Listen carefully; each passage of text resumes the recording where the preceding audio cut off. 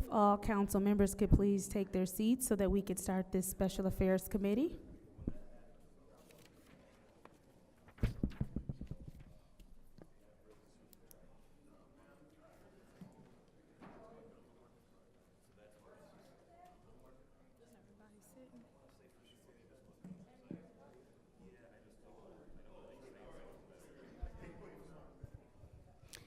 The time is now 4:51 p.m. on Monday, March 25th. I call this Special Affairs Committee meeting to order. Roll call, Madam Clerk. Ms. Lewis. Present. Mr. Murphy. Present. Ms. Priestley. Present. Ms. Winfrey Carter. Present. Ms. Burns. Present. Ms. Mashat. Present. Mr. Pfeiffer. Present. And Ms. Worthing. Present. 8 members present. We have 8 members present. Are there any changes and or additions to the agenda?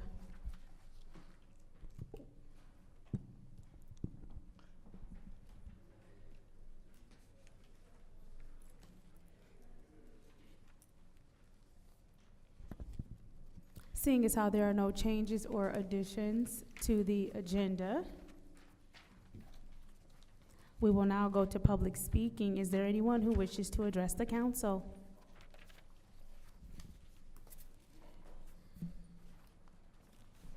Oh, yes, ma'am. I would like to address the council. My name is R.L. Mitchell.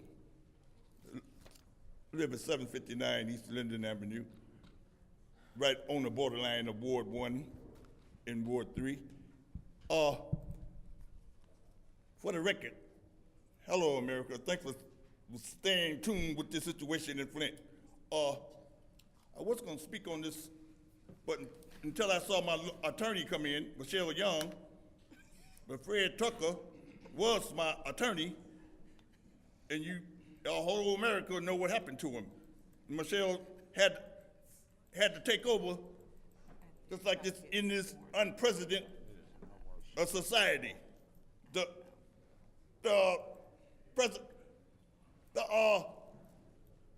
other president has to speak for the. Anyway, what I'm going to say about, I had a situation on Ash Friday at the Merion Hotel. My little lawyers was assaulted by, I wasn't gonna call him Little Napoleon, but I call him Penguin now. You watch the Batman episode about it.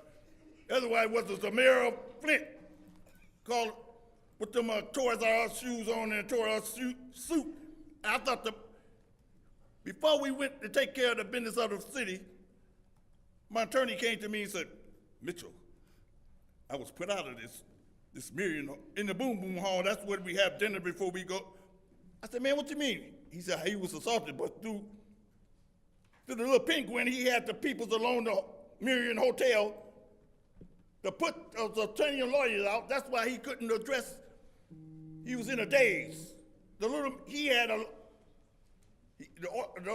lawyer asked him a question, but he couldn't. He said, I take that as a no. I think that's what he's talking about. When them fellows say they almost turned Mays over, coming on 447-5, coming to Flint from Saginaw, they threw up their hands, but the car got in control by itself. I say Mays did that, because that would have been a bad scene.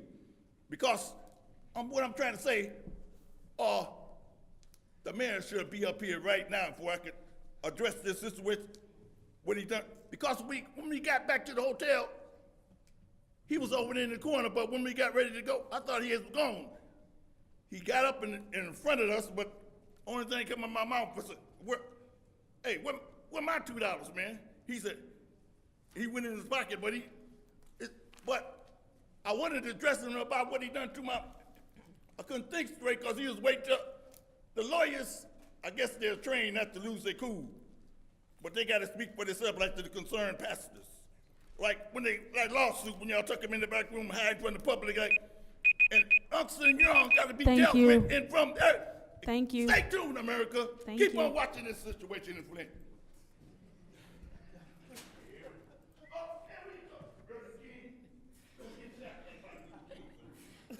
Hi, my name is Melissa Zremski. I used to live in the 6th ward. Well, it was 8th ward, then it went to 6th ward. But now I'm in 1st ward. I've been, I haven't been to meetings because I got arthritis really bad in my body. And what I see happening down here is outrageous. I mean, seriously. Eva, you're sitting over there. Freaking Liddell Lewis sitting over there. Liddell and Candace going after Dennis and that. I mean, when do y'all start acting like adults and stop acting like children? When are you gonna start doing things for the residents? Because all I hear is the city of Flint, but I don't hear nothing about the residents. I mean, what is it that you guys do in your seats? Because I don't see anything. I mean, Liddell, you voted twice against Pump 5 for the residents. You won't give no residents ARPA money. I mean, but y'all seem to have nice things and, got your portion of ARPA money. Well, what about the residents, since you guys all sold your souls? I mean, I hate to be for your time to sit there and be judged by God, because you already done sold yourself to the devil by doing the residents dirty. I mean, how do you sleep at night? I mean, in Eva, seriously, you really need to quit being a teacher. I mean, for you to sit there and talk about Mr. Mays like you did at your school, unacceptable. I mean, I've seen Liddell Lewis, her little comments on Facebook, TikTok, talking about Mr. Mays. I mean, that man did nothing but fight for the residents to get things for his residents. But see, again, there's an issue that you have to have so many people to be able to do those things in your wards. So if you don't have 5, well, before it was actually 6, you work off of 5 now, which I'm not quite really understanding that. People talk about when you finally get the 6th person in. Well, that doesn't still excuse the 5 illegal people that you were doing instead of making sure you had the sixth vote. I mean, you're a teacher. You should know that. I mean, you should be able to do that math. I mean, but us residents, it's funny, we get told that, we want handouts. Well, what are you doing with all these 501c3s and these corporations? Are they not getting handouts? Because I don't see them working for anything. And then we don't even know if they're doing what they said with this money. Because I see that with all these 501c3s that got all this money especially for blight, our city should look beautiful this summer. It should look beautiful on every side. Because you all gave this money to 501c3s, and you don't want to do a damn thing for the residents. I mean, I'm not understanding that. You sit there and talk about the residents, but you do nothing for the residents. Just like, Sleazy Neely. He doesn't do nothing for the residents. We still don't have no clean water since he's been in office. We're still at 90%. But then he wants to run for the state? Are you kidding me? I mean, I don't know who he thinks that's going to vote for him, because he hasn't even, people watch what he does in this city.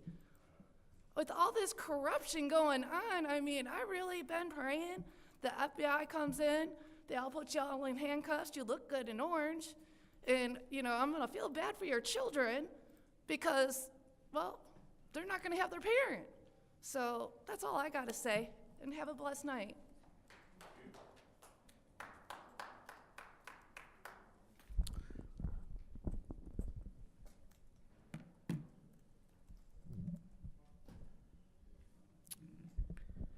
Tom Padroni, Wayne State University.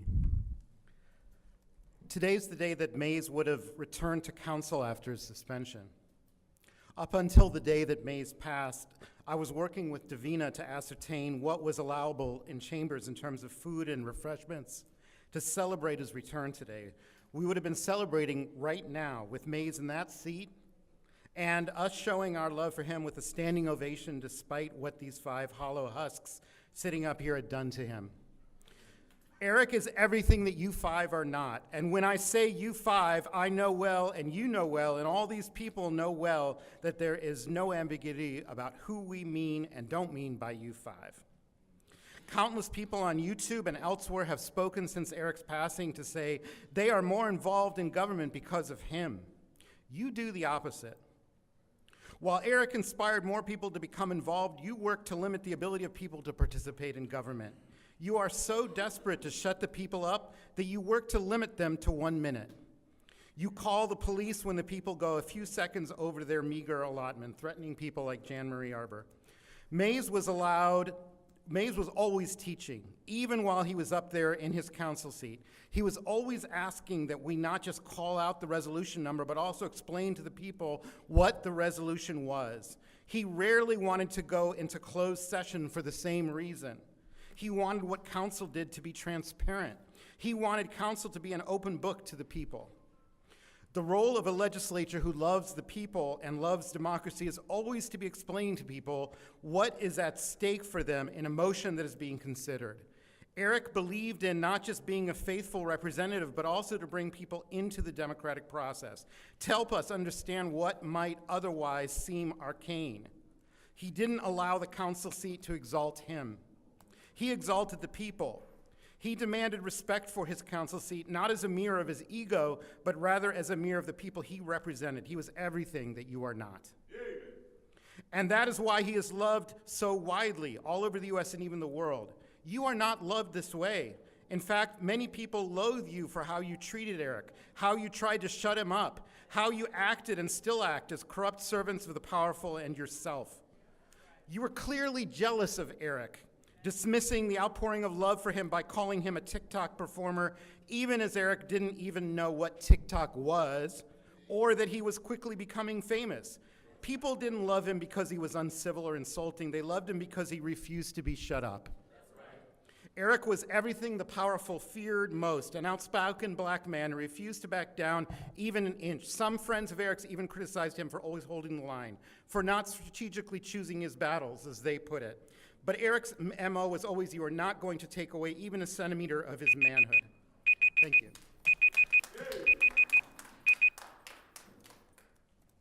James Moore out of the. Alrighty. Okay, James Moore out of the 2nd Ward. I know Mrs. Worthy is here tonight, and I mean no disrespect, but I'd like to be able to say to Councilman Carter, I believe that you will be becoming the senior council person on council, and I just want you to know that I'm gonna be getting you a bottle of Bear aspirins because you're gonna have some headaches, you're gonna have some heartaches, and they say Bear aspirin helps you with your heart, and we need to keep you healthy so that you will be able to work with the council. So I'm gonna be praying for you. And then I'd like to address my council person, which is Lindell Lewis out of the 2nd Ward. Between Holmes and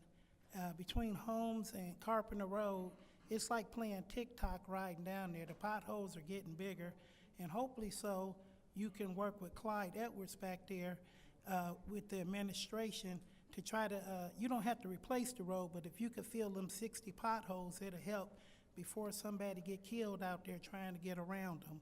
And I know that you're not in the 1st Ward, but you are in the 2nd Ward, and I know that you can be a good neighbor and get some things done. I know that you keep your receipts. I believe in you, and I like to see that get done. We don't have a 1st person yet, but we do have a 2nd, which is the president of the council, and Clyde is the city manager. Clyde Edwards is the city manager for the administration, and I believe you can work with them, so get something done.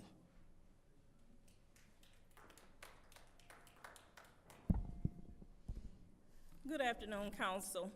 Tia Harris, 1st Ward resident. Well, now that Mr. Mays is gone, the 1st Ward residents, as well as the residents of the rest of the city of Flint, are really going to see just how much fighting Mr. Mays did. Because now that his umbrella is gone, all of you council are gonna have to stand on your own 2 feet. And we're really gonna see what you're made of now. Now, Mr. Mays' celebration was beautiful. His celebration, his homegoing was outstanding. That was eulogized by Bishop Neil Roberson. Now, talking about outstanding, Ms. Liddell Lewis, you did an outstanding job on last week. You need to be commended for your exemplary performance on last week. Because what you did, in my mind, with those letters, the PhD, you know the PhD that you have? What you did, in my mind, was to show what those letters really mean. You know, you went to the institution of learning and got the highest degree that you could receive, those letters, PhD. So with that performance that you did last week, PhD to me, for what you exemplified, means polyhyperdemon. PhD, for me, what you exemplified, means personal human deficiency. That's what those letters PhD means to me, based on your outstanding performance of last week. So polyhyperdemon and personal human deficiency, those are what those letters mean that you have attached to your name. Outstanding. Outstanding.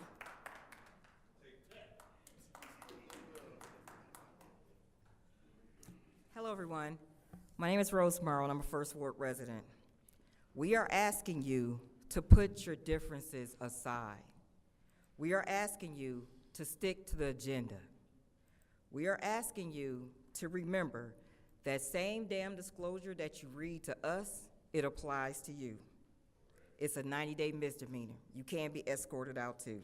So please, and you're representing the residents, and everybody all around the world is watching us. So please, stop embarrassing us. In regards to the charter, we got the charter and we got the amended copy. If don't nobody know about the amended copy and you read that charter, you don't know that it's an amended copy. It's gonna be a little confusing later.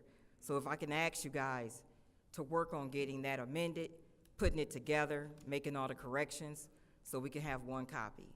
Because I was advised that it's the charter and then we got the amended copy, so you gotta read both. The other copy, the amended copy is the rules that were changed, if we can combine them and put them in one book. That's what I was told by the city clerk's office. Thank you.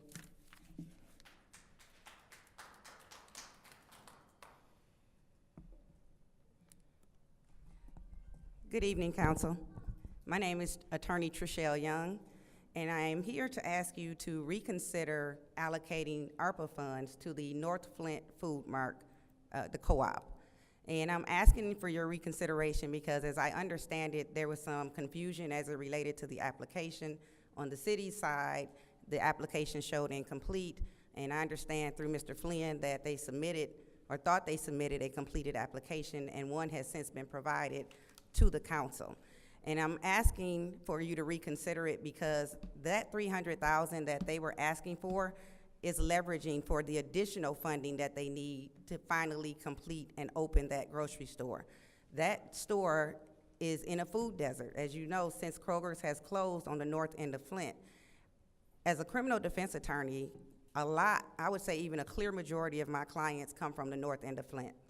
And food affects mood, and we need to have good, healthy food options for people on the north end of Flint. So I'm asking you to reconsider it despite the technical difficulties.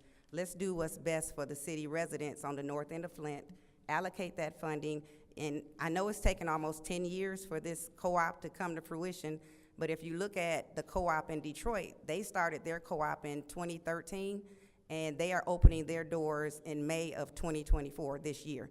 So it takes time when you're on a project like this, but what's important about this is residents have invested into this co-op, and the city has almost put $500,000 into it. So it's not as if you're not already investing in the co-op. So I'm saying we're at the finish line. Let's cross through, let's finish it so that we can improve outcomes on the north end of Flint and get things done to where we can have a healthy food source. Because right now we're dealing with environmental discrimination as it relates to healthy groceries. There's a difference when you go in a food market on the north end and when I go out to Grand Blanc and go in a food market.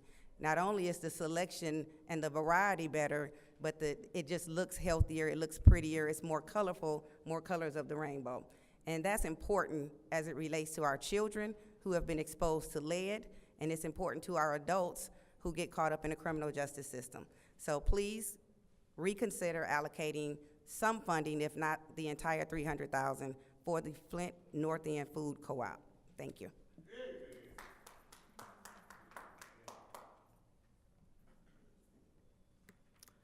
My name is Darlene Austin. Wait a minute, let me turn this down, okay.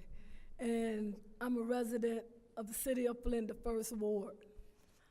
I wanted to go for that 1st Ward councilman seat, and I know nothing about politics, but I wanted to go for it because it seems like everybody on the council members are getting the ARPA funds, and I really need some ARPA funds.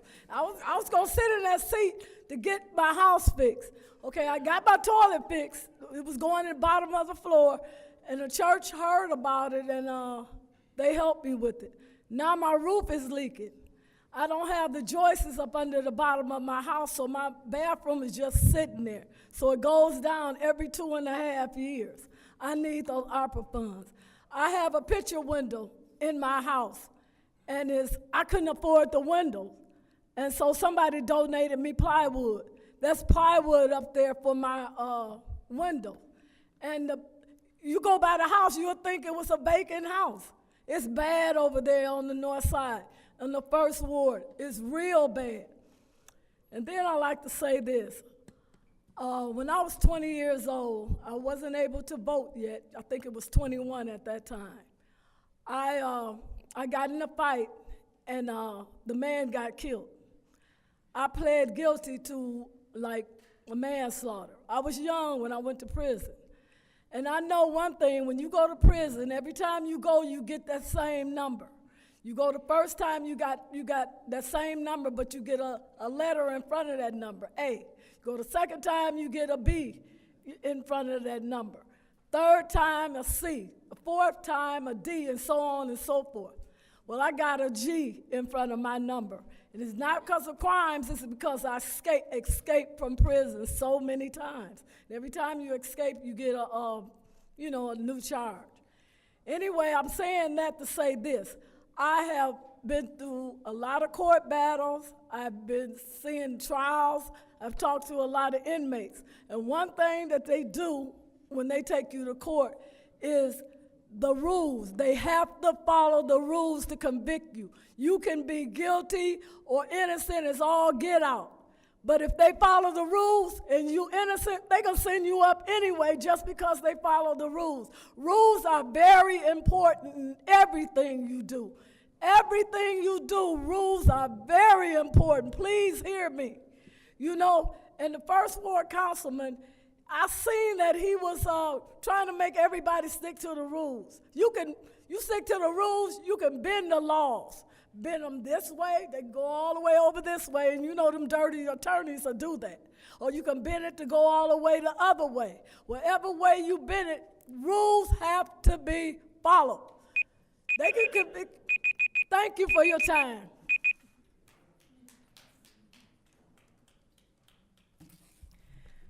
Good evening, Jan Marie Arbor, 7th Ward resident and candidate for 7th Ward Council. I'm here to acknowledge the wonderful celebration of life and memorial service for our councilman, Mr. Eric Mays. It was, and I should say both days were truly, truly memorable, fitting for a prince. And that's who Mr. Mays was. He was a prince for the people. And if we really understand what a prince is, we know that a prince is not here to be served, but is sent to be a servant. And that's who Mr. Mays was. He was a great man. Mr. Mays opened the eyes of so many people. That's why, as of this moment, his memorial has been watched by over 36,000 people. His funeral has been watched by over 23,000 people. Imagine the influence that he has had upon civic engagement across this country. I hope by his example, many more cities will pay attention to their city councils and their governance, as Mr. Mays encouraged all of us to do within our hometown here of Flint. I'm so appreciative to all of the individuals who contributed to making this past weekend one that will live in memory forever. To the dear friends, the colleagues, those who have known him for so long, strangers, persons across the United States and outside of this country, in particular the Lento Law Group, did an absolutely outstanding job. And I commend them. I commend you all. I thank you so much for all that you did. The last thing I'd like to address is Eva Worthing. I would hope that because she was absent last Thursday, that she would recuse herself or simply be permitted from voting in this evening's selection of an interim candidate to fill the first ward seat. I thank you all so much. Going forward, I hope you make the right decision for the right reasons during council meeting. Thank you.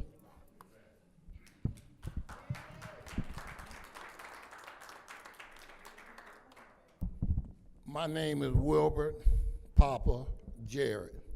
I'm Effie's baby boy. I got up to thank each and every individual that participated in the homegoing of Eric Mays.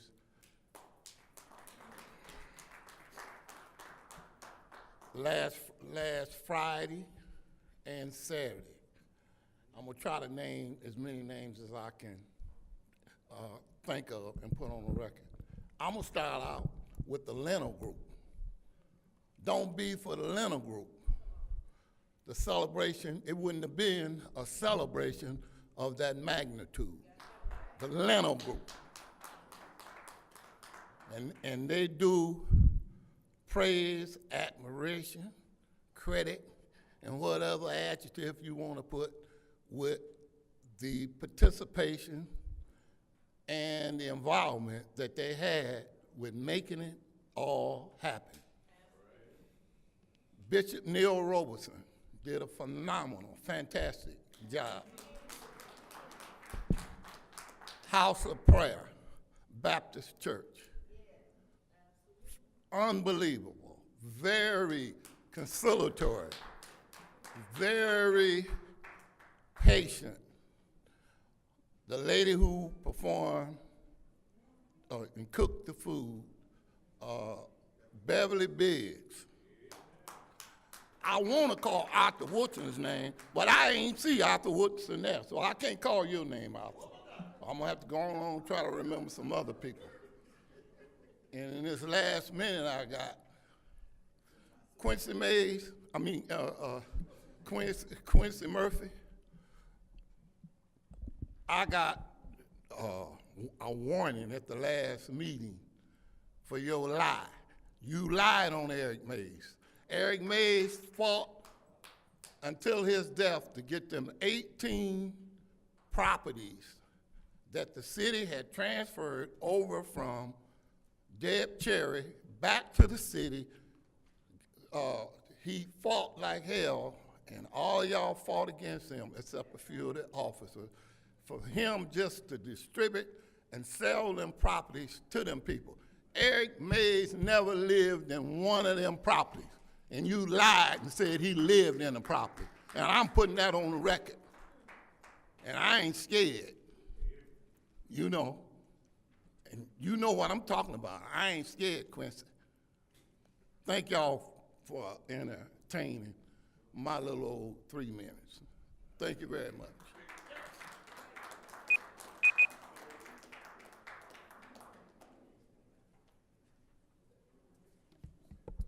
Claire McClinton, and I thank the previous speakers for reminding us, and we're still healing, and we're still trying to get our mind wrapped around the loss that we've suffered in the passing of Councilman Eric Mays. And a tribute to Eric Mays would be to pick up the baton on the issues that he fought for preceding his passing. And that is to put more money into home repair and rehabilitation. We've been demanding it, begging, pleading, crying for more money. And by the way, in that category, which was $5 million, is a tarp on the roof or a broke down porch, is that blight asking for a friend? Is that blight? Let's get the money out of the blight category. Put 5 in the home rehab and put 10 million more in the blight department. Let's get it done. And the other thing, in reference to the homes that the city was able to secure, why haven't anyone investigated? We've been asking about that. Investigate the purchase of the 190 homes and properties which the county treasurer, Deb Cherry, let's not be scared to call names, Deb Cherry did not notify this city that the homes were up for sale. The bundle was out there. No one in this city was notified.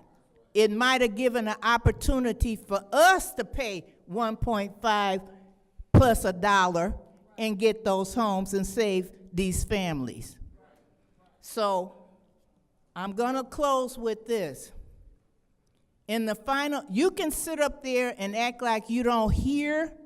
You can sit up there and act like you don't see. And you can sit up there and act like you don't care. But guess what? The people is the final arbiter of justice. The people will be heard. The people will change the situation. We are the last word. I hope you remember that.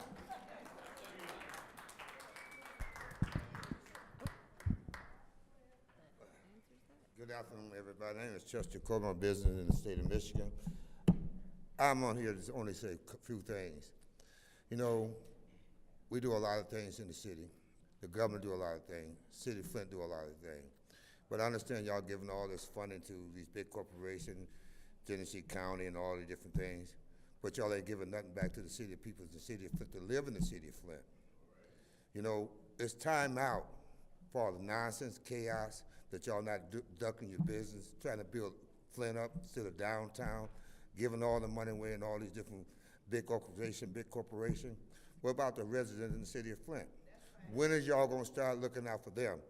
You know, y'all keep doing things around here and you wonder why the water bill goes up, and if the property tax is going up, no one have no place to stay. So the money that y'all have in this town, why aren't y'all investing back in the city of Flint, build a new home, apartment complex for people to have places to stay, for our property tax to go down, our water bill to go down. We got less than 80,000 resident people in the city of Flint. But every time we turn around, we get a bill, the water bill is going up, the tax is going up. But y'all started giving Genesee County, Land Bank, all these people millions of dollars, but you're not giving nothing back to the city of Flint. What's the problem? What is y'all up here for? Y'all up here for to tear the city down, destructive, throw it out the way? You forget where you come from. Each and last one of y'all was born here in the city of Flint. And you ride down on north end of town, you see how raggedy it is. What does y'all think about building for it? What does y'all think about doing for it? Is y'all gonna bring some resident homes back here, building the property up, that our property taxes go down? Every time I turn around, my taxes going up. Property taxes going, all the land I own in the city of Flint, and it went up sky high. But I posted council pay it, but I'm not getting no help from the city of Flint. Bring some resident homes back in the city of Flint. Quit looking at this big corporation, Tennessee County and all that. The government does that all the time for they can hire state, for they get ordered, y'all can say, we spend it over here and we spend it over here.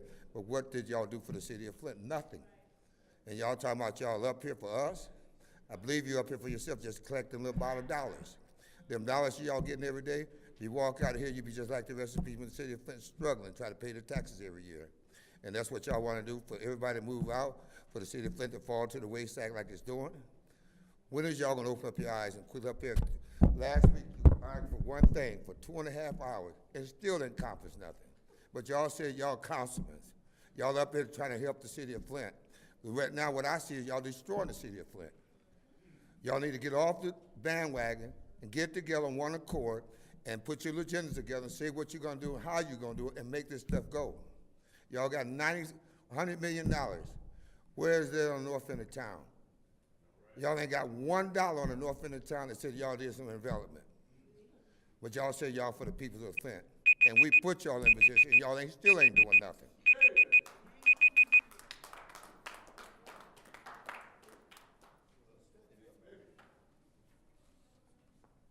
Name is John Miller, First Ward. First thing I'd like to tell you is about blight.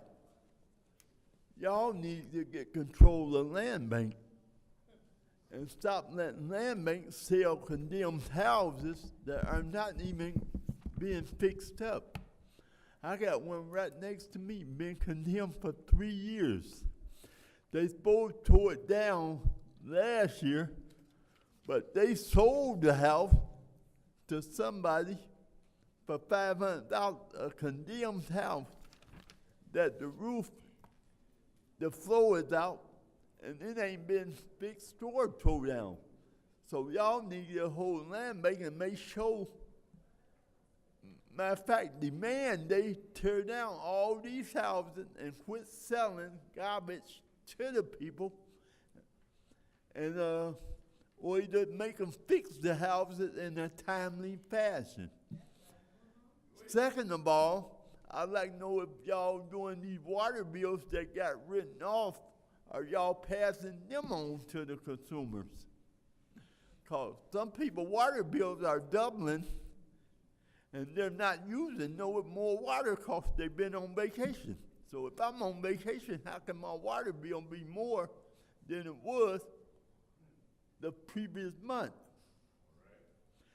Thirdly, I'd like to discuss the Eric Mays. Eric was a fighter. So whoever y'all put in that seat needs to be a fighter. And y'all need to look at these resumes and find out who's been fighting the hardest in the First Ward, and not the ones who just moved in the First Ward. Put somebody in there who know the First Ward, been in the First Ward, and is a fighter for the First Ward, and not a fighter for y'all. Somebody who gonna fight for the people just as good as Eric did. Thank you.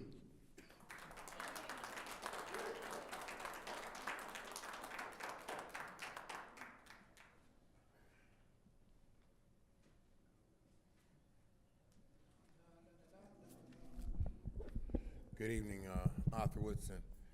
Let me start with this right here. I know Rose and I know Leon. I'm hoping and praying that you are not like Candace, Liddell,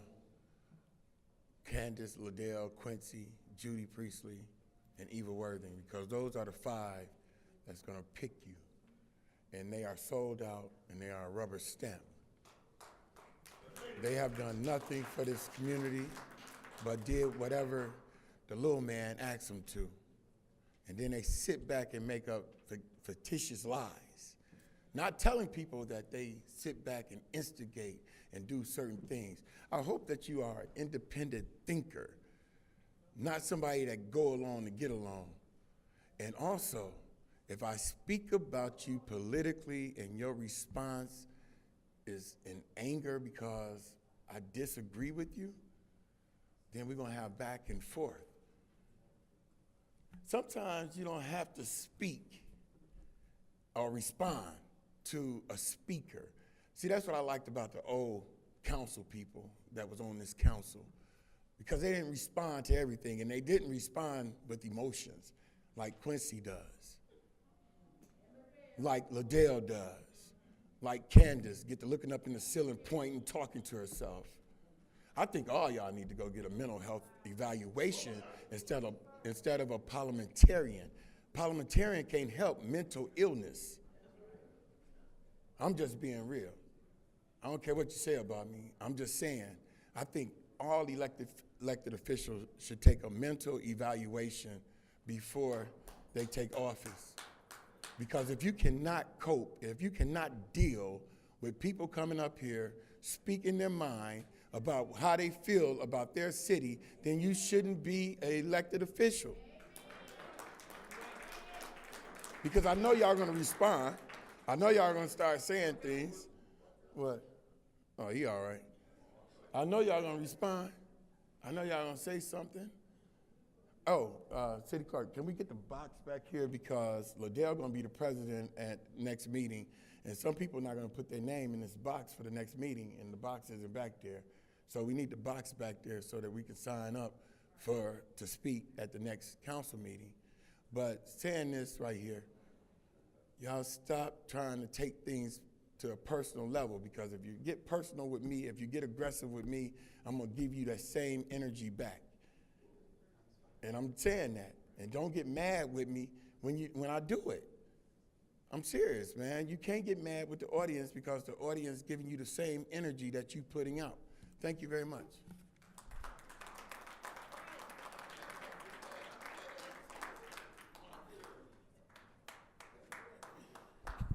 Good afternoon. I know y'all miss me.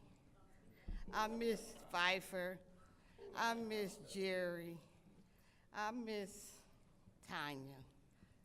The rest of you fools I ain't missed. You know, it was sad. Not one of you showed up for Eric's funeral. Not one of you showed up for the memorial. That shows, but Quincy said he was sad that he died. He wasn't too sad he didn't show up. He didn't sign his name to the book, little thin ass nigga. You know, it's sad for you guys to sit up here. Point of order. It's sad for you guys. Excuse me, Point of please order. pause the time. Please pause the time. Please pause the time. What is your point of order? Or order. I believe Beverly Biggs Levy said something about a blank, blank, blank. I mean, 'cause I couldn't make out the rest, but I heard ass nigga on the end. Okay, thank you. Ms. Biggs Levy, please watch your comments. You Thank know you. what? You guys ain't said nothing else when somebody Please says start her something. time. She has a Thank you. problem. She has a problem that I said something. But you know what? April the 1st, we go to court at 8:30 and see how you walk out and smile then. You ain't gonna walk out and smile, because we got you on that trick or treat candy. We gonna get you on that one. It's gonna walk. So anybody that wanna go out and get these signatures, Quincy, you think I ain't going out, but I'm out. I'm in the background. Like I say, I'm gonna run for your seat. Stand up and give me a standing ovation like you did before. Ain't gonna happen this. That's the part I like. I like harassing you guys, because y'all full of stuff. You are full of it. And you sit up there like y'all ain't did nothing. You basically killed Eric. You killed him. He didn't die from nothing else. But guess what? The last laugh will be on y'all.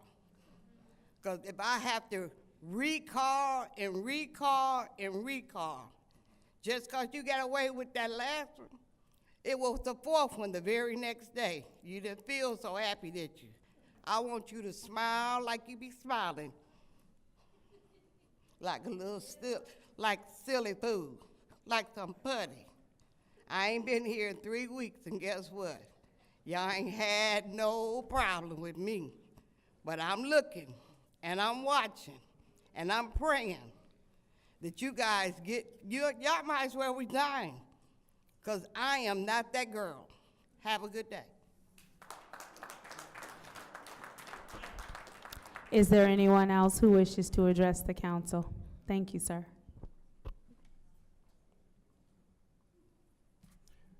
My name is Jay Ernest, Flint Caskets and Memorials. The most hurtful thing, the most hateful thing that I have seen so far is that I bet y'all could not wait to come in here and remove Mr. Mays' picture and his flowers.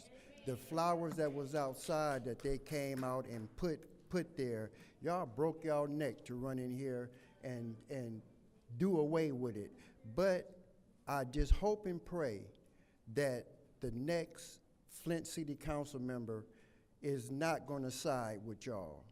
I hope that the one that comes up have his own mind and can do and will vote for what he or she feels that is right and not side with crookedness. Y'all have a blessed day.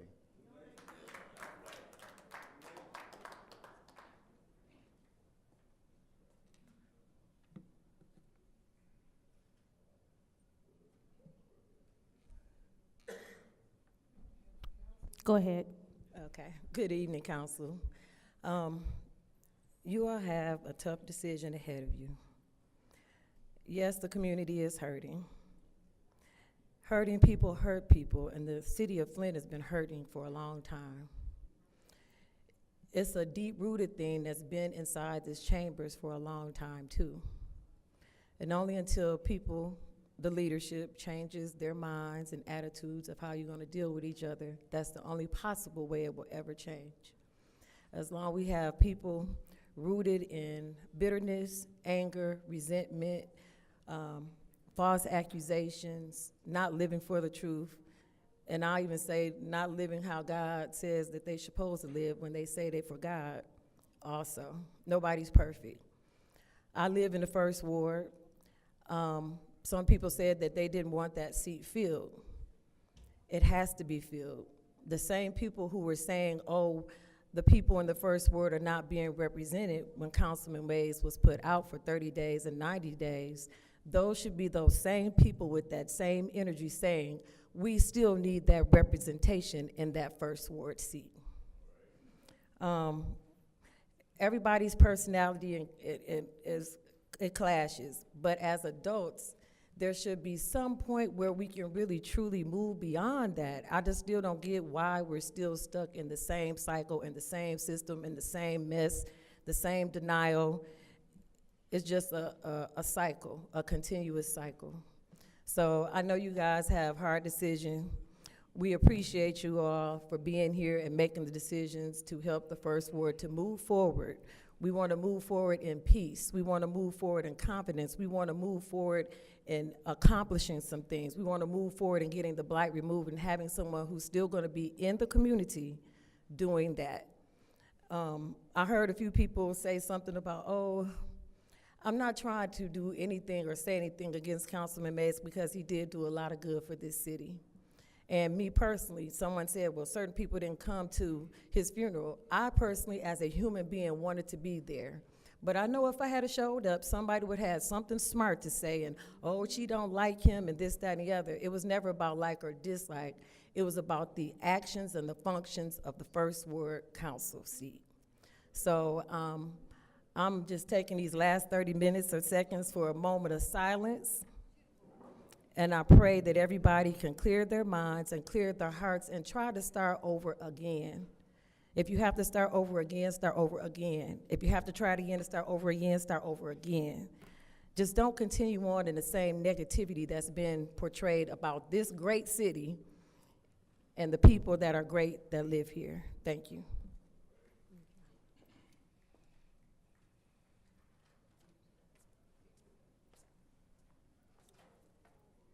My name is LaWanna Terry, and I'm just here to say I hope when y'all did this vote, y'all did it fairly, because when the last 4 candidates was up here interviewing, some of the council people were asleep.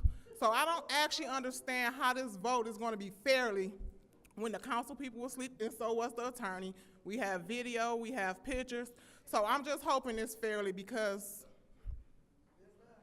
y'all were snoring. My daughter has video of one of y'all about to hit y'all head, so just please beware. We're watching. Thank you. Is there anyone else who wishes to address the council? Good evening, council. My comment is basically for the audience. I mean, free speech is one thing. Free speech is one thing. Can we pause the time really quickly? I will ask that all people that come to the lectern please address us. Thank you. Sure. Please start the time. My name is D. Eric Walker, and again, I'm going to address the council, but my comments are mainly for the audience. Free speech is one thing, but when you venture upon insult, I think you lose that right to free speech. That's my thought. Thank you. Is there anyone else who wishes to address the council? RL, I'm going to ask you to stop yelling out, please, and thank you. Yes, my name is Audrey Muhammad. I do pray that you all fairly, I doubt it, pick and choose somebody who's not going to just be a yes man, vote the way you want, or don't challenge you. And somebody said, sometimes a challenge can be good. It actually can be good. I am very disappointed in the last several meetings that I have attended. I've been accused of helping to try to incite a riot back in December. That was said here. I thank Allah, because Allah made sure I didn't even hear the comment, because I probably would have said something back at that particular time, but I was told that that was what was said by several people. When in instance, and in fact, the council that's sitting up here before us have incited riots on several occasions, including that day in December when they had the police to come from the back. Like I tell people, it's a council you see on camera, and there's a council that you see and feel when you're in these chambers. We saw about 5 officers rush down this way to arrest Eric Mays. That's what incited that day and what happened that day. That was definitely wrong. That was a riot that was incited. We often hear and see the weaponizing of the police. I asked the police officers in the back the last meeting, are you here to protect the council or the citizens? I was told they're gonna be non-biased. I told them I see you being biased. They're very biased. I have a question about the ARPA contracts. Are you all even questioning these people on a budget that they have? How they spending the money, how much of the money they're receiving is actually gonna go to the community and the people that they claim they gonna go and serve? I hope the feds come in here and investigate every one of those organizations and investigate you all for giving the money to your friends and your family members. I want to close this out by reciting the Holy Quran, Surah 114.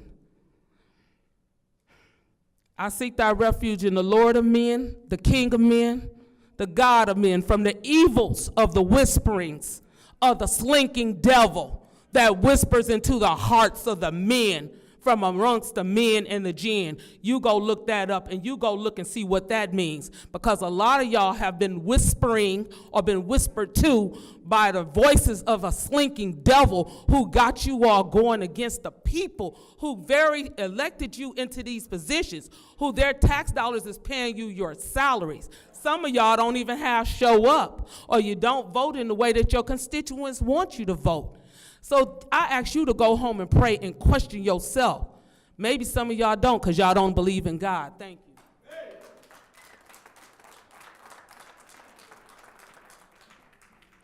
Good evening. My name is Joyce Wilson. I am a 60-plus year resident of First Ward in Flint. My family was among the first 4 black families to move into that neighborhood. My sister and I integrated Gundry School, 5th grade. 2 kids in first grade and 1 in sixth grade. I'm gonna say this, there's a lot going on. People are very emotional, they're passionate, they want what they want. All I'm asking you as a long-term resident, volunteer, and person who's worked in my community, I want you to consider this. Many of us do not feel like we've been represented, and it's been a long time. We're looking to see people placed in first ward seat that are willing and able to work with their co-workers for the better good of First Ward and the entire city. It's 2024. The things that are separating us are very minor. We're all here trying to live a life and move forward. And I hope you will seriously consider who you place in this seat. It should not be about anything except for their qualifications and their experience to hold the position and do it well. Answering phone calls and emails, that's a part of it, but I think a bigger part of it is reaching out to your community. First Ward is filled with elderly people who have lived there for years. They're afraid, they need protection, they need services, and they need to know that their council person will reach out to them too, even if they are conservative, even if they're not hanging out at the block with whoever. Just know that everybody there wants to be represented, and we want to be represented by someone that we can respect and that is respectable. Whether you like someone or not is not the issue. People who don't live in First Ward, you really don't have an opinion that matters about what happens there, because those of us who pay our taxes, keep our property up, look out for children and the elderly in our area, and beautify the neighborhood, we deserve more than we've gotten in the last 20 years. You can name whoever you want to. I'm not calling names. I'm just saying it's time for something better than what we've had, and we need people to pull people together to volunteer and make our community safer, more beautiful, and more forward-moving and progressive. We need to incorporate all age groups, all races in being a community. Caring about each other, looking out, turning on your porch light, help get rid of blight. It's everybody's responsibility that lives in a community that you would take time and beautify where you live at, because you live there. That's on you. Mental health is always enhanced by beauty. Thank you.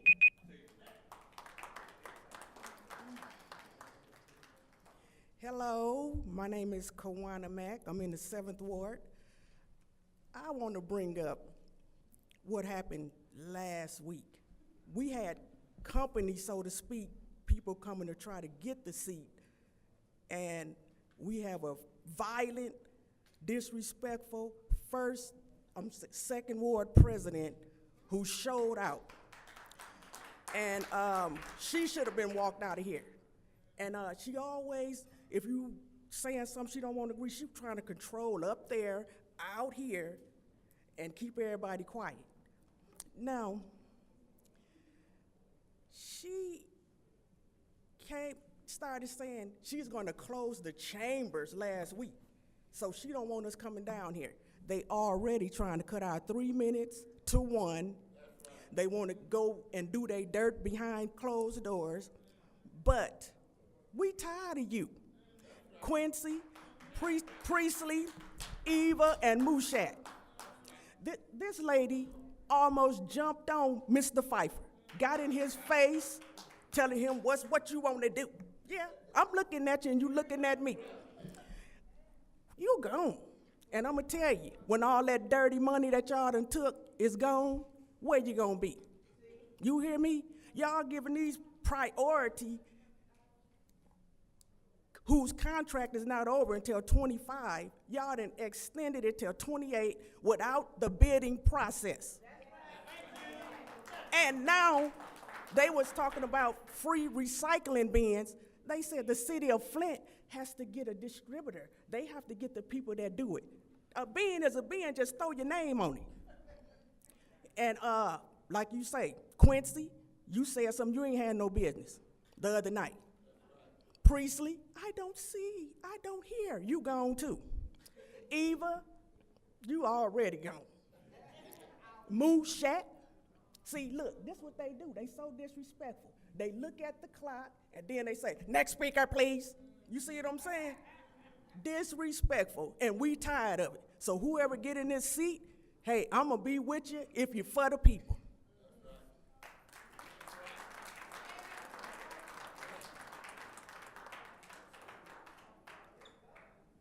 Am I good? Harold Timberlake, First Ward. I remember the first time that I came up and I said, hey, I said, the world is coming. Well, that time is coming around now. The eyes of the world are on Flint like never before. The last time that I was in the council chambers, I sat over there and I looked at Mr. Mays, and this is what I thought. I said, wow, I wonder, I looked at him as he came over, and this is the last time he spoke at the podium. And he began to say what he said, and I looked at him and I said, I wonder if something happens to Mr. Mays, will they hang his picture in the room? I said, I wonder, because I want to say this, that Mr. Mays was a gift to Flint. I mean, we had a gift right here. And when I first got back, I knew it. I said, this man is a gift. But how is it that a prophet cannot even be seen in his own hometown?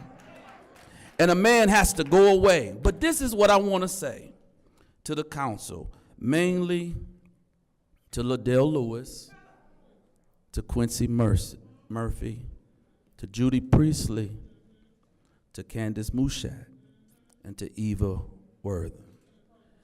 I'm going to ask you this question, and maybe when you respond, maybe you'll respond. I'm going to ask you, do you hear the cries of the people? The people are crying out. The people are crying out, and you are in position. God has allowed you, for whatever reason, to be where you are. Now, there are people that are fighting, but it seems so much like the five of you are not for the people. And it's evident. And it seems like you want to fight against the people.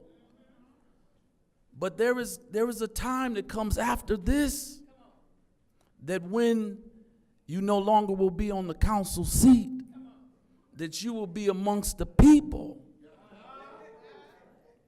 And you will have to stand for what you did and did not do. So all I'm asking you, respectfully, is please consider the people.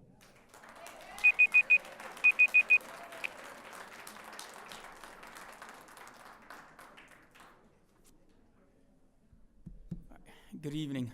I was here, when was I here? December, January, I was here talking to you all about the rental inspections. And I'm here to talk about a different topic. Everybody that I've listened to so far has been echoing the same thing. This council is not being effective in your jobs. We're here, like the gentleman before me just said, we're here crying. We're begging for you guys to work efficiently. Just do something. And the council does not work.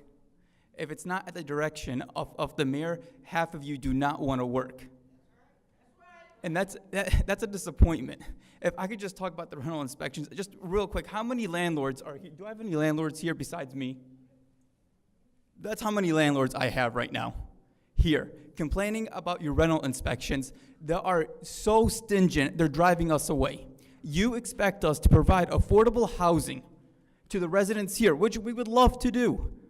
But we can't with your current rental ordinance. It takes weeks to get an inspection. You're charging us $475 just to get an inspection, and you're making us bring up every single home to a 2021 rental inspection code. That's not reasonable. You promised me there was going to be change. You all said, I talked to almost every single one of you, and you said there was going to be change. And some of you have tried to make change. Others have not even bothered to reach back out to me. I met with Emily Dorr about January, and I email her every other week, and I get zero response from her. And she promised me there was going to be change. She said, well, if there's a Section 8 tenant in there, then we should allow HUD to do the inspection, and we don't need to get involved. I said, okay, that sounds pretty reasonable.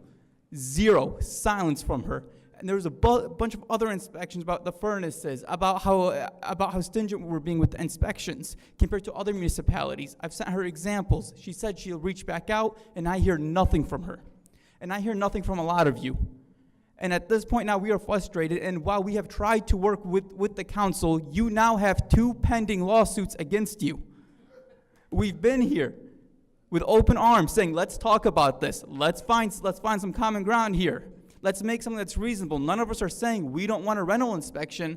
We're all saying just make it reasonable. City of Detroit, Swartz Creek, Fenton, Mount Morris, Burton, all have reasonable rental inspection codes. City of Flint decides, no, you know what, we're going to go off and we're going to make our stringent and we're going to drive you guys away because we don't really want you here. It's not reasonable what you're doing. Eric Mays even agreed that this was just a money grab by the city. This was nothing more to help the residents. I'm really disappointed, and I appreciate some of the council members trying to bring this up to the agenda. And well, if this does not make it on the agenda today, I would love for you guys to have a discussion about this at the next meeting, and I will be here. And I will be here to help you guys with open arms. I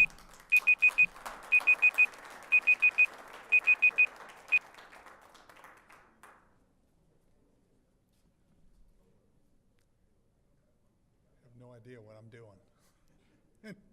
Scott Bromfield. I'm here for the same thing. Oh, what? Into your mic. I was. Oh, I don't know nothing about politics. I don't know what you guys do. I get it, but I'm here for the landlords too. I woke up one morning thinking I wanted to be a landlord. I should have went back to sleep. I should have. I should have just stayed in my sleep, and I don't know why I did it, and I regret it, but I'm here, and I'm in front of you guys doing the same cry. I just had an inspection done. They made me change I had to put $13,000 into the house. So it's going to take me 3 more years to recuperate this to affordable income for people. I can't keep doing this because they knock out the screens. They take off the downspouts and use them for swords. I've talked to Mike at the building inspector. We just can't sustain this every 3 years. I get it, we have to have safe housing, but the neighbor should have to be that owns his house, not with a blue tarp, have to be held accountable to put a new roof on his house. And we're bringing ours up to new build standards. Can't be done for a 60, 70-year-old house. I want to make affordable income, but I can't sustain this and make a living. I get it, I'm building wealth in the house, but I'm trying to give people a nice house, but sometimes I can't put screens on every window. It can't be done. So I got to replace every window in the house. And I bought the houses with the furnaces in them. I don't know, they look like good furnaces. Now they're making us pull us out and put new furnaces in. I can't sustain this, at $5,000 a whack. I get it, the houses have to be safe, 100%. I don't want no one to get hurt. I don't. This is not my agenda. So, like I said, I don't know nothing about you council people. I've never done this before. I wish you luck in dealing with all this drama. I'm sorry, but I'm just trying to hoping people have to be held accountable for the neighbors that own their houses. We just all trying to get along. We're just trying to make a living. And it's a hard one for everybody in this room to make any kind of ends meet right now. They have to work 3 jobs and not get anywhere. And our consumers keep going up. Nothing is coming down in our world. So I don't know where to go with this, but I just wished everybody was held accountable for the same standards for even if you are a homeowner or not a homeowner. So that's sorry. So have a good night. Thank you. Thank you. Is there anyone else who wishes to address the council?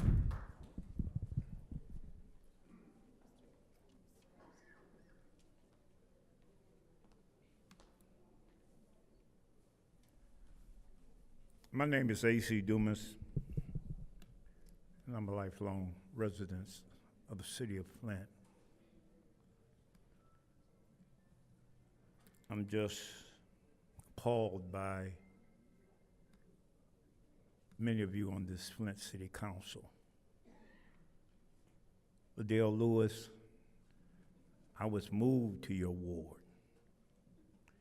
And what you displayed on last week is appalling. You are the president of the Flint City Council. But let me say this. Mays ain't been here since when? December? He hasn't been here, Mr. Murphy. My grandson would say, "What the matter? What the matter?" He hasn't been here.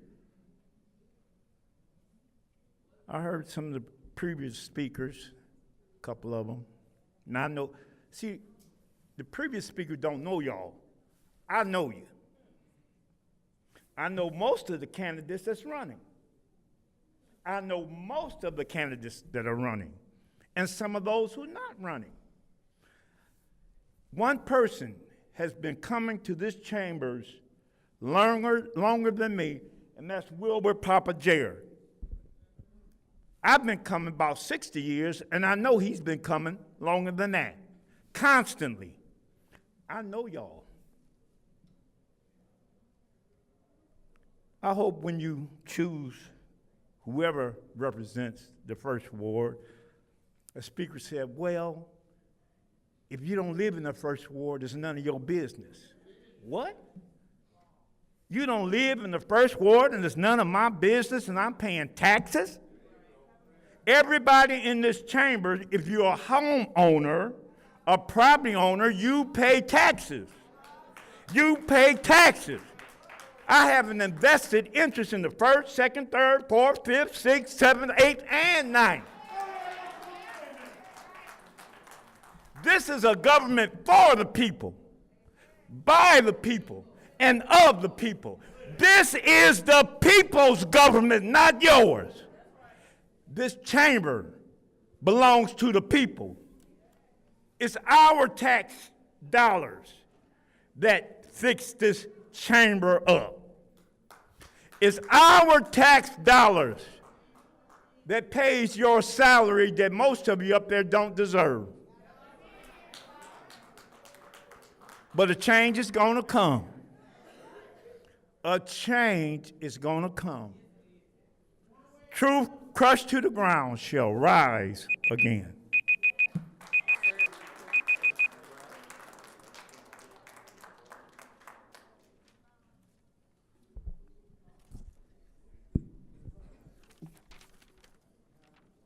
Am I good to speak? Go ahead. Thank you. My renters do not want inspectors making the decision for them. My renters do not want people coming into their house.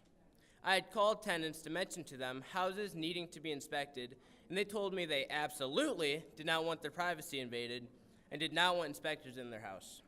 What happened after the refusal of tenants? The next month, they refused to pay rent because their house has not been inspected and not compliant.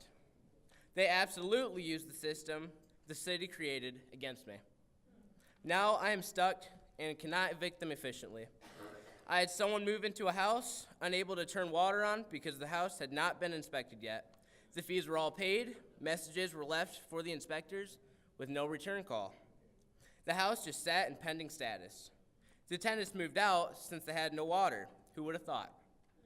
When I went to get an inspection done, they would not do it unless the water was on, so I have to pay a fee to turn water on and then turn around again to pay a fee to turn water off because I don't want water left on when a tenant moves in and then a tenant pays to turn water on again. That's just a maze. I don't even know what's going on there. The city of Flint is double dipping or even triple dipping on whatever money they can grab. This is one of multiple such ignorant situations created. I don't even know why. Is it money? We have some of the nicest, cleanest, well-kept, and reasonably priced, which is rare, houses in Flint and abroad. I am currently working as a roofing subcontractor to make the most money I possibly can to help pay the attorneys in this conflict so that Flint residents can have their water turned back on. This change needs to happen immediately. What communist money-grabbing agenda is this?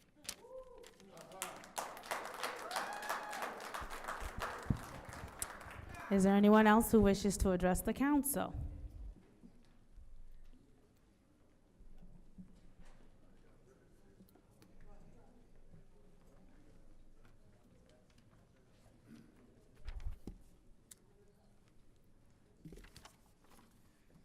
Yeah, my name is John Bodker. I'm also here on behalf of the renters, and I've been a landlord in the city of Flint for about 10 years. And this rental inspection I don't feel is healthy for the industry or healthy for the community.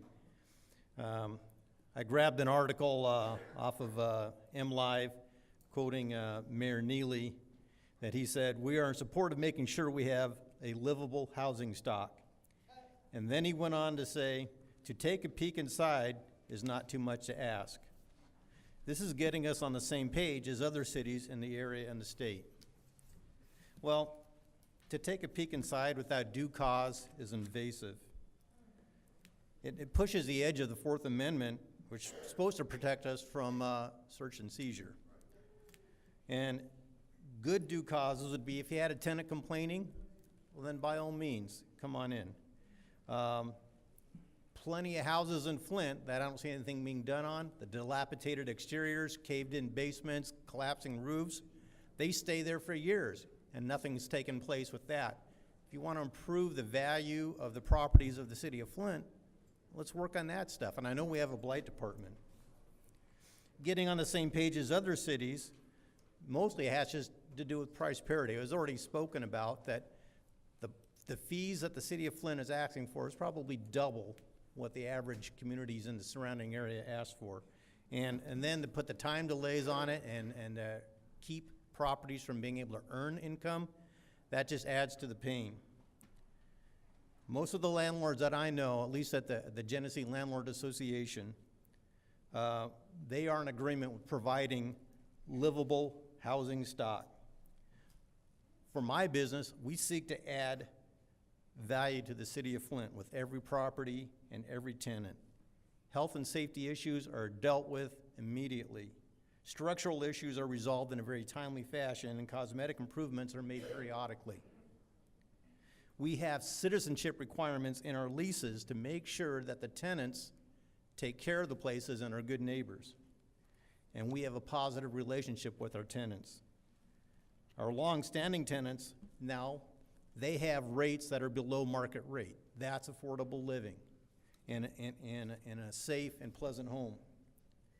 So the cost structure of the licensing and inspection that you're asking for is going to have negative effects. It does not improve the overall condition of the house. It raises the cost of rent for the tenant. If we think that, oh, this is just sticking it to the landlords, eventually it's going to show up in the monthly rent bill. It also reduces the amount of money available that could be reinvested to improve a property. That was fast. Thank you. Thank you. Is there anyone else who wishes to address the council?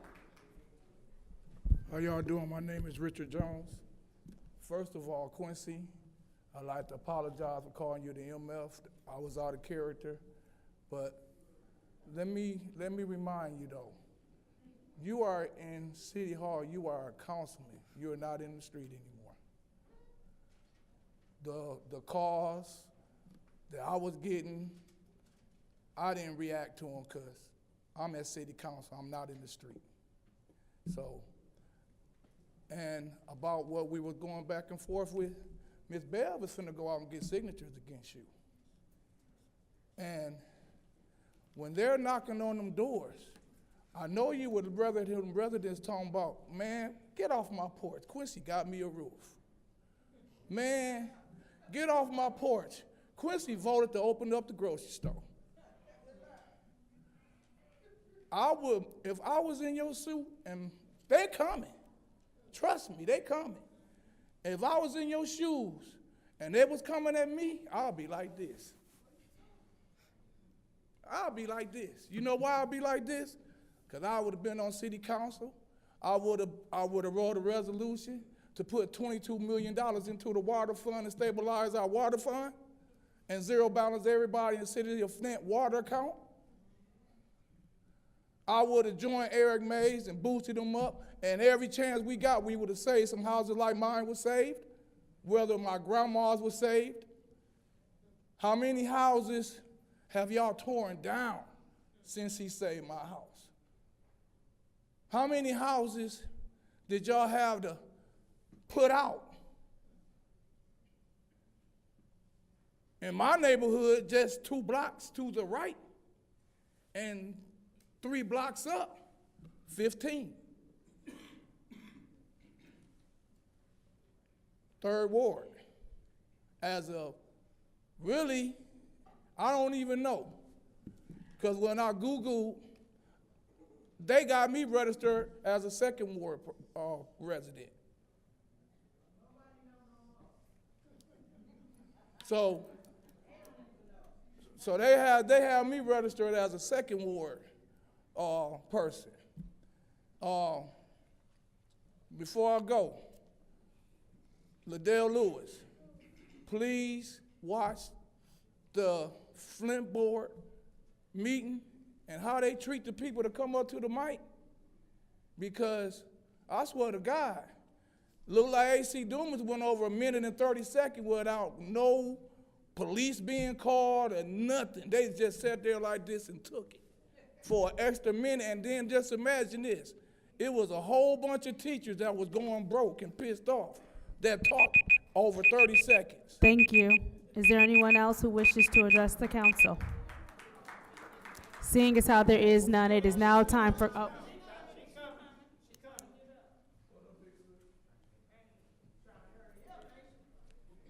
I would also ask the audience to refrain from yelling out. Thank you. My name is And Bethany. please I'm make in the sure you 6th turn ward. off your cell phones. That's for both council and the audience. Please turn your ringers off. Ma'am, begin. I'm in the 6th ward. My name is Bethany, and I've been living here a long time. So I just wanted to tell everybody, yesterday I was out, not even in the 1st ward, to get a sandwich. Everybody was talking about Eric Mays. One guy was saying how he didn't even live in that ward, and he could call him when his regular council people wouldn't respond. I've had the same problem in the past. I could always call Mays and depend on him. And he helped me through some things here. So he's gonna be greatly missed in this town, because he fought for the people, not like so many up here now. I wanna say that I feel like Ashley Capital created a PAC, political PAC, so they could pay money to certain people to get special favors.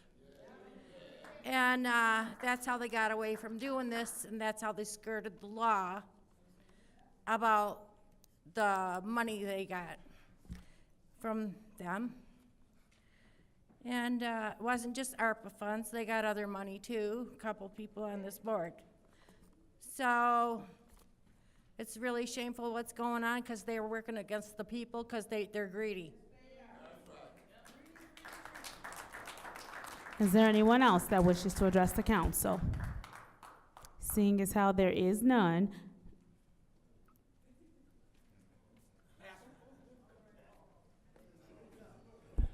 Good evening, Council. My name is Paul Herring. I reside at 525 Mason Street. And I've got good news. And I got better news. And I got a little sad news. For those of you who are watching the City Council meetings online, you will notice that the audio is 100% better. After 3-4 months, I have finally, 3-4 months and a couple $100, I finally fixed it. And it's working. It's working good. The second bit of good news is that we are on public access. Thanks to the generous support of Legacy Funeral Home and Cantonese Gourmet, not the city council, not the city of Flint, local businesses are supporting the broadcast. I don't know how long it's going to last. I don't know how long they're going to support it. But as long as they're willing to support it, I'm willing to put it out there. We're on Channel 17 right now. There's so many other things I could say, but I'm not. Because sometimes the best thing to be is silent. Silence speaks volumes. So, in my minute and 33 seconds, I'm going to say in all things purely social, guys, we got to be as separate as the fingers. But we got to be one. We got to be one like the hand in all things beneficial to our mutual progress. Booker T. Washington. Thank you. Is there anyone else that wishes to address the council? Seeing as how there is no one else, it is now time for council response. Is there any members of the body that wishes to respond to the public? Madam Chair. The chair recognizes our councilperson in the Thank 6th you. Ward. So, Mr. Tannenbaum and Adam, and to all the landlords, most of you I've actually talked to. I understand what you're going through in the process, and with getting the water cut on and the double fees, and I have spoken and asked Emily Dorr, and she did state she was working on it. It may not be at the time or as quick as you would like to get it done, but here's the thing. When some of us are worried about taking care of other business, they're worrying about those who are taking care of the business. They have a 30-day censure for me, and I'm gonna keep speaking out, because you know why, Mr. Chester, why we not getting any money for the ARPA funds? Because Cyrus Park, the incorporator, Liddell Lewis, got $50,000, and she voted for it herself.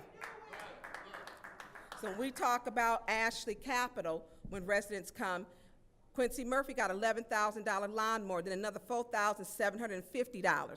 I'm gonna keep speaking out about the corruption. I'm gonna keep talking about it. They don't take care of the residents first. And when you speak up and you speak out, they get rid of you like they did Councilman Mays, and they lie on you. They lie on you. They so worried about what I'm talking about on my, which is one of their bullet points, my social media, which is the truth, that they actually listed it in the resolution. That's just ridiculous. That is my own personal time. And when I get done with y'all in this ridiculousness, you better pray for yourselves, because y'all gonna need it. The business of the city does not get tended to because of the spitefulness, the bullying. The council president went to fight 3 men last Wednesday. 3 men, Liddell Lewis stood up to fight, and then she called me a bitch. That is the truth. She's a liar, she's corrupt, and she needs to be removed from her seat.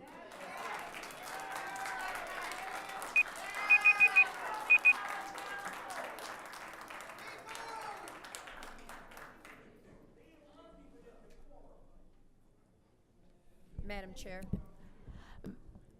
The chair recognizes the councilwoman in the 4th Ward.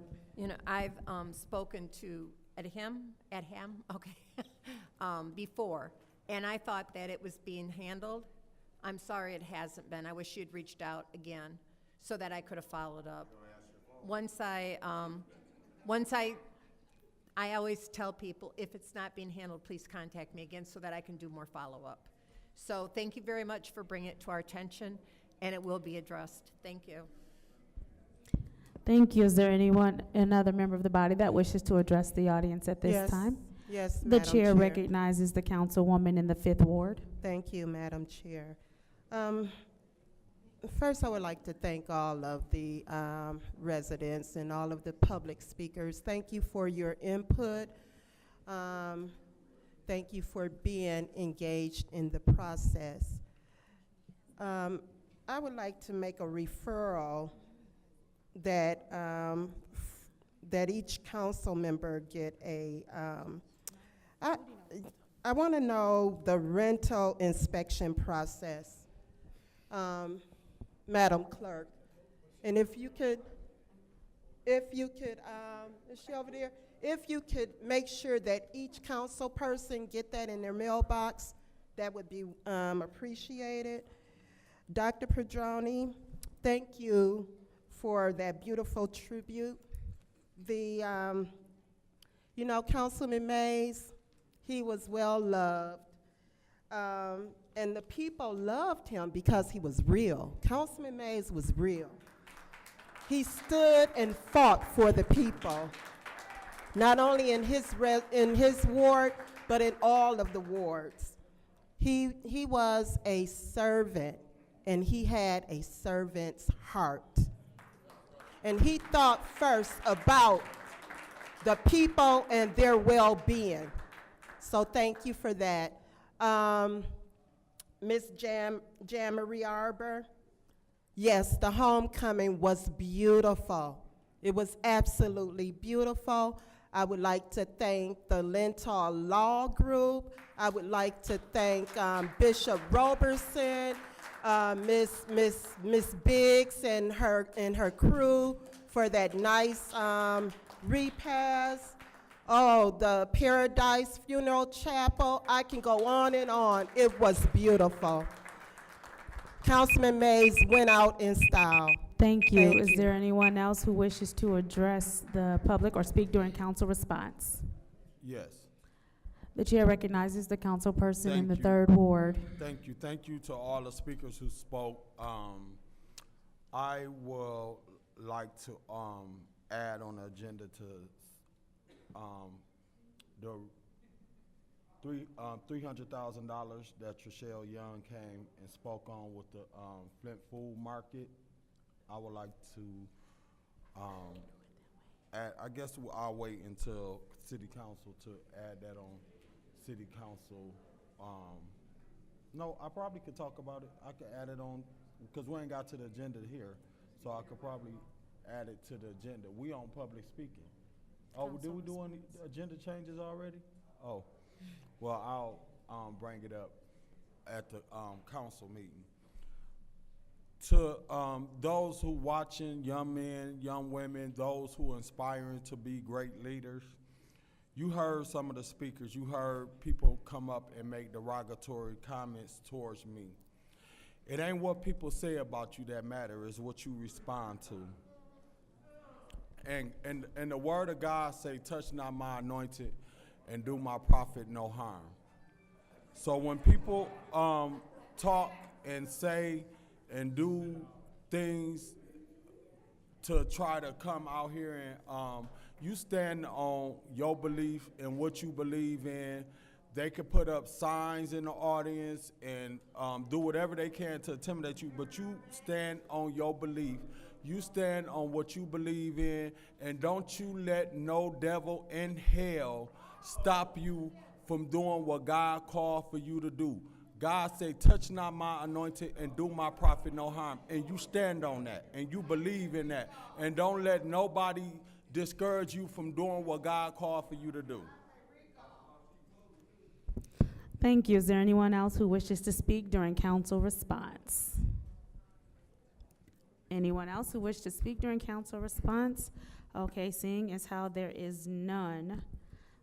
Before we get to the consent agenda, it has been brought to my attention there were 2 resolutions that were given to me at the start of this meeting, and that I needed to announce them during request for changes and or additions to the agenda.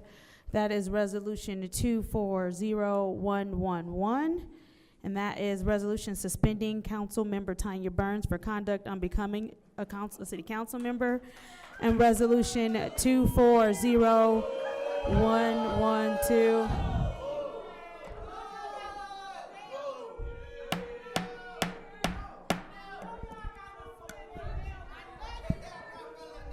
So this is how this is going to work, because the disorderly subsection is in place. We will not have the yelling out or anyone that is stopping the meeting from continuing. So that's fine. You want to keep yelling out after you've just been instructed to come to order. Uncover your face and stand up then. All right, that's your first warning.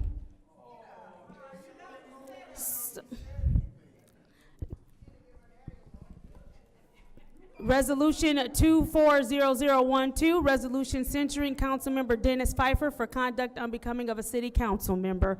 It was also given before the meeting. Point of order. What's your point, Mr. Pfeiffer? We are past additions and changes to the agenda. Mm-hmm. Can you speak into your mic? I Madam am Chair. speaking into my mic. They said they couldn't hear you. We are past addition and changes to the agenda. Correct, and these were given beforehand. We're not. Yes, they were. They were given to me at the beginning of the meeting. No, point of Point of order. order. What is your point, Councilwoman Burns? They were not given, and and Councilman Pfeiffer is correct. We are now City past Clerk, that. would you please? Would you please? When were these two items given to me? Before the meeting, correct? They weren't given to the public, I Madam believe Chair. that's correct. Thank you very much. So as we move Point of on, order. She said she doesn't think that is correct. that's not what she said. Ask her to repeat. All right, and so now we will move on to the Point consent of- agenda. point of order. What is your point, Mr. That Pfeiffer? is not what the clerk said. That is what she said. Thank you, that is what she said. Madam Clerk, So we will now move on to the consent agenda. Is there a motion on the floor for the consent agenda? Point of order. What's your point? What was it that Councilman Pfeiffer, what was he trying to do? I'm missing something. What's going on? That we're past the agendas and addition. We're past changes and addition. All righty. Yes, we are. So we are now moving on to the consent agenda. point of order. What is your point, Mr. Pfeiffer? These two items are not added on by rules of council because we are past amending and changing the agenda. Point of order. What is your point, Dr. Lewis?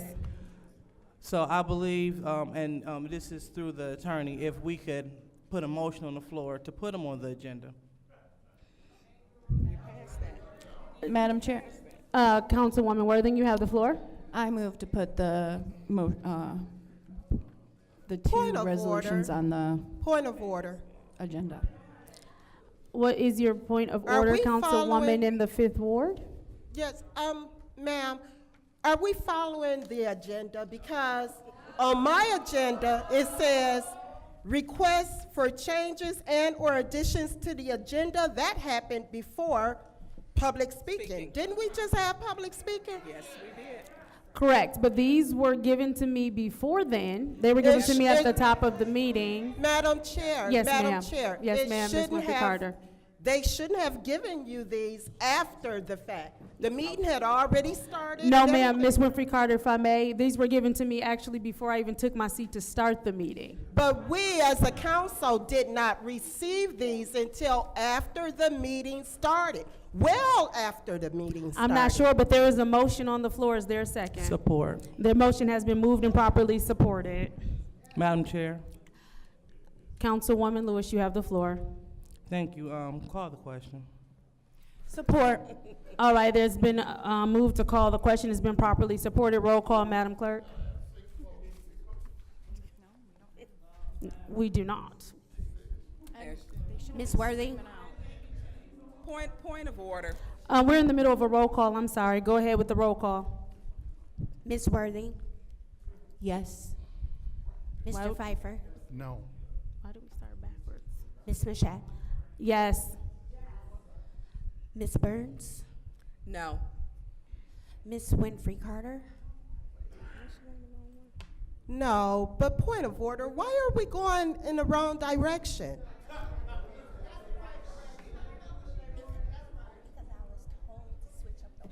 Okay, go. Continue with the roll call. Ms. Priestley? Ms. Priestley? Mr. Murphy? No. Ms. Lewis? Yes.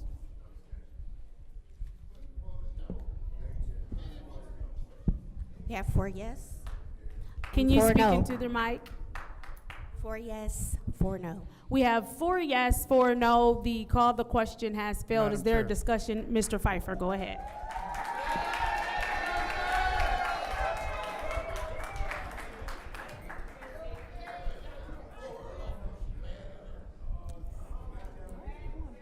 I'm sorry, Mr. Pfeiffer, you have the floor. I'll wait for the clerk to get back.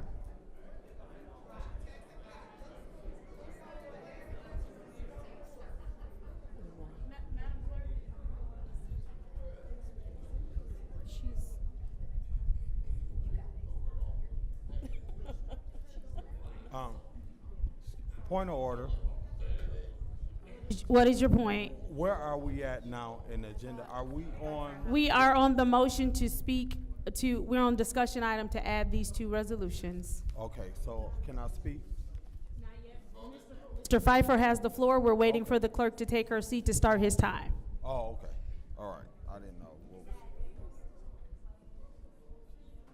Judy, what's the correct amount of time? 5. Yes, 5 minutes. 2 rounds of 5. She's in training for the week. All right, Mr. Pfeiffer, you have the floor. As the clerk just told me, these were not given to us in time. Me. You are not the council body. You are a person. I'm sure that you originated these, so I'm sure you knew that they were coming. So that's why you got them, while the body did not get them. So whether or not you know, I only have one of them, and I got this from Councilwoman Burns. I did not get anything from the clerk. So I don't have the other ones that's allegedly suspended Councilwoman Burns. So we're going to add these onto the agenda when we haven't even seen them, and we didn't even get them in time. Like, this is absolute retribution.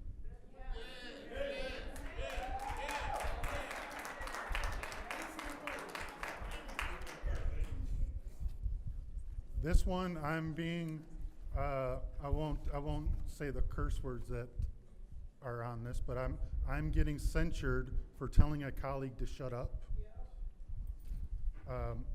And 2 different occasions. And, but there's not a resolution to censure or suspend Councilwoman Lewis, who had to be restrained by police officers and council people. There isn't a resolution for the councilwoman in the 7th Ward for calling me a racist about 12 times. Point of order. Point of order, Madam Chair. I'm sorry, Mr. Pfeiffer, what's your point I'm of going order? to call the woman in the first row in the corner over there to order. I'm calling you to order. Excuse me, can we please not yell out? Thank you. Thank you. Thank you. There's not one for Councilwoman Lewis for calling Councilwoman Burns a B word multiple times. This is absolute retribution because they have 5 votes here tonight. And I'm not saying who's the 5 votes, but we know based on past. Can we stop the time, please? I would ask the audience to stop yelling out. You've been asked plenty of times to stop yelling out. So stop yelling out. Mr. Pfeiffer, please continue. And I don't know if all of my colleagues are going to support either one of these. I have no idea. I'm literally only seen mine. I haven't seen Councilwoman Burns, or what they have on docket for her. I have no idea what that says. But this seems like retribution and a 2-tier justice system, because if this was truly, I would own up and I'd vote for this if there's another one for other council people that deserve it. But so we're going to say that we acknowledge and we don't think that Councilwoman Lewis deserves any kind of censuring? We're gonna say that you're out of order. You are out of order, ma'am. Point of order. I'm sorry. Madam Go Chair, ahead. she needs a warning. She needs a warning. She's already been called to order. She needs a warning. In fact, she needs to leave the council chamber. Thank you, Councilwoman Winfrey. Continue. Wait a minute, point of order. Point of order. Madam Chair, point of order. She's leaving. She's leaving. She's leaving. That's why I told him to continue, because she's leaving.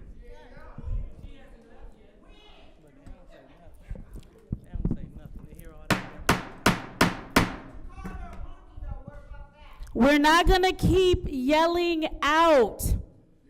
Everyone stop yelling out. Arthur Woodson, you're being called to order. You keep yelling out in the corner. Stop yelling out. Arthur Woodson, stop yelling out. Arthur Woodson, stop yelling out. His first warning. Arthur Woodson, stop yelling out. Point of order. What is your Has point? Mr. Woodson received his first warning? No, continue, Mr. Pfeiffer. What's the point of saying stop? Continue. I just want everything to be applied equally. And as we can see, it's not.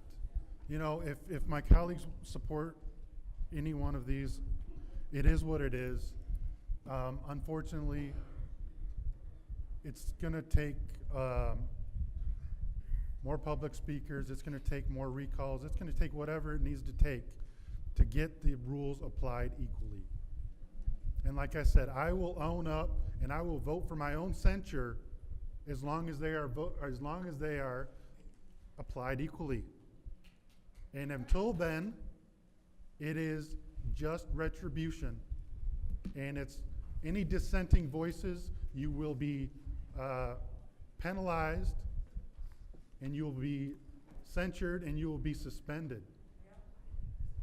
Because I have no doubt that if they pass a censure, that there will be a suspension afterwards.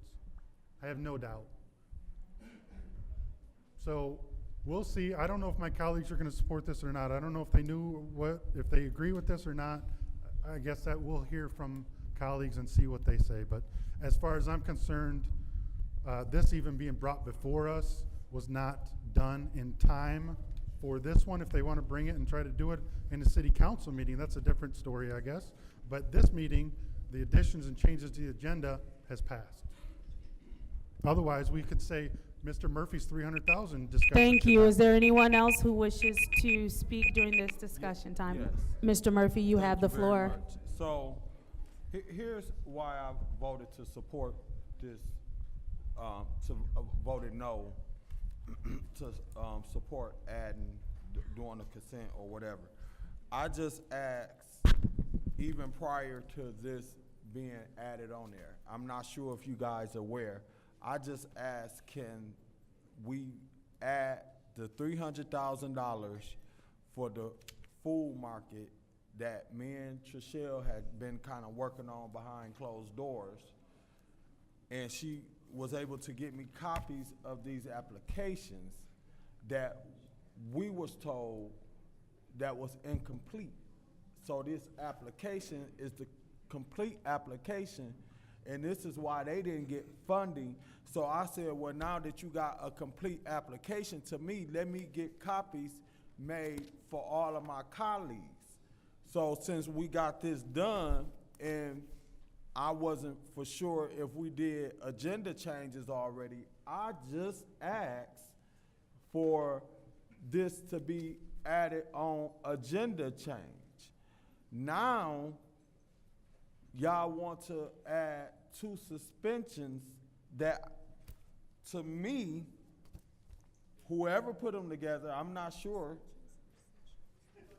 it should have been printed, in my opinion, in the resolution, on the resolutions on the special affairs agenda. Because I'm sure that if we knew we was going to be bringing suspensions for our colleagues, it should have been printed on the resolution and not an add-on, as if we going to bring it, we ain't going to let the public know. Because a lot of times when people look on the, and I know when I look at my agenda, I look at my agenda for what's on the agenda. I did not see this on the agenda, so I didn't know that it was finna be right now, and then for you guys to not be able to bring on my resolution that I wanted to add, far as the grocery store, then to turn around and all of a sudden we could create something out the sky to bring a motion to do 2 suspensions. I'm not saying I'm for them or against them. I'm just saying let's do this right. And if we can't do it right, I don't think we should do it at all. So on that note right there, I won't be supporting this right now because, first of all, y'all didn't want to add mines on there. So if y'all ain't gonna add mines on there, how y'all gonna add them on there? And I just can't go with that. So y'all need to go back to the drawing table and figure out how y'all want to bring them. And if y'all want to suspend, just put it on the agenda so people will know and they won't be blindsided. I'm done. Madam Chair. Councilwoman Worthing, you have the floor. To the city clerk, when were these, well, the deputy clerk, I don't know if she's hearing me. Councilwoman in the 9th Ward is speaking. Oh, sorry, okay, me. You're, by the way, she is new and trying to do her very best, so I do hope that my colleagues give her grace as she is learning in a very difficult environment, I must say. When were these resolutions received? Do you know, like by whoever asked for them? No, I do not. Okay. I've noticed myself that a lot of things haven't been put on the agendas. They've been missed. And we're getting them as add-ons, even though it was intended they be put in the actual agenda. But in any case, Mr. Murphy, I don't know what you were talking about as far as your thing getting on, but you are always allowed to make that motion. So if you want to make a motion to put something on the agenda, anyone at any given time can do so. I would hope that my colleagues vote to add these on because this has been a long time coming. We have members that repeatedly try to not only hinder the business of the city, but are doing it in a very middle school way, and we shouldn't tolerate that type of behavior on this council. And so for those of us who have been the victims of such egregious behavior, we would like to see this be put on the agenda and passed. So maybe not everyone can identify with it, but I hope that you can support your colleagues who would like to see this move on. We should set the precedent that this is a professional meeting, and screaming and telling people to shut up and disparaging them isn't anything that should be allowed. Madam Chair. Can we please pause the time? And not only... Wait, your time is paused. Audience, please stop yelling out. I understand that this is something, these meetings often run with high emotions and a lot of passion. However, you cannot yell out, you cannot keep screaming out. You've been all asked multiple times to stop. Please stop screaming out. Please stop yelling out. Please start her time. Officers, is there an officer in the room? Can one of you come stand up here because someone continuously yells out and they are going to be removed? So please come stand up here. Thank you.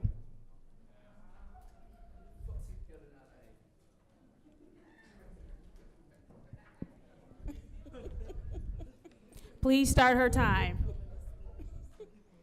And not only do council members behave in an unprofessional manner, they encourage audience members to do the same, except when it's about them. Because we just saw my colleague in the 8th Ward want to kick someone out. But if it was addressed to anyone else, like Mr. Woodson calling Dr. Lewis a moose, or him just screaming as he was trying to kick out another lady, then nothing's done about it. So yeah, I do agree, there is a double standard. And I think that we as a council should make it very clear. We are not here to have a show. We are here to get the business done.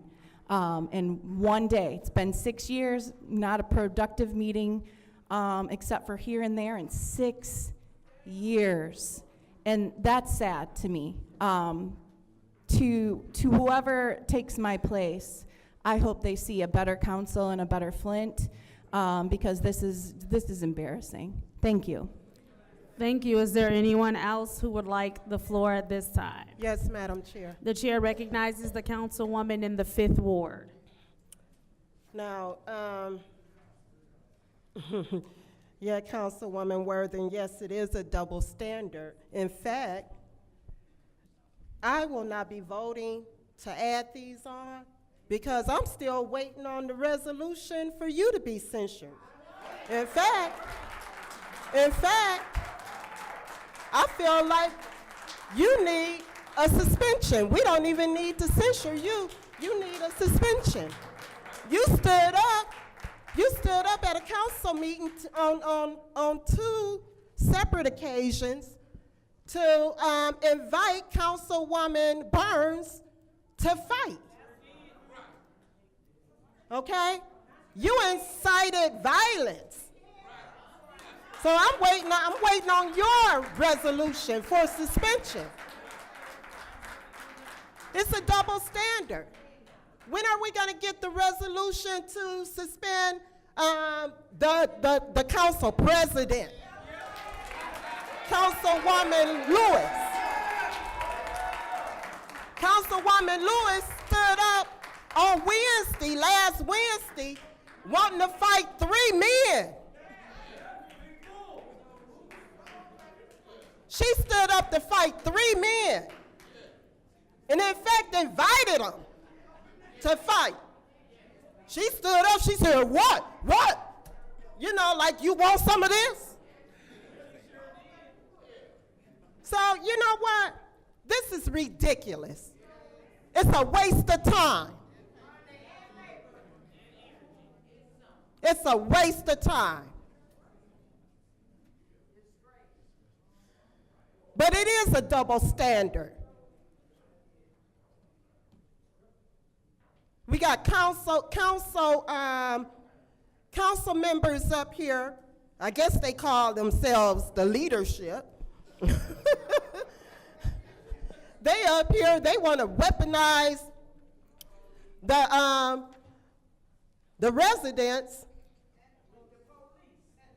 against the police, or weaponize the police against the residents. Whichever way, it's wrong. It's wrong. Learn how to chair your meeting. Learn how to facilitate your meeting and be fair. Learn how to be gracious. Learn how to be compassionate. Learn how to deal with people. They don't even the residents don't respect y'all. That's why they come here and they speak out. They don't respect you. Gain some respect. In order to get respect, you got to give respect.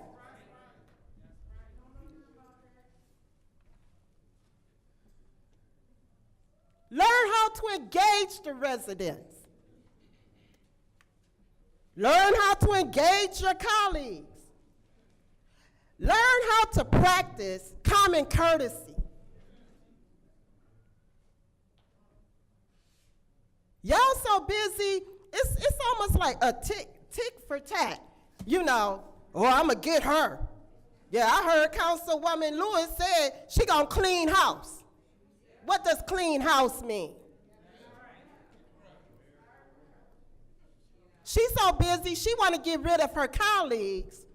She's not even concerned about making sure that the residents are taken care of. That's our job, to take care of the residents. That's the first job, the well-being of the residents. We shouldn't even be getting these. It's ridiculous, and I will not be voting to put these on the agenda. And then we have a deadline for all resolutions to be in, and each resolution needs to go through committee.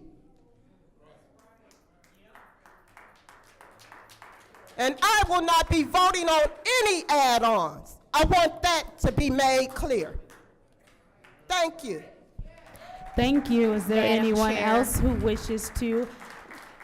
The chair recognizes the councilwoman in the 4th Ward. Yes, I believe that the time has passed for add-ons to the agenda, so I will be voting no for adding these to the agenda.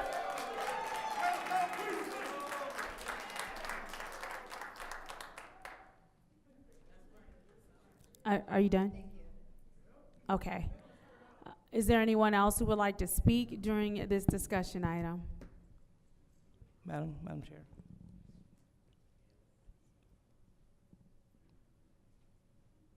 Madam Chair? The chair recognizes the councilwoman in the 2nd Ward. Okay, thank you. Being that you had the resolutions before the meeting started, as well as the clerk and the staff had the resolutions when the meeting started, I also would like just to bring highlight to the fact that a motion, according to this body, has been that a motion is always in order.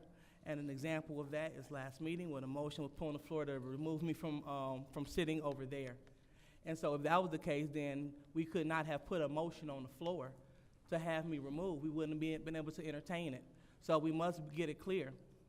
Is it the fact that no motions can be moved and no action can be taken, period, after the request for the agenda have been made, or not? We don't want to, because it sounds like that it's a double standard when it comes to that. So either we are going to not recognize any motions on the floor going forward from this point, or we are going to be allowed to utilize our council privilege to be able to put a motion on the floor and let this body vote it up or down.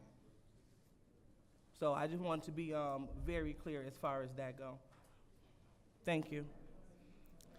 Thank you. Is there anyone else who wishes to speak to this discussion item in the first round? Madam Yes, Chair. ma'am. Go ahead, Councilwoman Burns. You have the floor.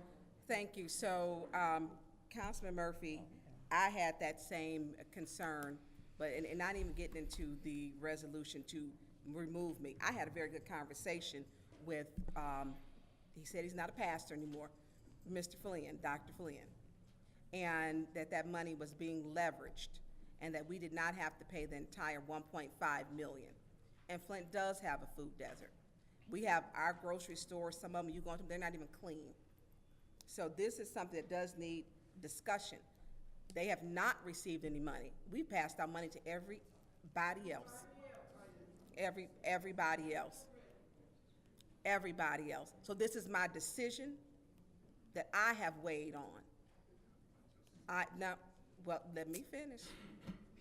And so when we get into the suspension, which they stated, one of the bullet points, that I was using my elected platform, media seat, to speak to motives of council. That's what I do on my own time. It has nothing to do with this council.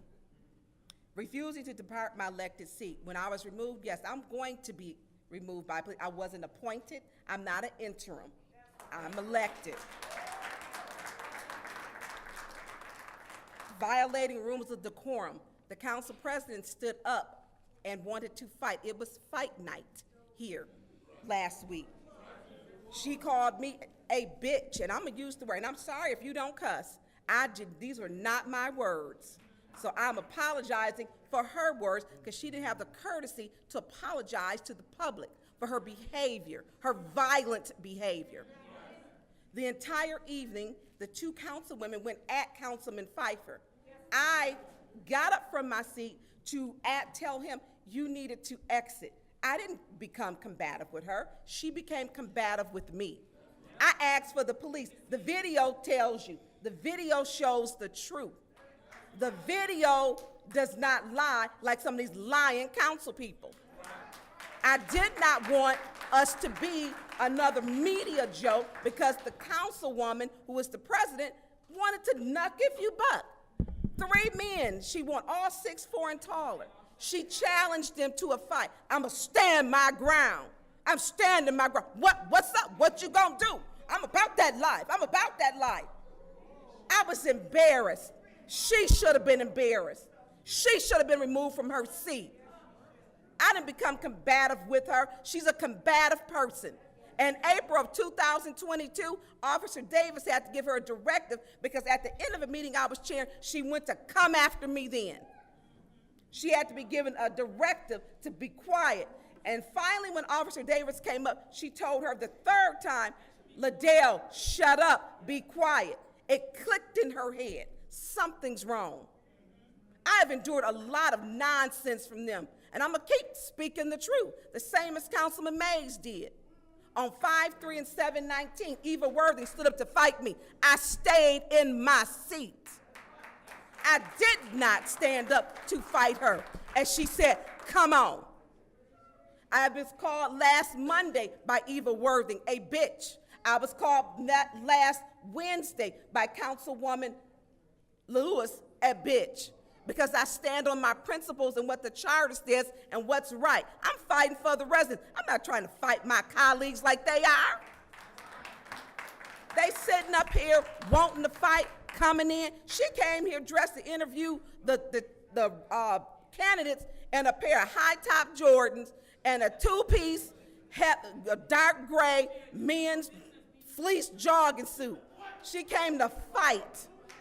She came to fight again, not from Wednesday on to Thursday. So when you have and you set the standard that you're not standing on business, and she gaslights this community. She gaslights and lies. Now what she really mad about is she was the incorporator of Cyrus Park. She voted to give herself $50,000. And I talk about it. That money is not meant for people's personal nonprofits that they set up and use. It was her personal nonprofit. She's the incorporator, the originator. She did that. And you know what she said?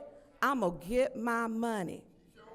And she got it, and she was her own 5th vote. So when we look at corruption in these chambers, it begins with the city council president. She has no moral compass to rely on. She doesn't have a conscience. I'll wait for my 2nd round.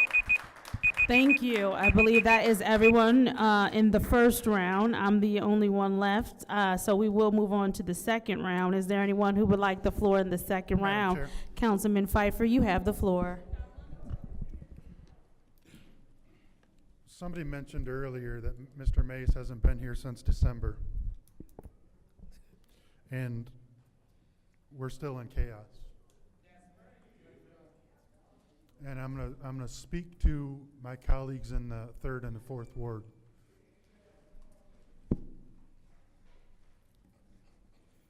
This meeting should have been about the few things we have and making the appointment.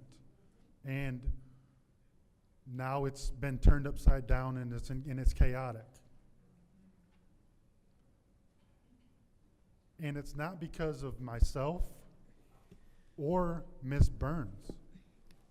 When you bring this on and try to force it down the throats of us, the residents, and everybody else, that's why everybody is so up in arms. Like you said, Mr. Murphy, put it on the agenda and we'll deal with it. But like the meetings that are called 24 hours and 1 minute ahead, it's to cause chaos. We were just about to have the consent agenda, just about to discuss the ambulances and the 2 other things and the appointment for Mr. Mays. And we can't even get to that. because agents of chaos continue to throw gas on the, I'm going to say the residents, because they just want the meeting to be chaos so that they can blame everyone else but themselves.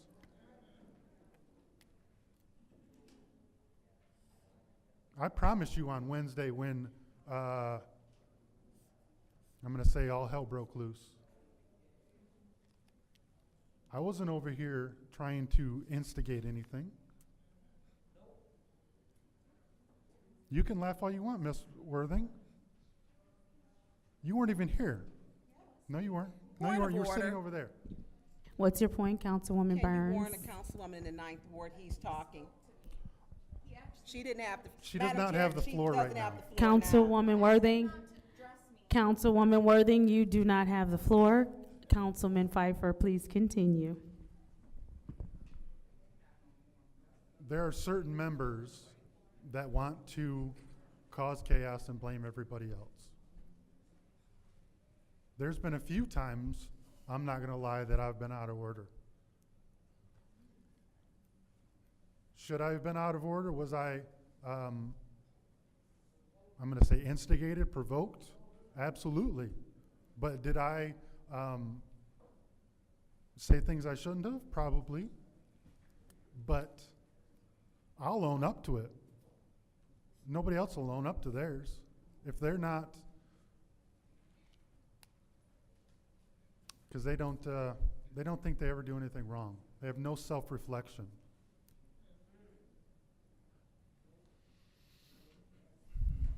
It's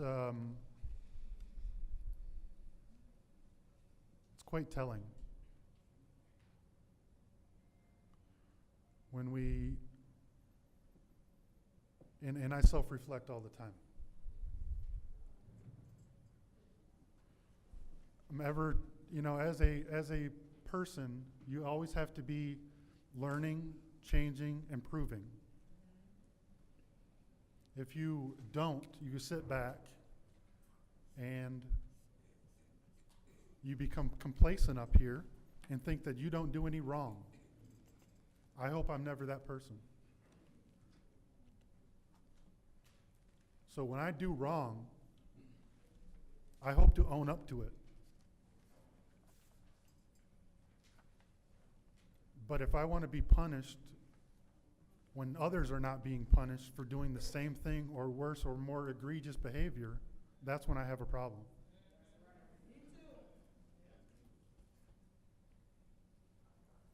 As of, I think the last meeting was the first time I've ever been thrown out in 2+ years.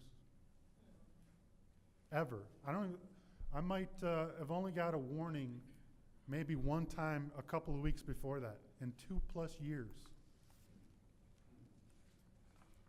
So my conduct has not been unbecoming when you compare it to the egregious behavior and constant egregious behavior of others that are not on the agenda, that are not they do not have a resolution in front of us for the same or worse behavior. It's a double standard, and having the councilwoman move seats is a procedural, it's not a resolution. Thank you. Is there anyone else who would like the floor for the second round? The chair calls the councilwoman in the 9th Ward. I recognize you. You have the floor. Call the question. Point of order. What's your point? That has already been denied. I can call it again. Not on the same motion. Yes, you sure. 1 second. City Attorney. Motion is always in. Is there anything in our rules that state that she cannot call the question again? I'll have to look at that and give you an answer shortly.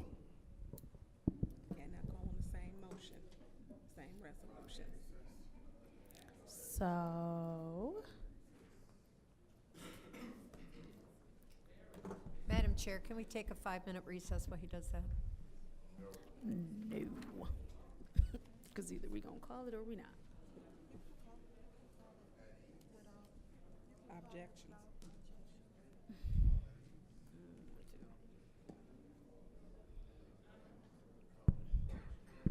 Mr. Woodson, please stop trying to direct the meeting from the audience.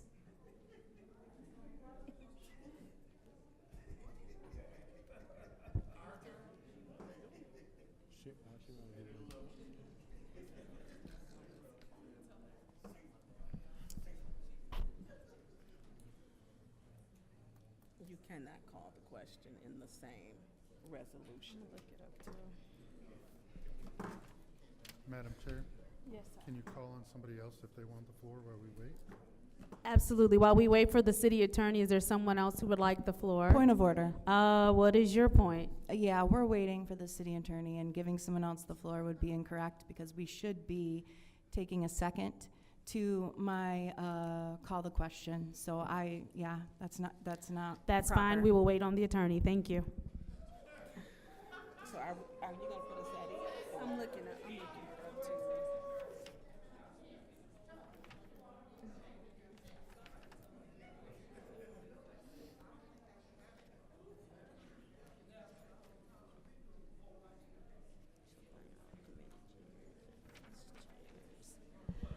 Council will stand at ease.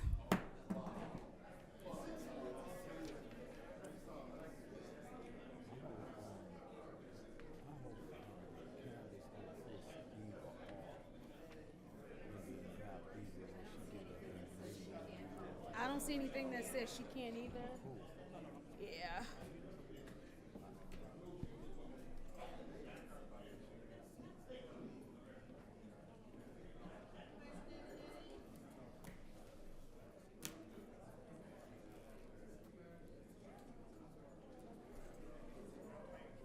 Dennis, you can't do that. And it has never been done. Call for the question twice in the same resolution? Never.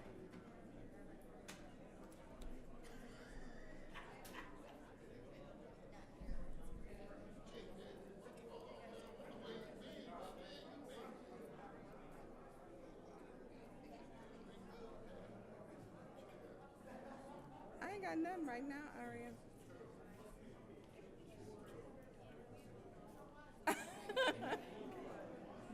You good today? You look so nice on Saturday. You looked really good in that new suit.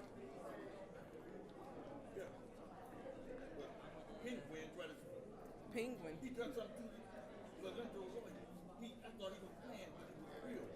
That's why they couldn't respond. He said, I think that's the no. John got a lawyer representing him too, right? I don't know. Yeah, when I walked into your car, one of the Salvation Army, we came back, they had my room locked up. I couldn't get in. Did you get in? I went back downstairs. I figured they was doing that cause trying to finish beating up. Lawyer group. Anybody can figure that out. They do talking that stuff.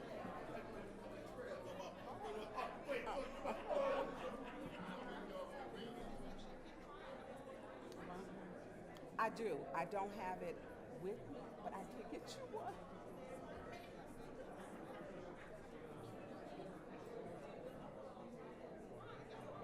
Yeah, I don't have it here. Yeah. Oh, yeah, I won't do it here. I'll, another day, like I'll put it, give it to you another day when I absolutely did. Oh, yeah, no. Oh, this is it. So, yeah, I'll just do it. Would all council members please return to their seats so that we can start the meeting? Okay. Would all council members please return to their seats so that we may continue the meeting?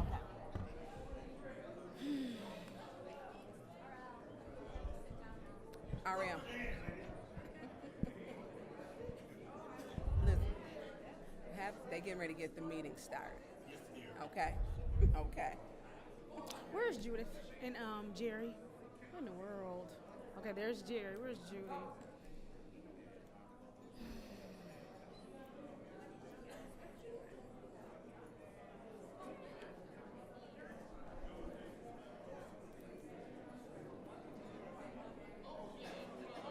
And Liddell's giving an interview. Really? This is crazy. Absolutely crazy.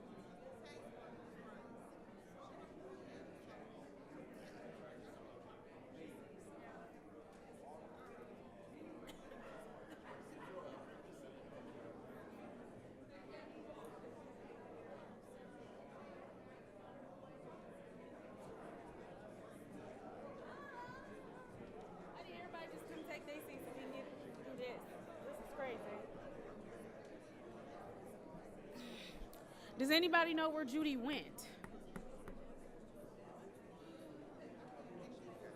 Eva, do you know where Judy went? Oh, here she comes. Okay.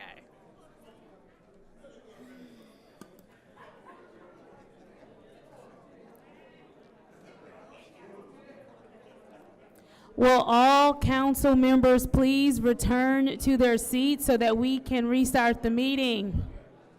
Councilwoman Priestley, please return to your seat.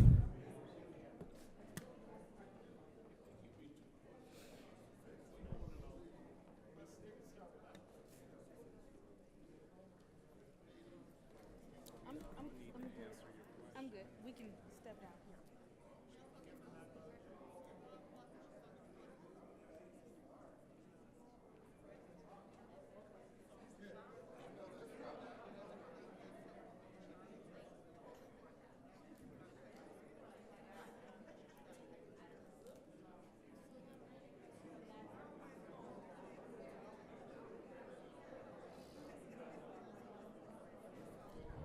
Is everyone back in their seats? Roll call, Madam Clerk. Mr. Murphy? Quincy. What? Present. Mr. Murphy? Present. Ms. Priestley? Present. Ms. Winfrey Carter? Present. Ms. Burns? Present. Ms. Mashat? Present. Mr. Pfeiffer? Present. And Ms. Worthing? 8 members present. There are 8 members present. Thank Point of you order. to the audience for Point of order. your patience. Point of order. What is your point, Dr. Lewis? My point is I did not respond to roll call. Oh, correct. My apologies, Ms. Lewis. Present. There are 8 members present, and we also thank everyone for their patience with our clerk. We welcome you to the city of Flint, certainly, and thank you so much for your patience with us. Before we went to recess, there was a question of whether or not we could call the question.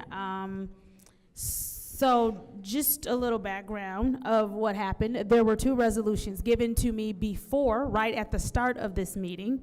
I was not aware that the rest of my colleagues did not also have those resolutions. But we went into recess to find out if someone could call the question twice. There's nothing in our council rules that says you cannot. However, it ultimately is up to the chair and the prerogative of the chair, and so I don't want this to any way, shape, or form feel like I'm setting a precedent that any other chair has to follow, but this is something that I will do during this meeting.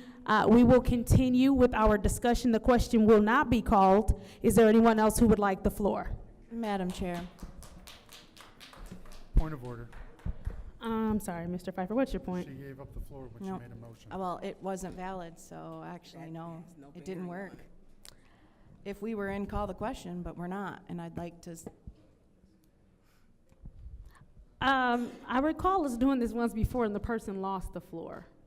Yeah, I think that's what we did to Quincy when he But called we the didn't question. vote, Madam Chair. When you make a motion, you lose it. So before it was, we voted and it was a no. Mhm. This, we didn't even vote because. Oh, it wasn't properly seconded or anything. That's Yeah. true. So continue your time. Thank you. I withdraw my motion.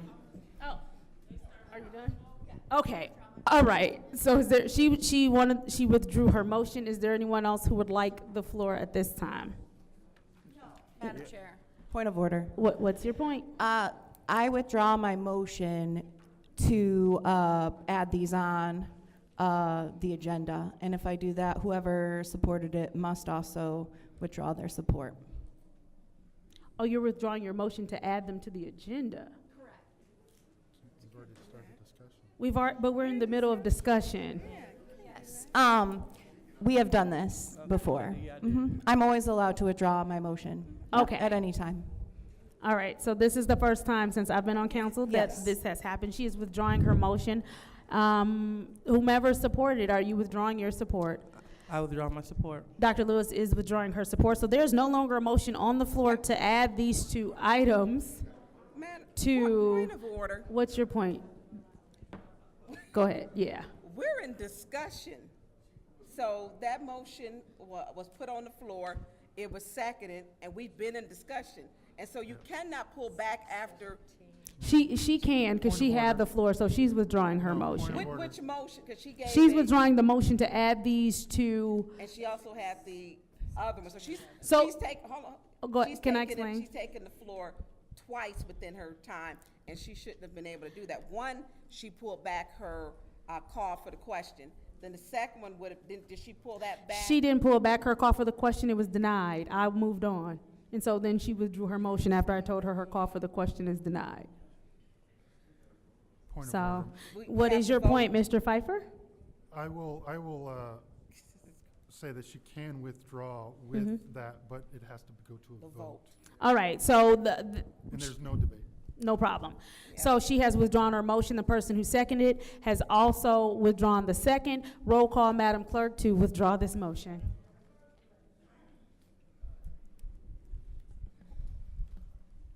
Ms. Priestley? Yes. Ms. Winfrey Carter?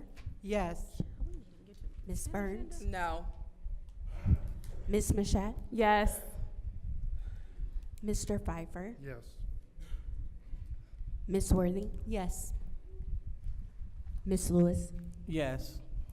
Mr. Murphy? Yes. Get everybody. 7 yes, 1 no. The vote is 7 yes, 1 no. That motion has been withdrawn. Madam Chair. Councilwoman Priestley, you have the floor. Yes, I make a motion to approve the consent agenda. Support. Ms. Worthing in the 9th Ward. It's been moved and properly supported.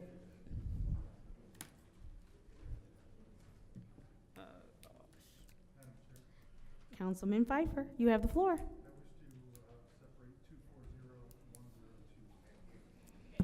Could you speak into your mic, please? I wish to separate 240102.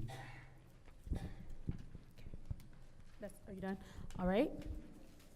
Are there any more separations, even though y'all didn't move Madam to do it Chair. with separations? Yes, Councilwoman Burns. 105. 105.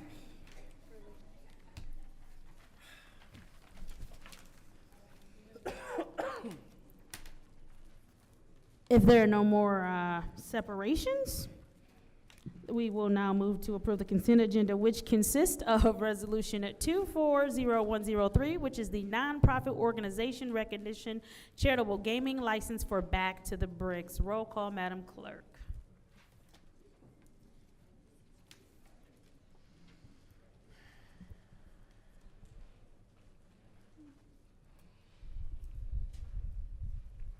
Ms. Winfrey Carter, Yes. Ms. Burns, Yes. Ms. Mashat, Yes. Mr. Pfeiffer, Yes. Ms. Worthing, Yes. Ms. Lewis, Yes. Mr. Murphy, Yes. Ms. Priestley, Yes. 8 yes. The vote is 8 yes. The consent agenda has passed. I will entertain a motion for Resolution 240102. Madam Chair, send to council. Councilman Pfeiffer Support. has sent 240102 opioid settlement funding ambulance EMT unit Flint Fire Department to council, and Councilwoman in the 4th Ward has supported. Is there any discussion? Councilman Pfeiffer, you have the floor. Through you to Chief Wiggins. Chief Wiggins, will you please join us at the lectern?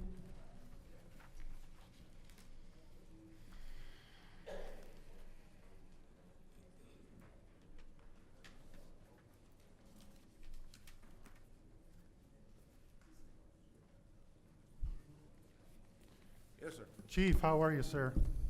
Good. I appreciate you bringing this. I know that we've spoke about this several times. Yes. And we wanted ambulance service back in the city for quite some time. I know that Councilman Murphy was also an advocate of it when the emergency manager took it away from us. Is one of these rigs going to suffice? What is the long-term plan of this? Is this going to be running 24 hours? Do we have the staff to do it? So on and so forth? We're going to start off with one ambulance, and that ambulance will be housed somewhere in the mid-city of Flint. In terms of the longevity of it, hopefully it will be here forever, because we're in critical status in the city of Flint, where many times there is no ambulance anywhere to come to help our citizens, and a lot of them are dying. And I just think that we have to do something for the citizens of Flint. So I know that we have $8 million or something in the opioid fund. We don't have any redundancy with only one. That's my concern. Is this a brand new rig that we're buying? What's the plan for redundancy? Are we just gonna, if something happens to it, are we not gonna run service? We're going to start out with one ambulance, and this is a brand new vehicle. And ambulance, you got to go through many licensures and state regulations to just have one ambulance. This ambulance will be delegated for the city of Flint only. We will not go outside the city of Flint. And when it progresses, we will try to come before this body to ask for a second ambulance and even a third ambulance. So is this going to be available round the clock? Affirmative. Perfect. Chief Wiggins, once again, I appreciate you bringing this. I've been an advocate for this for a long time.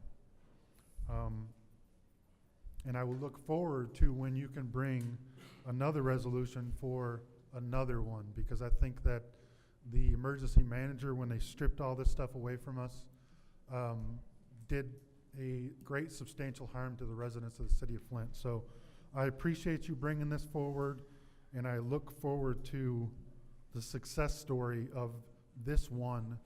Hopefully we can get more. Thank you. Thank you. Councilwoman Burns, you have the floor. Thank you. Chief Wiggins. Yes, ma'am. Our last meeting, we had a very good conversation, and I appreciate your directness, because this is one of the things in the ARPA funds that I wanted us to get for, and it's because we need it. All of the firefighters are also licensed EMTs. Correct. And having that background, and I understand the need for it when people are waiting for an ambulance. It was also a delay when I have had 3 people hit on my, in my ward, and it took longer than it should have on Ballinger Highway, which were hit by, they were pedestrians, and they were hit by vehicles. I went to 911, and one of the things that they stated was, and this is before you were here, the Genesee County has experienced shortages of available ambulance units to meet the demands imposed by emergency calls. These shortages are caused in part by an insufficient number of licensed paramedics and EMTs available to operate the units. One of my issues when we first got ARPA funds was our firefighters are licensed. They're licensed EMTs, every single one of them. And we used to have this service, and it was great. It was great, and where people, although people could still go to the firehouses, it was well known, and the time in getting someone, you know, the help that they need. I was troubled before you were here when Chief Barton stated he couldn't transfer, that he could have people follow him in a fire truck to get to the hospital. That was a problem. There was also times that with me going to the Genesee County 911 Consortium, that we had no ambulance service at all in the city of Flint. We had none. And that's very dangerous, because the rigs were either too far out or they didn't have a rig available. And then when we entered into an exclusive contract, that didn't work, because that meant that at that time we couldn't use the other ones who may have been closer. So having our own and taking care of our own is what should have been done a long time ago. Yes, ma'am. Through you, Ms. Chairman, to Councilwoman Burns, it's worse than you think it is.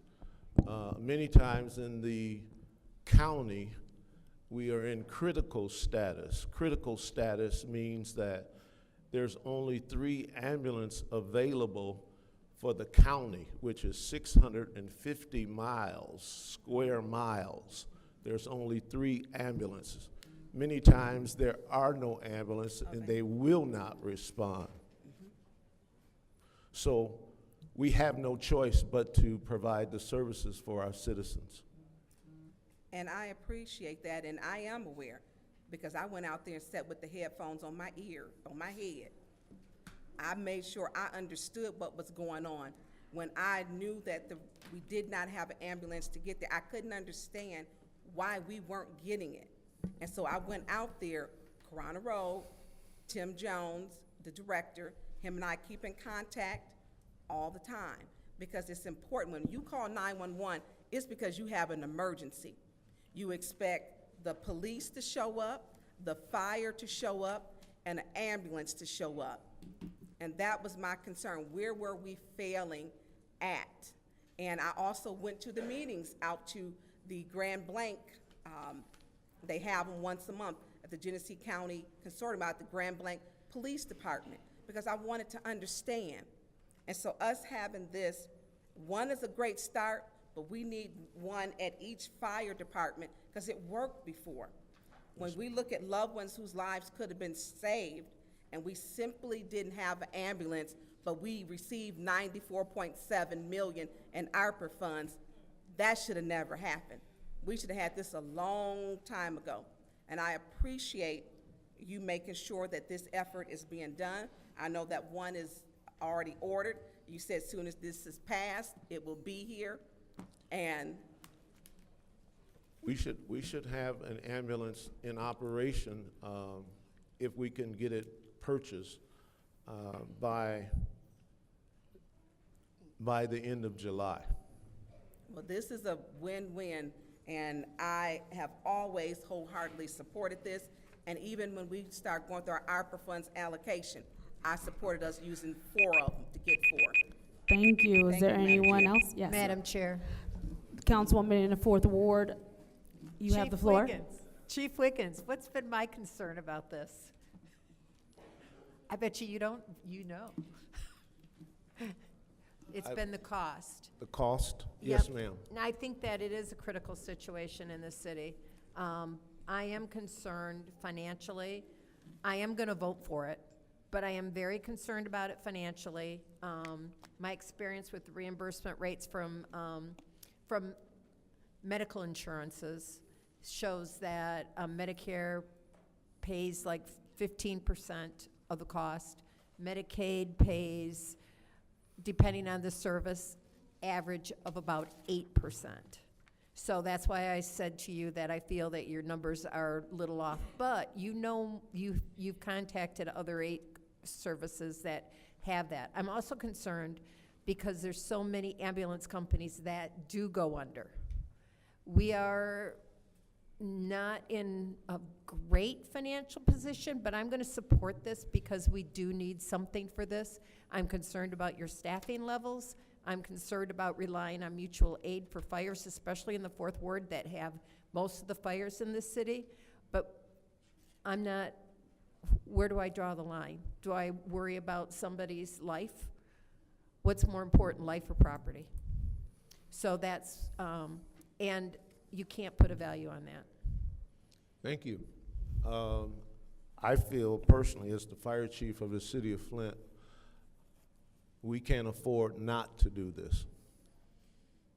When it comes to someone's life, we can't afford not to have a way to get them to medical attention. I agree. I do agree.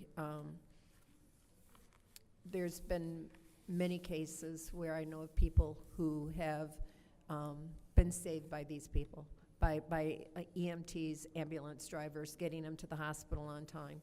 So, so I'm going to go ahead and support it. That doesn't mean I'm not going to scrutinize the numbers. And I know Phil doesn't necessarily want to have a separate cost center for this, but I might convince him on this one. So, so that we can keep track of that, because it is important to be as fiscally responsible, but also responsive to the needs of the residents. Thank you. Thank you. Councilman Murphy, you have the floor. Thank you. How did we get here? First, my question. So are you telling me and telling this public that when you call 911 for whatever reason, health-wise, that it's a chance that an ambulance is going to take? What is? Could you get us a copy of some data to see what the response rate is? Who go to the homes when people call 911 because something happening? The Genesee County 911 dispatches all fire and medical and police calls. When they dispatch us in the city of Flint, you get a fire truck, and you get a fire truck to go to that person's house immediately. Many times when we get there and we ask for an ambulance, a lot of times those ambulances are coming from New Lothrop, Michigan. A lot of times those ambulances are not coming at all. I've instructed my people, if we have a firefighter to go down, to put him on the fire truck and drive him to the hospital. We're not waiting on an ambulance. Our public, and this is not germane to the city of Flint, this happens all over the nation. not just the city of Flint. And so we feel that we want to protect our people. When there's no ambulance available, we have no way of getting that elderly person to the hospital. My other No question, way to get them to the hospital. my other question is, does this affect homeowners' insurance rates No. when it comes down to the lack of police response and fire response? It could, our Because if I'm insurance, living in a, and I'm giving you an example, if I'm living in a neighborhood where either my police response,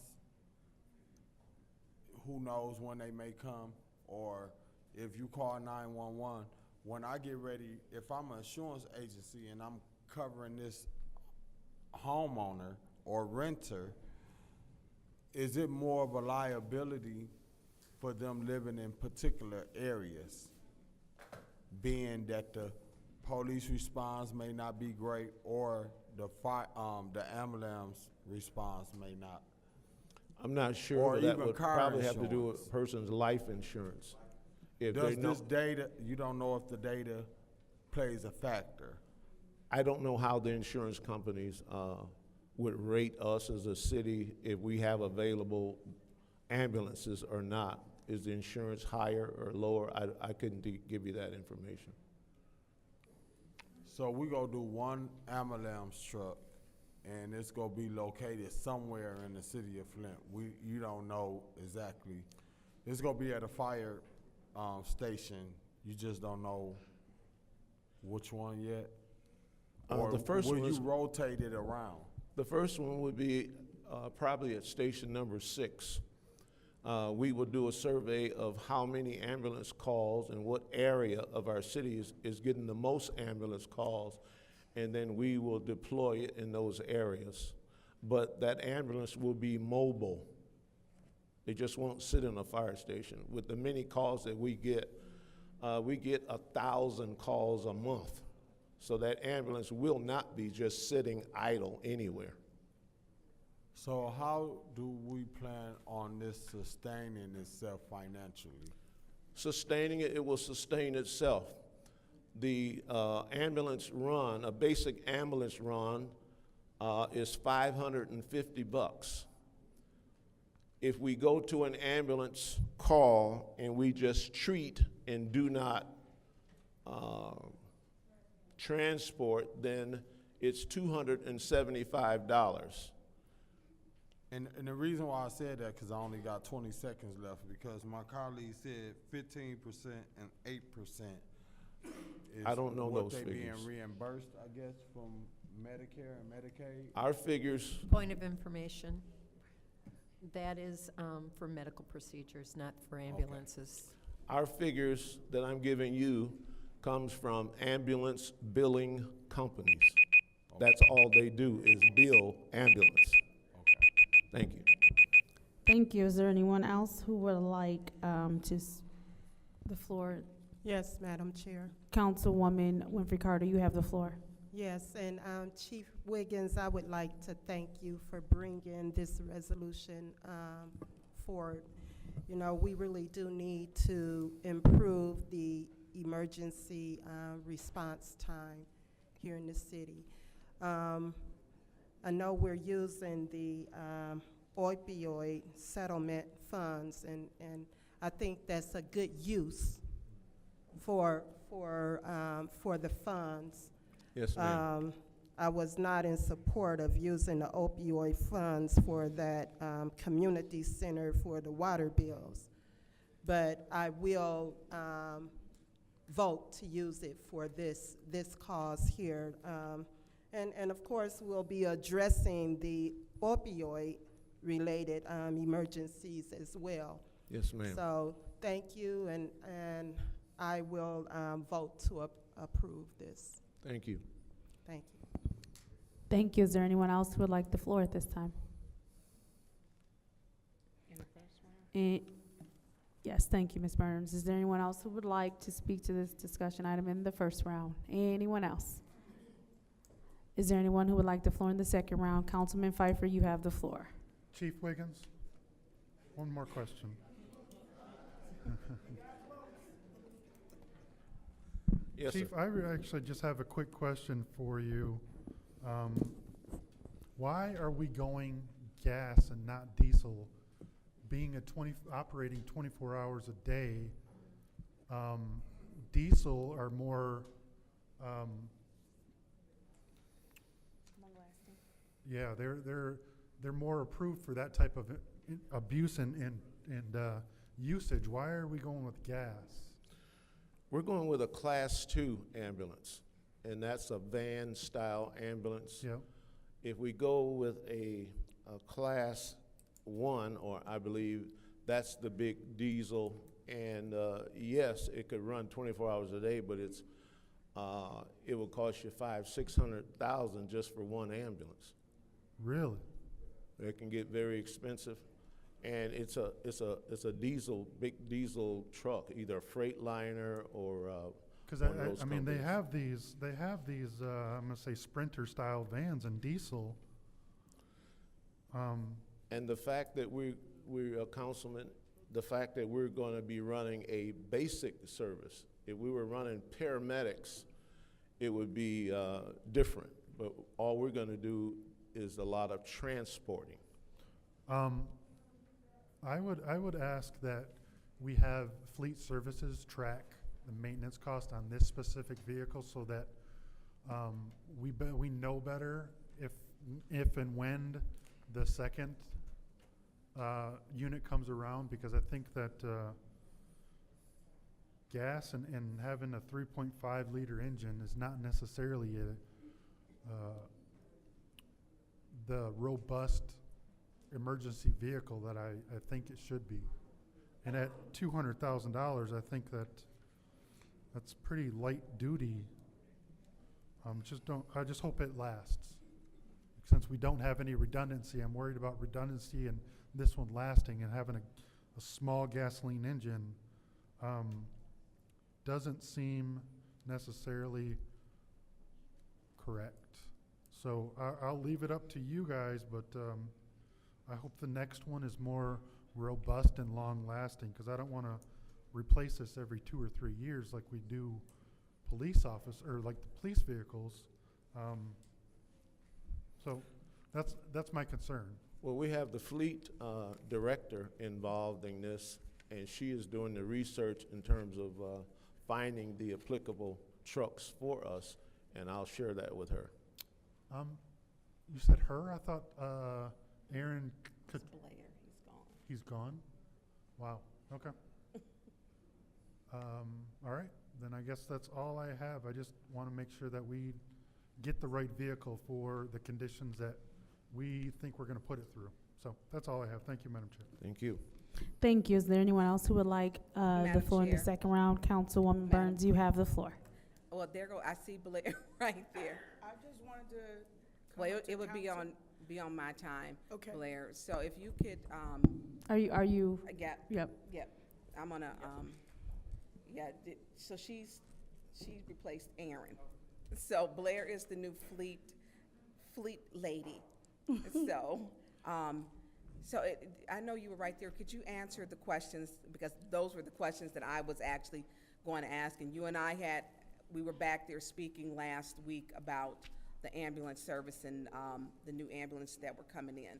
So if you could please speak to that, please. I with sure can. Councilman Pfeiffer. Name is Marquita Blair, Fleet Admin for City of Flint. The ambulance that we've been looking at, because this was under an emergency basis, because of Wiggins, how do you want to say at this point, what he's going through, we had to go through and get a basic, like you're stating, just to get us started, because we haven't even been running this service. We will be going diesel the next round, but the ambulance has changed. If you know anything about ambulances, there's a type 1, a type 2, and a type 3. Once you go into that type 3, you do get into the heavy duty, because now you're into like Ford 550s and up, like the chief stated. You're gonna go into freight type of a vehicle, which is now your diesel with DEF. We did not want to run the risk of having a Sprinter that was also DEF because it's not a big of a tank and it's going to run 24/7. And diesel is housed in the fleet garage with me, which is locked. They wouldn't even have access to DEF because we don't have outdoor storage tanks. DEF is prone to freeze and, you know, it crystallizes. So, did that answer your question? So, when we look at the other 3 additional ones, was it 2? Because are we getting 2 more or 3 more? The plan is to get 2 more, I know for a fact, and they will be type 3s. Okay, and so those will be type 3s. And so the delivery, I think Fire Chief Wiggins stated July, it should be up in. That's including everything. That's getting it here delivered.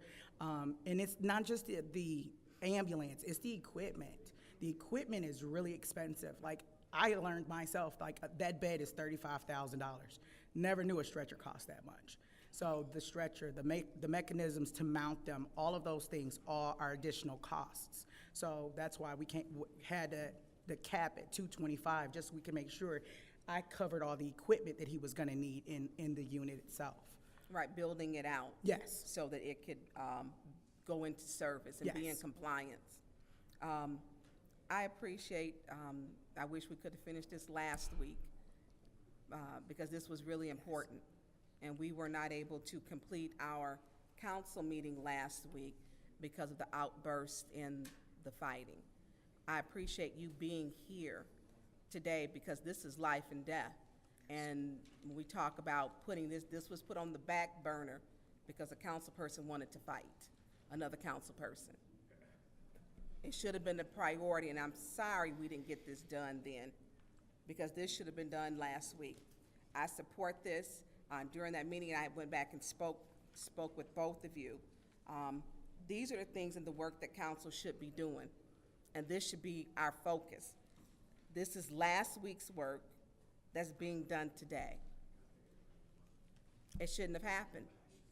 It shouldn't have happened, especially when we know that at times, we don't even have an ambulance in service at all, not for one single call.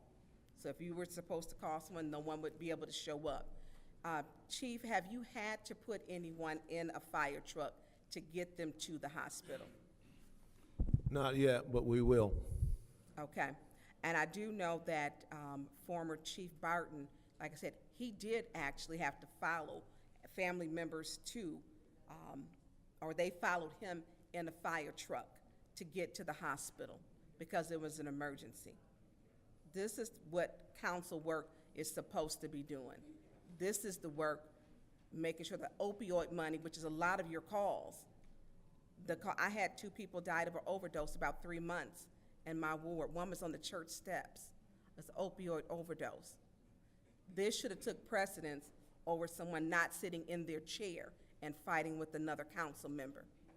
This is what it's supposed to be about. Is there anyone else who would like the floor in the second round? Is there anyone else? Seeing as how there is no one else. Yes. Councilman Murphy, you have the floor. Question. Why would you do that? Because I wanted to talk. Are we kidding me? Well, come on.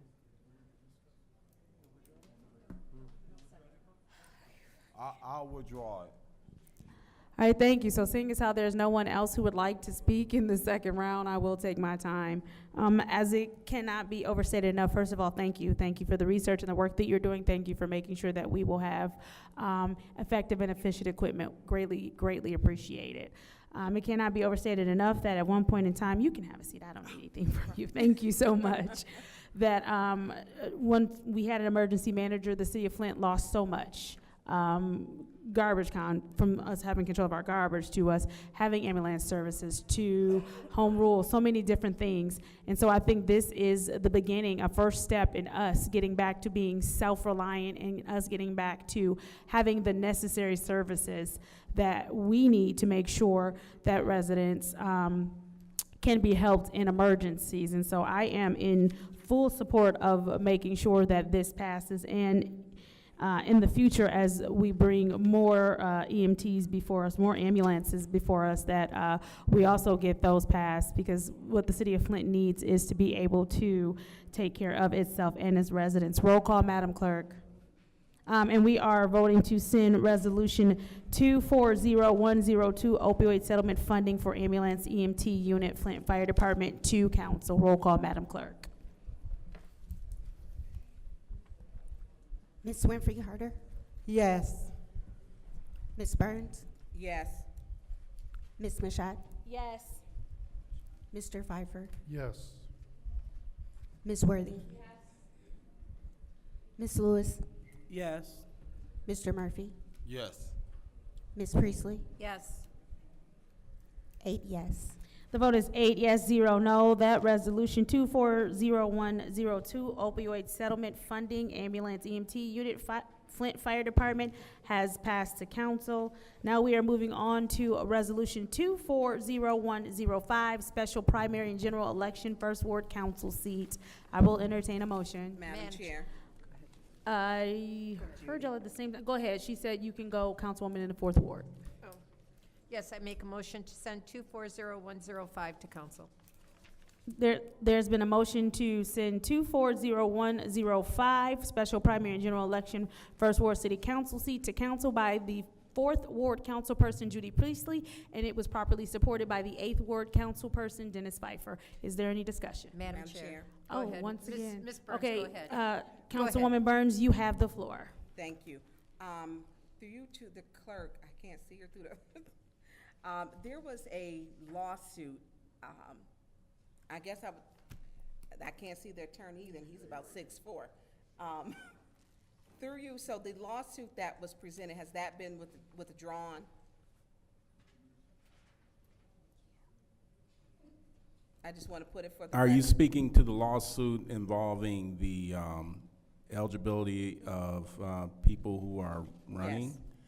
Yes.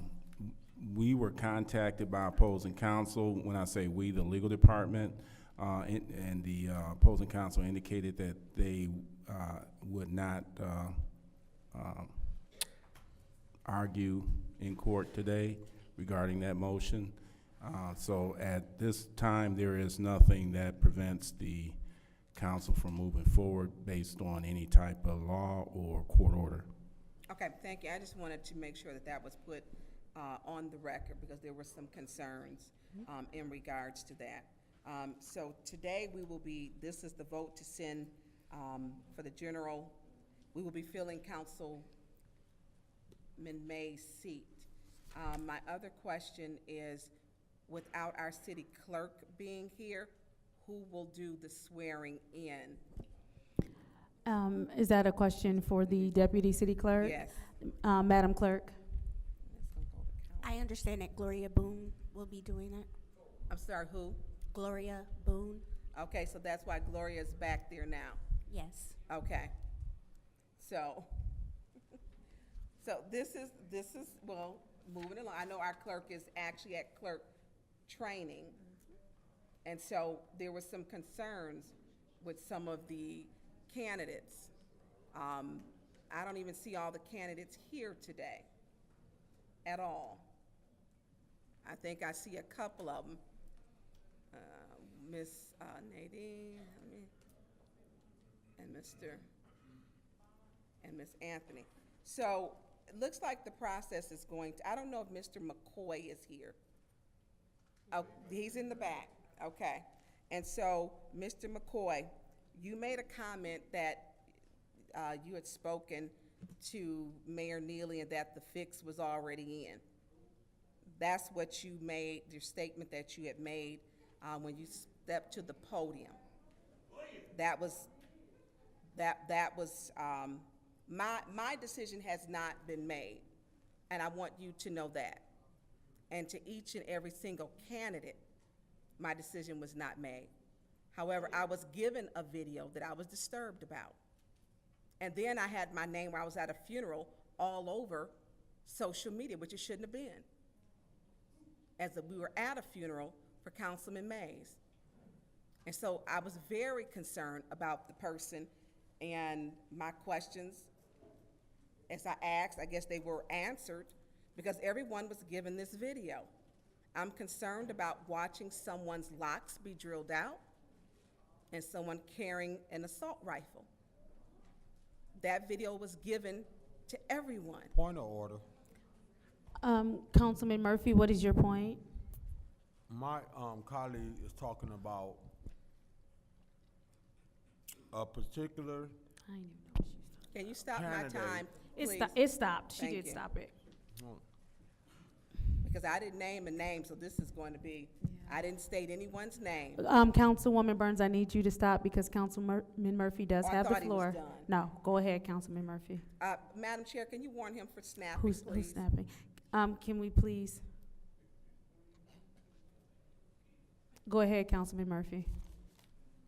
This motion that we is on, motion, and just for the record, is resolution 240105.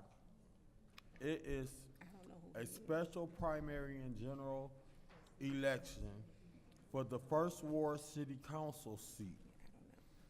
This has nothing to do with any candidate that is applying for a position and what they saw on Facebook. That is not this resolution. My colleague needs to stay germane and specific to this resolution and not throwing shots at nobody Madam Chair, can you on what warn they him? heard or saw. This is not Because on the I'm gonna get- resolution now. Thank you, Councilman Murphy. Councilwoman point of Burns, order. please. Point of order. Councilwoman Winfrey Carter, you have the floor. You know what? I think this young man should be brought to order. You know, come on now. We got to be fair. We got to be fair. Y'all want to bring other people to order. Bring this young man to order. This is Councilwoman getting Burns. out of hand. The clapping and all that, stop with it. Clapping and snapping. Councilwoman Burns, you have the floor. Thank you. And so his, Councilman Murphy. Please restart her time. I'm sorry to interrupt you. Please start the clock. She good? Yep, go ahead. Okay, so I want to be very clear. Councilman Murphy doesn't have a clue what he's talking about. And so when he doesn't have a clue, because it's very germane, I didn't state a name. So when we talk about putting a candidate in the seat, do you want me to name the name? Because that's I will. Please don't. Well, I know you saying please don't, but let me tell you something, Councilman Murphy. Don't come over here checking me, because we don't need one more person that's going to be out of order on here. We had the councilman president. Point of order. What is your point, Councilman Murphy? Please pause the time. What is your point of order? What rule has been violated? My point of order to you is we is on a resolution to set a special election for the first ward, not based on somebody's opinion, and my colleague is continuing to speak outside of the realm of the resolution. Thank you, That's what Councilman I'm Murphy. saying. Thank you. With your last 55 seconds, please remain germane. Thank you. Madam Chair, I am Absolutely. germane because I'm speaking to the candidates. And we is improper grammar. So when we talk about what's going on, I didn't put this video out there. I'm not saying a name, as she asked me not to. I did not. What I did not appreciate was the people asking, putting my name, attaching my name to it. I didn't put the video out there.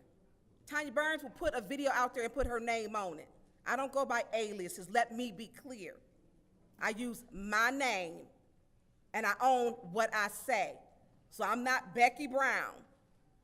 So we clear. I'm Tanya Burns. And so you need to, this young man right here, I don't know if he was the one out here putting this up here. Whole time at the funeral, he had this nonsense. Is that the Earl, somebody?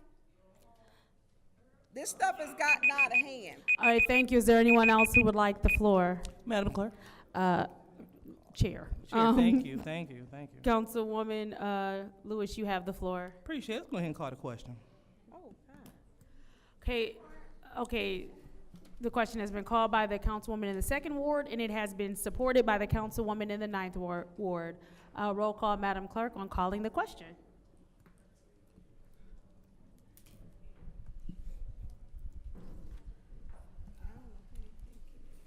Ms. Burns? No. Ms. Mashat?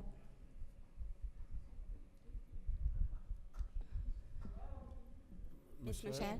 Mm-hmm. It's on you. Yes. Mr. Pfeiffer? I'm gonna abstain because I believe Judy wanted to speak and it was a tie of whoever, so I'm gonna abstain. Ms. Worthy? Yes. Ms. Lewis? Yes. Mr. Murphy? Yes. Ms. Priestley? Yes. Ms. Winfrey Carter? No. 5 yes, 2 no. The vote is One 5 ex- yes. And 1 abstention. The vote is 5 yes, 2 no, and 1 abstention. We will now vote to send resolution 2, Councilman Pfeiffer. Yeah, I know. We will now vote to send resolution 240105, special primary and general election of the 1st Ward Council seat to council. Roll call, Madam Clerk. Ms. Mashat? Yes. Mr. Pfeiffer? Yes. Ms. Worthy? Ms. Lewis? Yes. Mr. Murphy? Yes. Ms. Priestley? Yes. Ms. Winfrey Carter? Yes. Somebody in this meeting. Ms. Burns? Yes. 8 yes. The vote is 8 yes. Resolution 240105, special primary and general election for 1st Ward City Council seat has been sent to council. Madam President, Whoever wants it. Councilman Murphy. I move for adjournment. Support. It's been moved and properly supported. Roll call, Madam Clerk.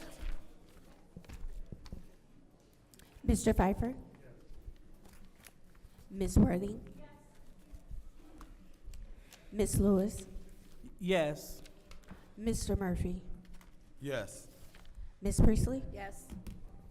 Ms. Winfrey Carter? Yes. Ms. Burns? Yes. And Ms. Mashat? Yes. 8 yes. The vote is 8 yes. The time is now 8:02, and I call this Special Affairs Committee meeting over. All right. All right. So, yeah, let me go meet and stuff. So, like, we're like 7 minutes before. We'll be back. Get it popping. 5 minutes. 7. Oh, sorry, 7 minutes. At least you got in your van. I did, but I'm still out of my laptop. Thank you for getting me back in my mail. I went down there twice today. I was here, and I went down there twice, and I bring your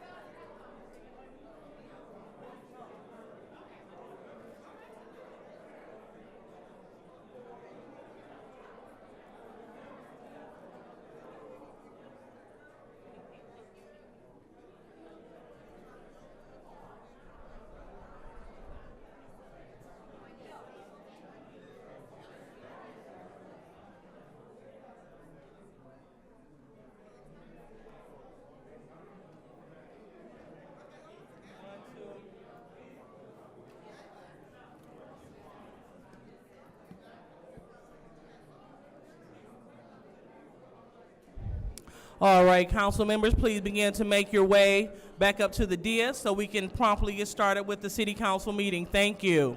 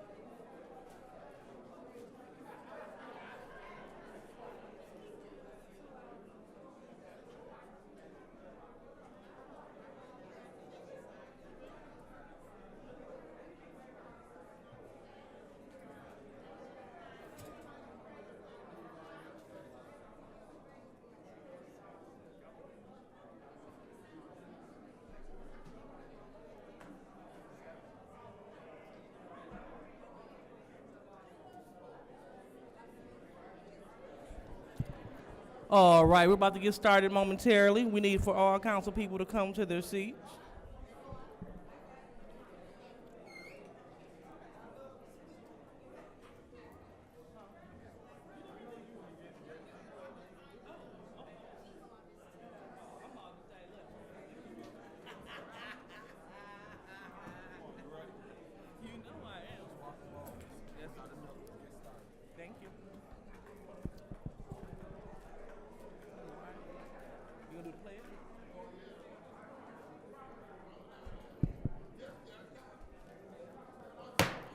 All right, the time is now 8:17, and the Flint City Council meeting is now being brought to order. Roll call, Madam Clerk. Ms. Lewis, Present. Mr. Murphy, Present. Ms. Priestley, Present. Ms. Winfrey Carter, Present. Ms. Burns, Ms. Burns is not in. Ms. Mashat, Present. Mr. Pfeiffer, Present. Ms. Worthing. Have 7 members present. Madam Chair. We have 7 members Madam present. Chair. Ms. Burns? I am present. Okay, you will not see that roll call. Thank you. Now we will move on to the Pledge of Allegiance. And we will have the Pledge of Allegiance led by Councilman Murphy.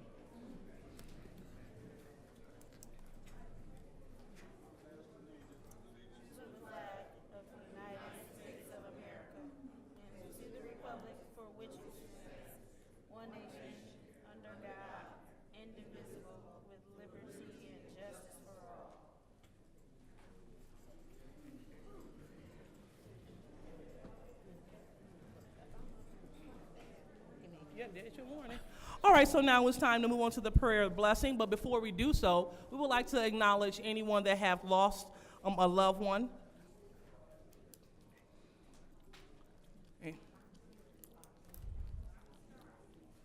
All right. Madam Chair, Go ahead, Ms. Winfrey Carter. I think it's befitting that we have a moment of silence, of course, for the family of Councilman Mays, the Mays family, as well as all of the bereaved families. And also, I would like a special prayer for the family of Mr. Lewis B. Coates, Jr. Thank you, Madam Chair. All right, anyone else? It needs to be put on. Anyone else? All right, so seeing that we have no one else, we will go ahead and move on and have a moment of silence.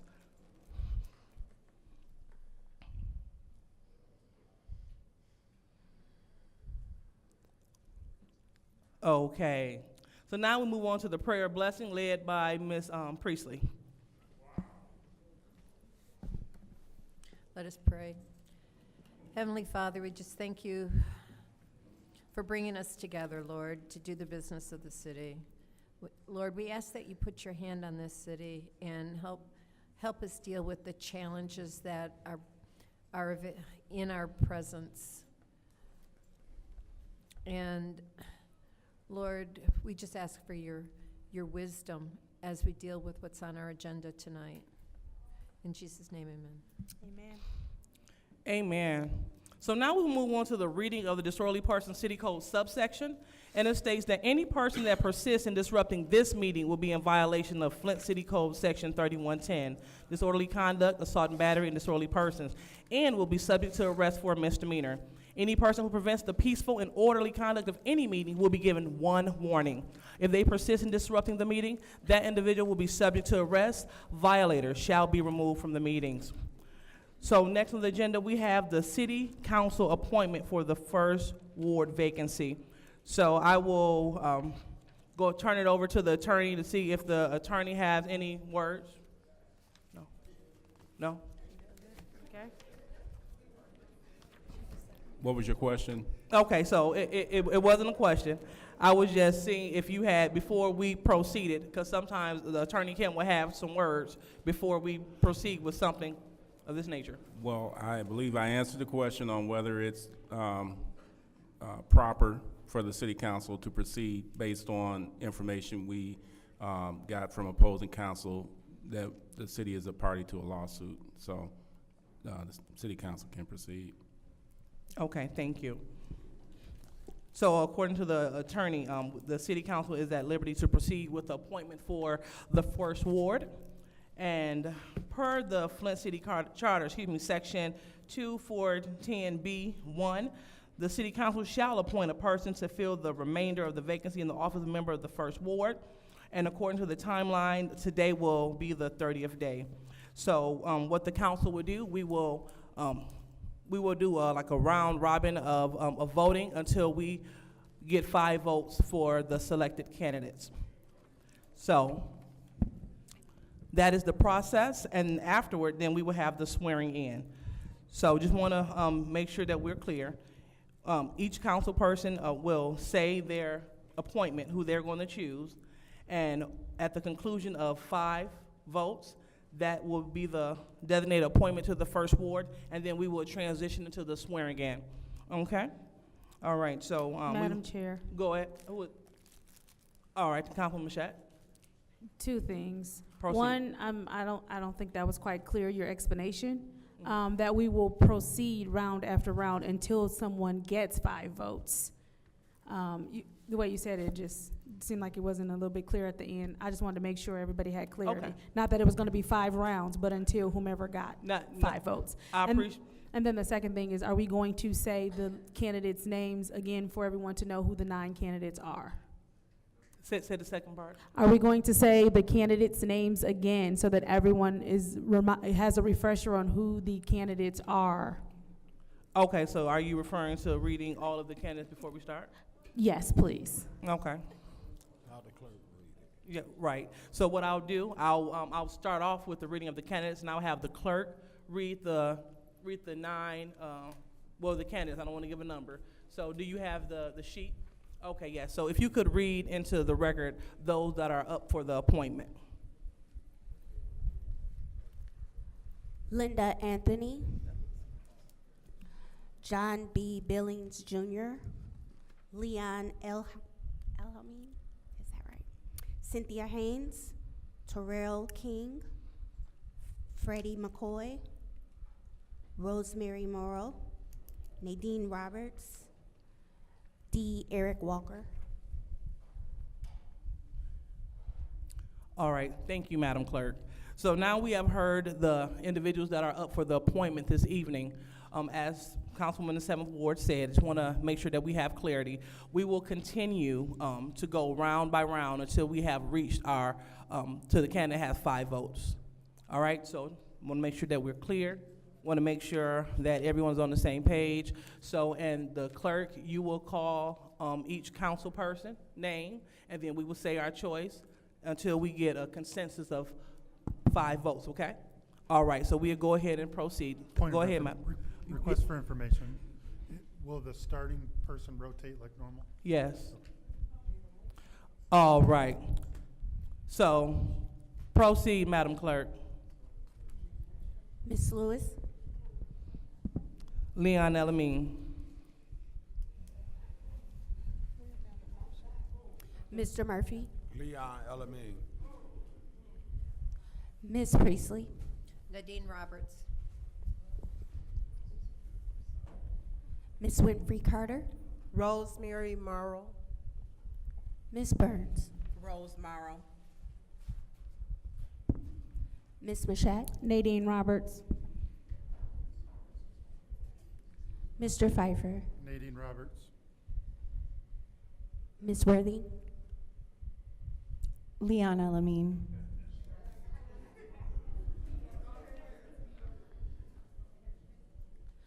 Mr. Murphy, Leon Elamine. Ms. Priestley, Nadine Roberts. Ms. Winfrey Carter, Rose Morrow, Ms. Burns, Rose Morrow.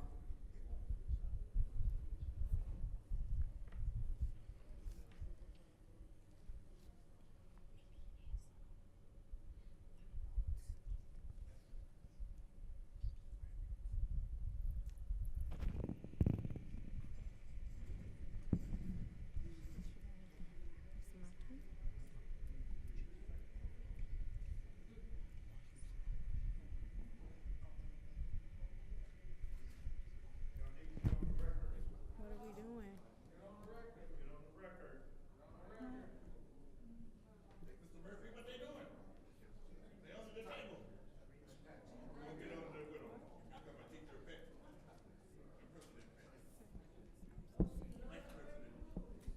point of order. What's going on?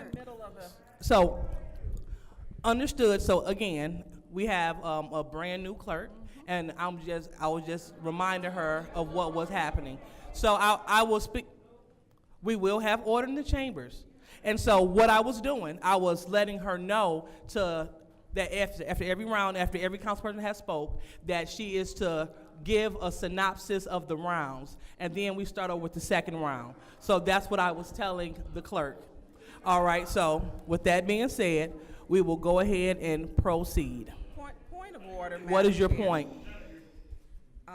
Sorry, when you're saying synopsis, just so we're clear, you're stating how many votes went for each person, so that not just a synopsis, so that the audience, everyone may not know what a synopsis is. Correct. So then what do we do? Because we're in the middle of a vote. Right. Point of order. And what is your point? So how do we proceed? Because we're in the middle of our second round voting. So how do we proceed? Because she did not give one for the first round. And so do we just... How we proceed? Well, she can go ahead and give what the count was for the first round. I understand that. I understand that. And unfortunately, our clerk had clerk's training at an untimely time. So we are working with our new deputy clerk. So what we will do, we will go ahead. She will tally up what the first round was, which started with me. And then she will read it on the record. And then we will proceed as we were with the second round. And then at the conclusion of the second round, then she will read it into the record. Okay? All right. So, Madam Clerk, are you ready? Yes. Oh, okay. So go ahead and proceed. I'm not sure if I got Mashat, but Miss Mashat. So are we proceeding with the second round? Yep. Madam Clerk, could you please call off the roll for the first call, for the first round? First round, Linda Anthony, 0. John Billings, 0. Leon Elliman had 2. Cynthia Haynes, Point of 0. order. What? Go ahead. Leon had 3. I'm sorry, 3. Okay.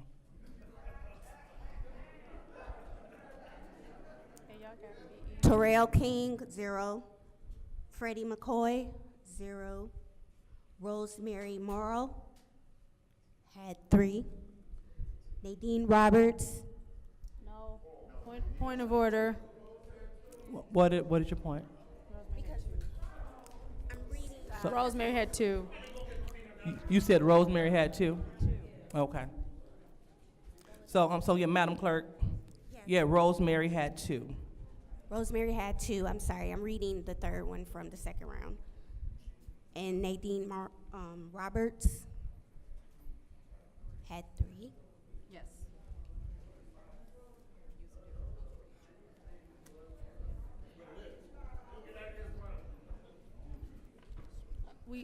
There's one more name. There's one more name. D. Eric Walker, 0. So, Madam Clerk. So just to expedite things, if it's all right with you, if you could just name the votes of those that receive votes. So, all right, thank you so much. Just to expedite time. Thank you.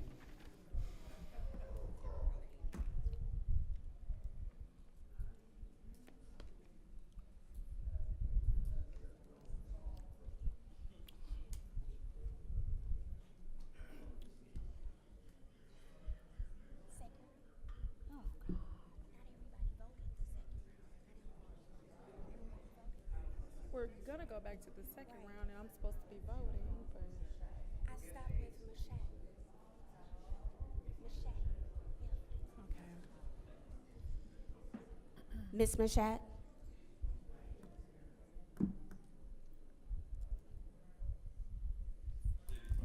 Derek Walker. Mr. Pfeiffer? Nadine Roberts.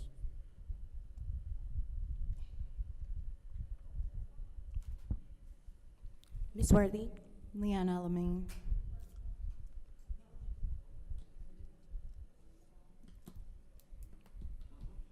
Ms. Lewis, Leon Elamine.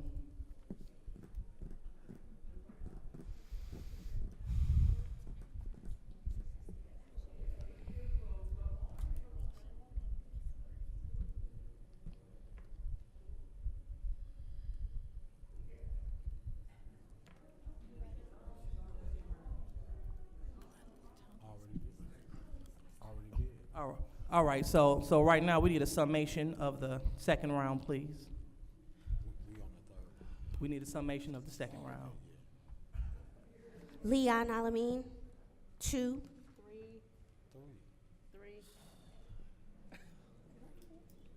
Nadine Roberts. Madam Clerk, 3 for Leon. For who?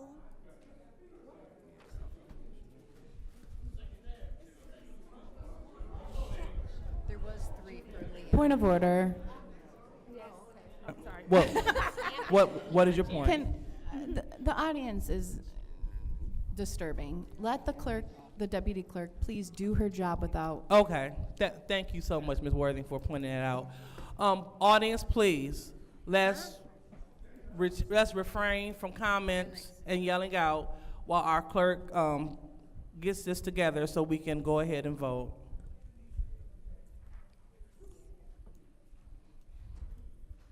Leon Alamine, 3.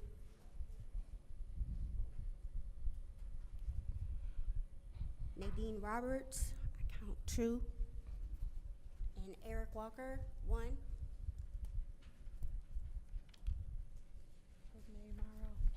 Rosemary Morrow. And Rosemary Morrow, I count 2. Yes.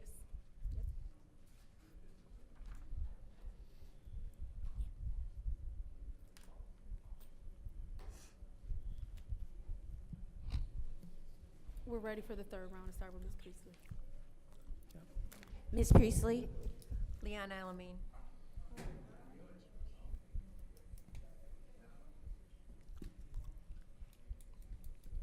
Ms. Winfrey Carter, Nadine Roberts, Ms. Burns, Nadine Roberts,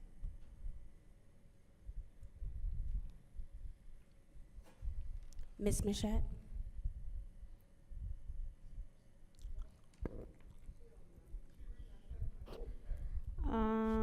She is in the council seat asking the audience to come to order.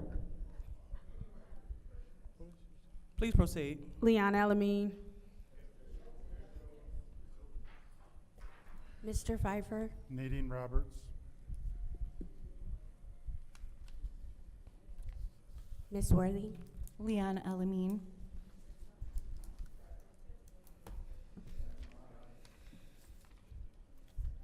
Ms. Lewis, Leon Elamine. Mr. Murphy, Leon Elamine. third round, Leon Alamine, 5.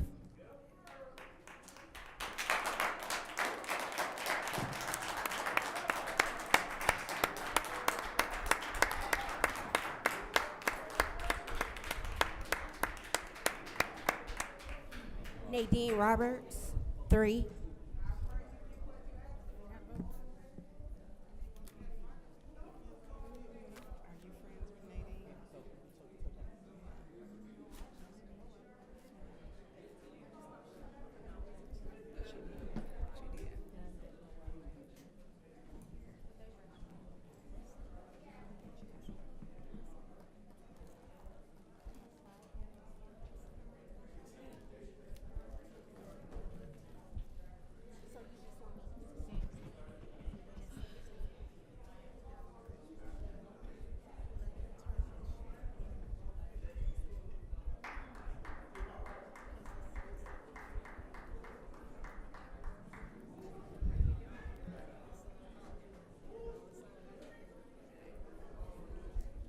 With 5 votes, we have Leon Elamine as the new appointed First Ward Councilman.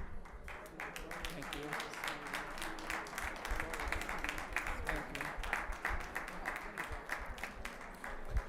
Now, we would like for everyone in the chambers to please stay. It's now time to swear in our first ward appointee.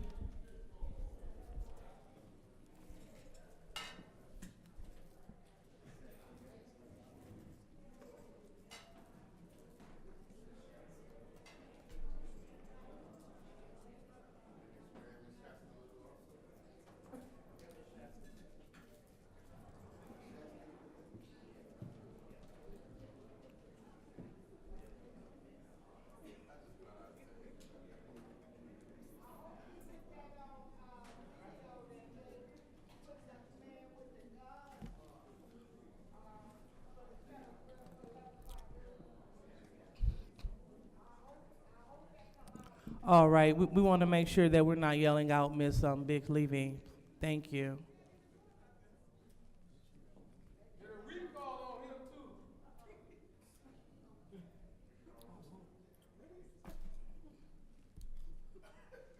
All right, so is our clerk here?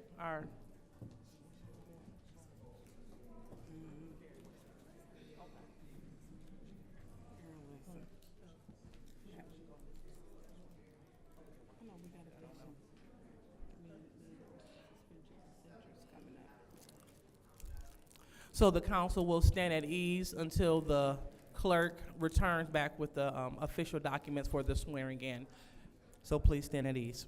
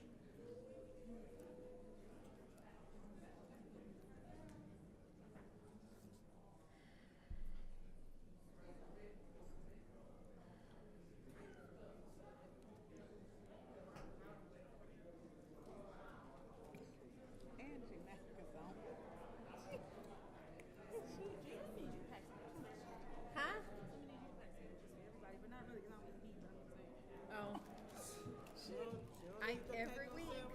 I mean, I eat dinner late anyways.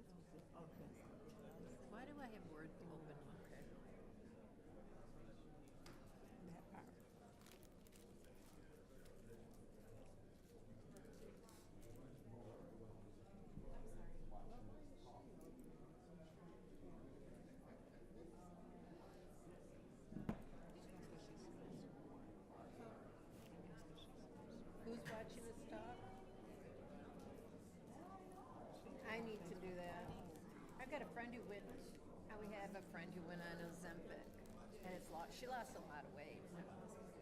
Somebody put on your black T's. I noticed you had lost weight. Was you going to say anything?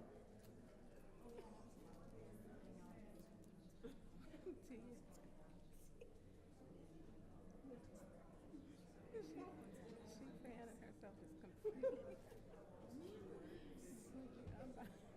And rolling her eyes.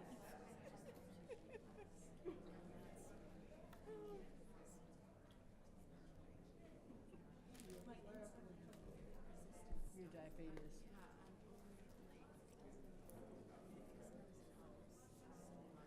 So you're diabetic?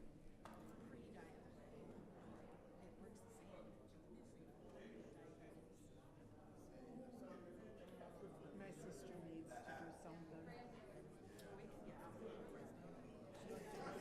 And she's heavy. She's heavier than that girl. She doesn't even take care of weight. She waits until her husband gets home at 9 o'clock. She's that's a not bargain in in good health. She's actually going to quit her job. And my older sister's a mess too. I'm the healthiest of the three of us.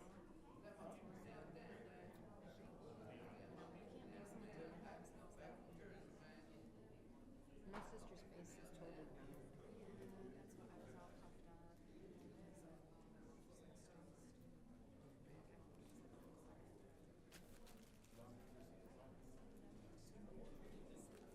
Did you get it from my office? I told you to. I don't need it.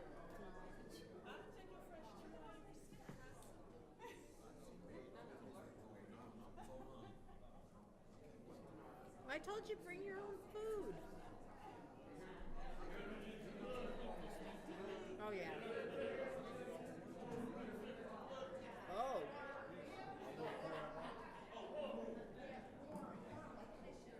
That's hard. That's hard.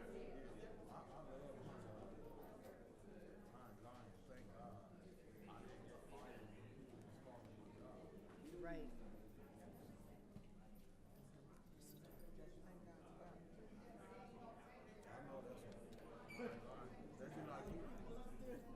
They be like, you want to work overtime? I'll be like, yeah. For me being that long, I need all the money. My credit card is up to here. They be calling me, I be pushing that door. Y'all will get it one day.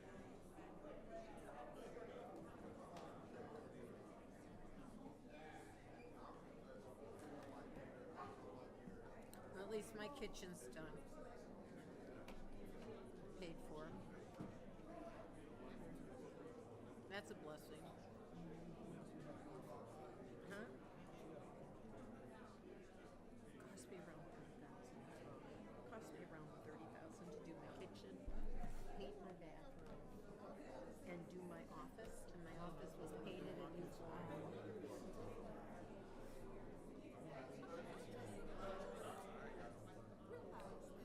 There's You don't one have to that's do it right for there that with the kind of podium thing. left.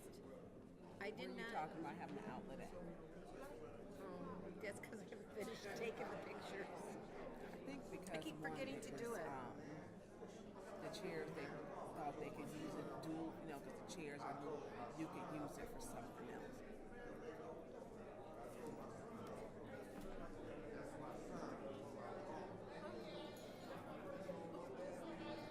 Oh, they said they can remove the chairs and use the room for something else.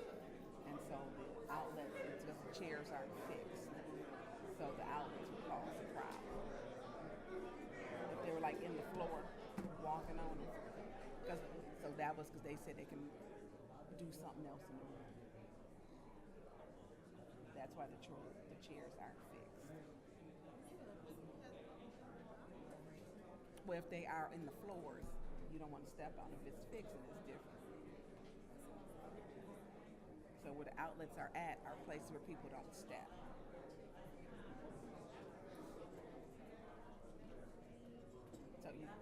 So you don't have no outlets on the floors like that. You just Every 6 feet. I don't know if she added them along there. They should have been added along the wall.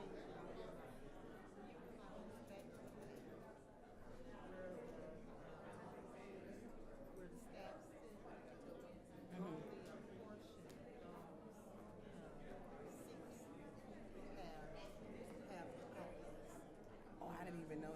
I think that's crazy to have them sit back. Look at every other council chamber. Yeah, right.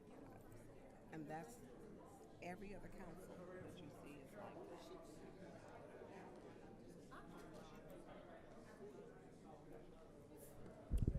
Okay. So Yeah, I mean, they could have put that back some. the time is now 8:48, and the council is now coming back to session. We're going to have a roll call, Madam Clerk.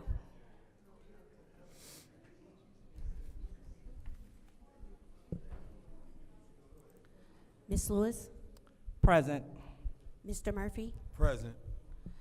Ms. Priestley, Present. Ms. Winfrey Carter, Present. Ms. Burns, Present. Ms. Mashat, Present. Mr. Pfeiffer, Present. Ms. Worthing. Present. 8 members present. We have 8 members present. So now we will turn you all over into the hands of our clerk, one of our clerks, for the swearing in of Mr. Alameen.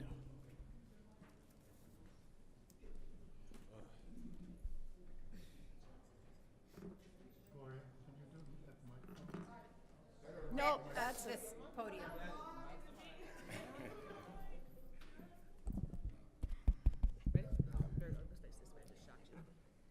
I do solemnly swear or affirm that I will support the constitutions of the United States and the state of Michigan I do solemnly swear and confirm that I will support the Constitution of the state of Michigan and the charter of the city of Flint, and that I will faithfully discharge the duties of the office of and the charter of, and the Flint City Charter, and I will faithfully discharge the duties of the office of First Ward Council Member, council appointment on behalf of all the citizens of the city of Flint to the best of my ability. First Ward Council Member, council appointed, on behalf of all citizens of the city of Flint to the best of my ability. I do. Thank you. Signature here.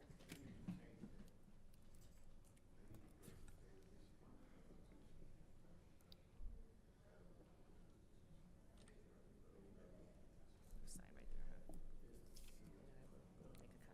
before you leave, okay? Okay. Thank you very much. Thank you. All right, so now let's have a round of applause for our newly appointed First Ward City Councilman, Leon Alameen. Please take your seat.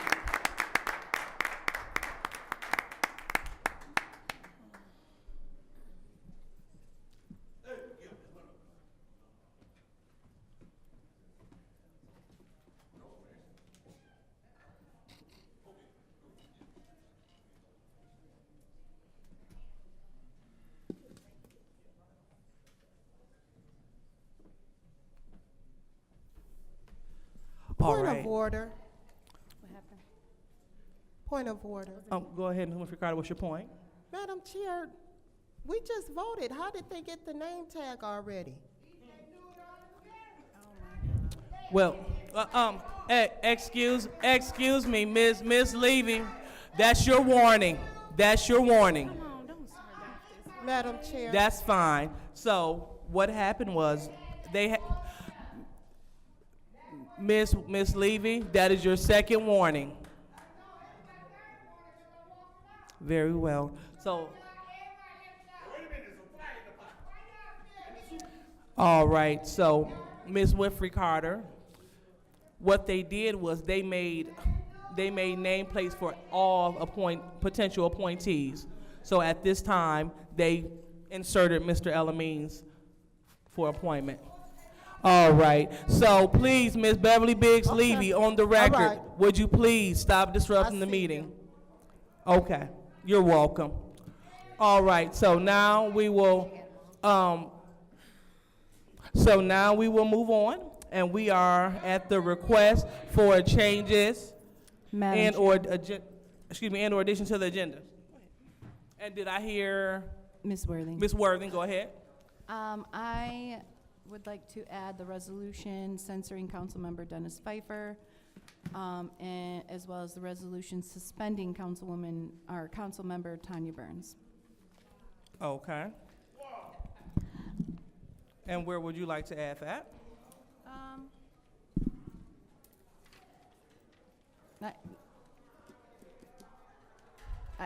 Within resolutions is fine, like. Please hold, Ms. Worthy. Excuse me, yeah. We can't hear.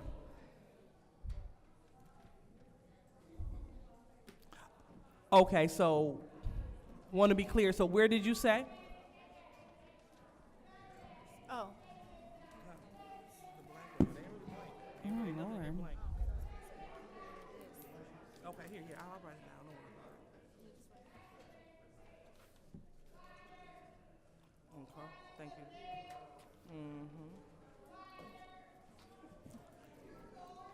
All right, so Ms. Worthing, we're gonna speak again. If you could like Within speak a the- little louder into the mic. We have disorderly conduct. Within the hall. resolutions. What- Within resolutions. Okay, so the resolution number is for suspending Tanya Burns is 240111. Wait, I'm sorry, can you say that again? 240? Should say it again. 2401. Yeah, 111. And then for the resolution to censure Councilmember Dennis Pfeiffer, it is 240112.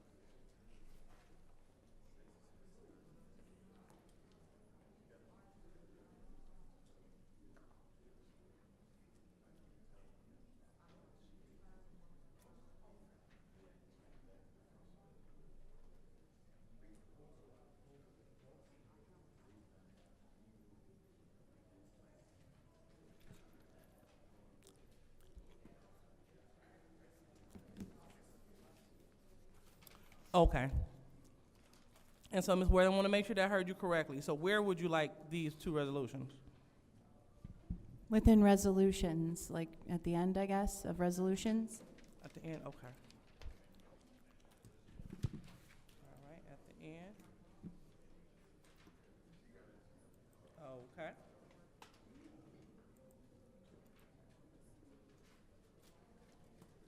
Okay, so that has been ordered without objection. All right, so do we have any more additions or changes to the agenda? Yes. Go ahead, Mr. Murphy. Yes, I would like to add the discussion item of the North Flint Reinvestment Corporation 2023 ARPA grant proposal, and I would like that before all resolutions to be at the beginning. Okay, so Mr. Murphy, per council rule, discussion items go at the end. Okay, well, we could do that.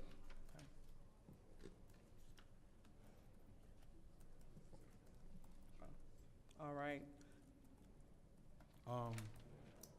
Yeah, because I don't have the resolution drafted. Understood. So, Okay, thank you, Mr. Murphy. All right, so now we will go ahead and move on to public speaking. Madam Clerk, first public speaker, please. Point of order. What is your point? Are you going to order Mr. Murphy's without objection too? Yes, I didn't hear you say that, so I'm not a problem. Order without objection.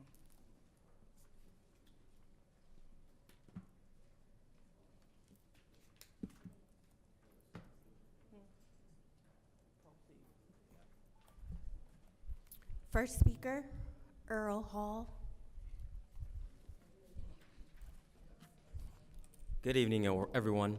It's nice to have the opportunity to speak as a resident of the First Ward with you all today. For those of you who do not know me already, my name is Earl Hall IV, and I come to speak in support of the appointment of Mr. Councilman Leon El Alamin.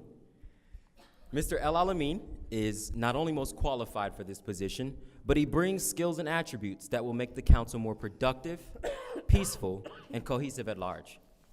Leon's plans, particularly in the first 90 days, are executable, forward-thinking, and precisely what the residents of the First Ward are looking for. Whether that be blight elimination, transforming Flint's First Ward one pile at a time, or protecting our fixed-income elders by streamlining funding for home repairs, such as roof, porch, and window replacements, Leon comes with an action-driven agenda that meets the needs of everyday citizens, not only in the First Ward, but also across the entire city of Flint. I would also like to highlight his work with the youth, a mentorship program he's ran targeting at-risk youth, much like myself, creates the next generation of leaders, guiding them to successful and productive lives, both economically and, most importantly, as members of the civic community. You know, it honestly feels like I just graduated high school yesterday. It's been a couple years now, but you know, Mr. Leon's work truly does speak for itself. Leon is the only person of the applicants for this position that takes proactive approaches to crime, education, youth, and the needs of our elders, especially in the First Ward. No matter what obstacles are thrown his way to slow the development of the North Side, whether that be squatters or construction equipment thieves or even, you know, some self-described community activists, nothing will stop Leon from continuing to invest and make the North Side prosperous once again. Most people would have quit by now, but Leon's commitment speaks volumes. Much like the late Eric Mays, may he rest in peace, we need a dedicated councilman for this position. While my time is short, I encourage everyone to learn more about Leon's agenda, as I have, by visiting leonelalamin.com. And finally, I ask the council persons, as we proceed on this next chapter, to please work together in unison. Even you, Ms. Tanya Burns, I know you are a good person. I really do, and I know you truly do mean good for the community. And together, we are better than we are divided. So I'll leave it at that, and power to the people. Thank you. Next speaker, Madam Clerk.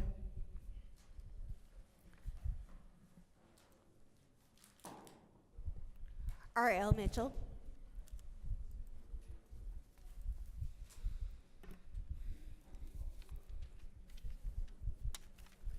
Good evening, Council. I'm R.L. Mitchell. And welcome aboard, Leon McKean. Did I say it right? Check me if I'm not. You'll be the first one to check me on this council. If you're not, Leon McKean, welcome aboard again, sir. All right, I'll say that to get now back to the business of the city. About what the fire chief said about taking people to the hospital in a fire truck. In the words of Mays, only thing he don't like is a thief and a liar. That sounds like God, Jesus himself, the king of the universe. But he gonna come as a thief in the night. I remember in 2000, when Bin Laden said he'll be back, and he came back and he did what he blew up them 3 buildings. And 1,800 or 800 firemen went in there, all of them got wasted, toasted. Is that in the wrath of God? What is it? When the firemen, back in that time, I was jumped on by 15 handkerchief Negroes. That's what I figured what they, down the street from my house. They was mad because they lost a football game. And my neighbor, and one of them said, "Give me 50 cents, sir."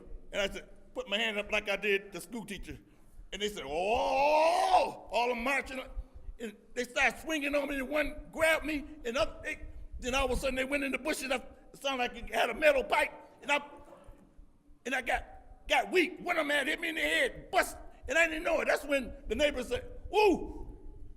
After they didn't know that until the next day, he said he was trying to shoot him, but he thought he was going to shoot me. He was busting out laughing. The little girl grabbed the shotgun from my mama. She was about 7 years old. The mama said, "I just had come from church." And the prophesied, said, "Stay in the house. Don't go nowhere." But I just wanted to go up to my girlfriend's house. But I went opposite one on Avenue B, and she looked like her, Francine Fricks. I hope she's looking at this televised. And her boyfriend was driving, and she screamed. And I said, "Man, Thomas, take me to I mean, he said, get in the back seat. And he took me to the emergency. Them same dudes that jumped on me, they beat me out there, laughing and grinning. And that's what that fireman got to be dealt with. That's why, about that, we got 700 people, and nobody, good well, 700 people can't fit in that dome back there, down there early in what's that dude name? The mayor's secretary. I can't think. Anyway, they got the fence built around the police cars out there right now. They put the peoples on the grass because they know it's a health hazard. They only can fit 200 people in that dome, and they treating us Flintstone in Ward 1 like we okie dokies. Gonna be the same thing happen through Flint like Buffalo, New York. All these goon, handkerchief, other racists and they do something, and now they want to get to death dependently on that junk. That dude, a little kid only 14 years old, shot up the dollar store, and people from New York coming up here. And we gonna see what First Ward gonna do like he announced. And all that. And Flint, stay tuned. New York, stay tuned. And peace to the Middle East. And with Donald Trump, what he gonna do? He up there calling the shots. We're gonna see who really called the shot. Like the vice president is a woman. Just because this woman, that don't mean she has to call the shot for Biden. A black woman at that, half black or German, whatever she is, take that. Fire Hitler. And take that, America. Stay tuned. Take that, Lord. All right, next speaker, Madam Clerk. Arthur Woodson.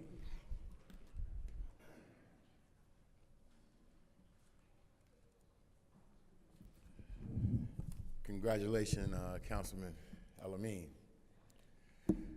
Let's see, how can I start this off? You know me. We done worked together plenty of times. You know how I am. You know that I'm gonna keep it real. You know, we changed service lines together during the water crisis. We worked at Sylvester Broom Center together, and you know, we had some snakes in the mist over there. But we worked together.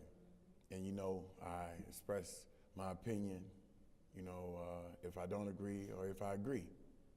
And that's how I'm gonna do. And we always kept it civilized, even though we disagree with each other.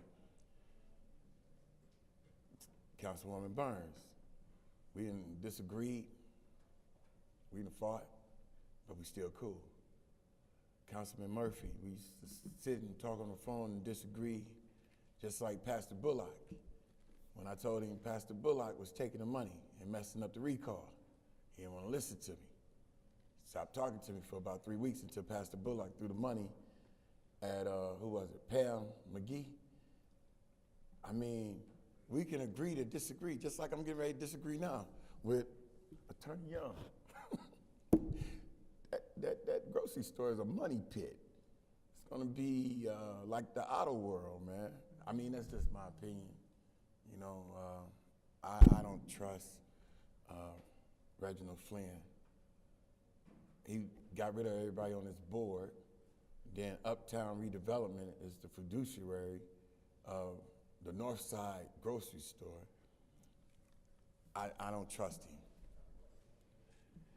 Listen, standard ease, if we're going by the rules, if you look it up, standard ease means that members remain in their places. So this really is an illegal meeting if we go by the rules.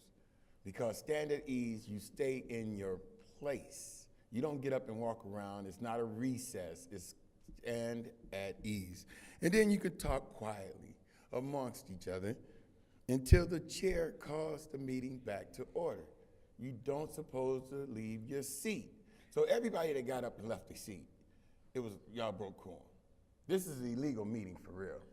I'm just telling you that. If I was a lawyer, can you help me, Attorney Young, put in a lawsuit? Hey, you can smile sometimes, Moose. Liddell. Hey, anyway. Point of order. It's a lot. You can't stop. Oh, let me be What quiet. was your point? Can audience members please refrain from calling names and stick to the agenda? Okay, yeah. I didn't hear anything, but Mr. Woodson. All right. Candace, if you could, from your seat, can you speak about the water center, if y'all have taken some samples? Can you let us know if the lead count that you all get is up, low, whatever, because the city does not want to really give us accurate numbers. And also, y'all got an ACO on the way, which is an administrative consent order.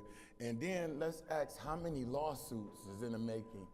The only person that can remove a council person or elected official is a recall and the governor. Where in your rules does it state that you can suspend an elected official? Nowhere. Nowhere. I'm telling you, y'all setting yourselves up for another 15 lawsuits that's already in place. I already beat y'all one time for those metal detectors. Money spent, money gone too. Thank you. All right, next public speaker, Madam Clerk. Audrey Muhammad.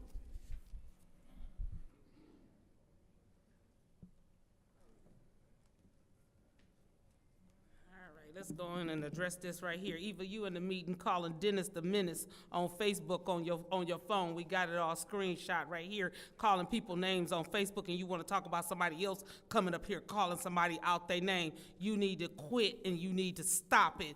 Y'all want to talk about suspension. 2/3 vote is my understanding. Is it 2/3 vote? Some of y'all ain't even took math. Y'all ain't passed in the math class if you think 5 is 2/3. So you want to make sure you got the 6. I hope you, Mr. Alameen, Leon, we done worked together before. I know you got a great heart. Please do not fall for this malarkey that's going on up in here with they attempt to silence the 6th ward now, like they did the 1st ward illegally with 5 votes instead of 6 votes. Any dummy in high school or elementary school know that 2/3 is 6, not 5. But they wanted to make it be 5 because that fit their narrative and their agenda. But I pray you don't fall prey to what it is that they're doing. I'm going to pray that you don't. That was an illegal suspension of Councilman Mays, and you all knew it was when you did it. You talking about either intent counts for nothing except put into action. Well, then let's put something into action. When is your last day? Because you need to start walking up out of here. You a nuisance up in here and a nuisance in the 9th ward. You've been a nuisance to the city since you've been there. Let's talk about all the times in the text messages that you receive and that you send out asking, how should I vote? Winters, how should I vote? Winters got the text messages and showed them where she told you just vote yes. She done told us that. She done said it publicly. We already know you get your text messages telling you how to vote. That ain't nothing hidden. We know you don't know what you doing. You ain't never knew what you was doing since you've been elected into that position. That was by default. This time, by default, that's how you got in there. So trust me, we glad you leaving. We need you to leave. I want to ask this, and I'm going to say this while everybody is in here. I think that we should make, and I hope one of y'all make the resolution, that we make September the 16th Eric Mays Day here in the city of Flint and celebrate his birthday every year. If you don't do it, we gonna do it to people because we don't need your permission to do it. We still gonna celebrate his birth anniversary on September the 16th every year. We already done put it into action and we already making it a process. We don't care if you decide that you want to do it or not. It's going to happen. Long live the spirit of Eric Mays. And I pray once again, congratulations to my brother Leon El Alamein. And I pray that you do right and not listen to this malarkey that's going on up here. I ain't going to point no fingers to who it is, but I'm sure you done heard it already. Do the right thing, brother. We looking for you to do it. Next speaker, Madam Clerk. Mr. Rich Jones.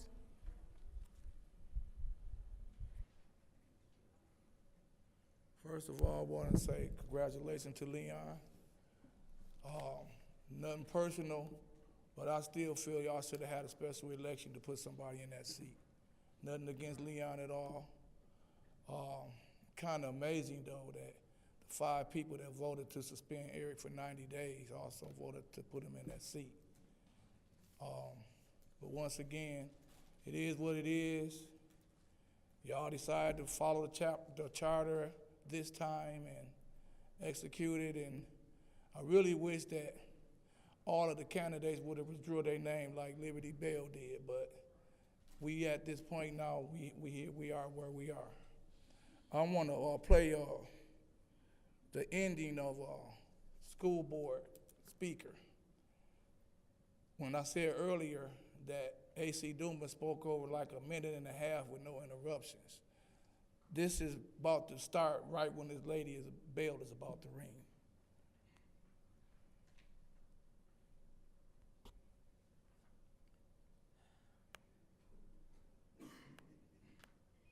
And act that way and not be asked to leave?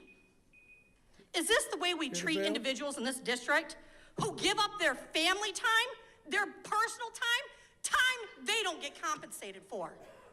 We don't get paid for after-school events. We do that for our kids.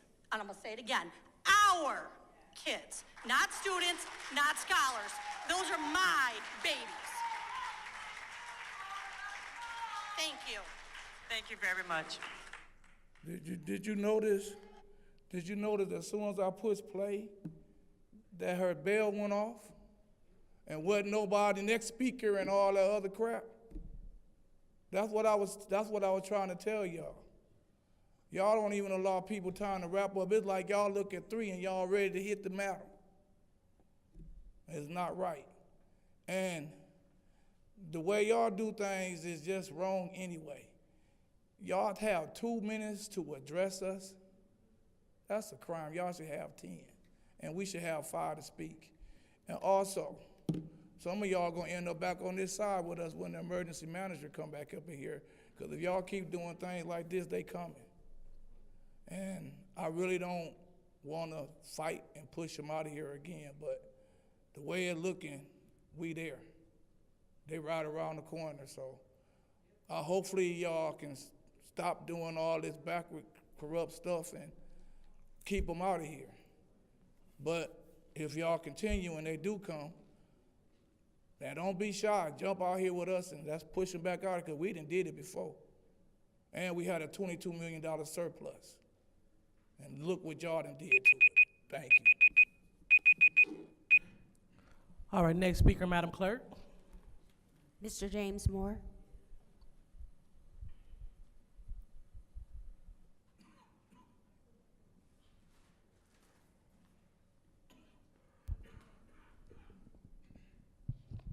James Moore, 2nd Ward, 3 minutes, 3 topics. I'm gonna try to get it done. First, I wanna say congratulations to Councilman Elamine. Looking forward to working with you.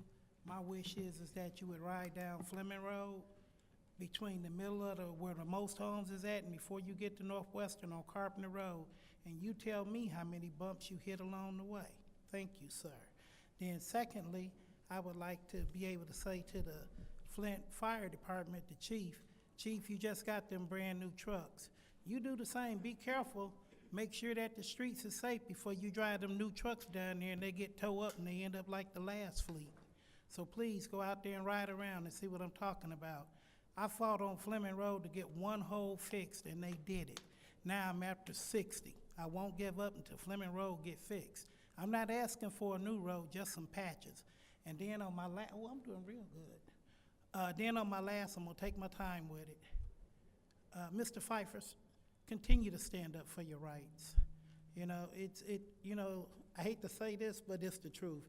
Sometimes we brothers, we take a whooping from women, and I'm glad that you did not move toward the direction that they was moving towards you. You showed restraints, because if you don't, you'll end up with a domestic violence, so be careful.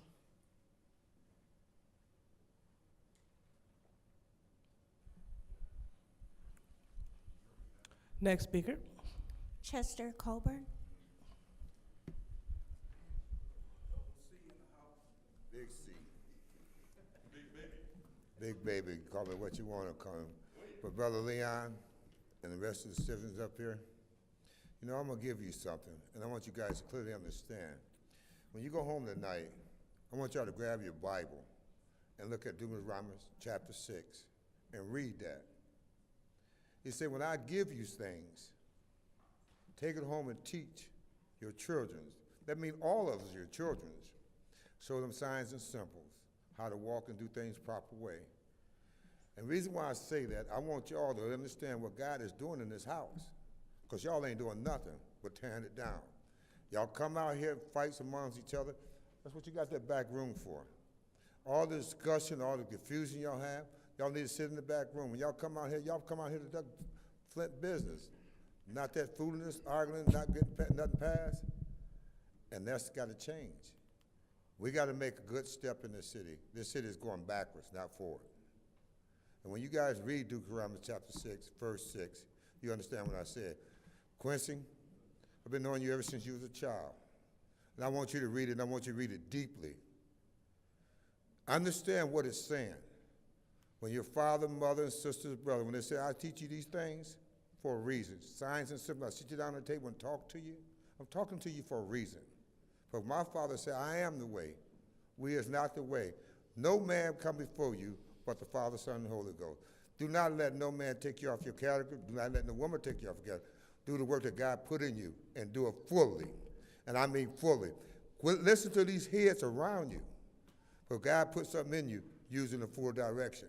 I hear all the icky-bicky, all that. That's not none of you. You came too far to let them take you down.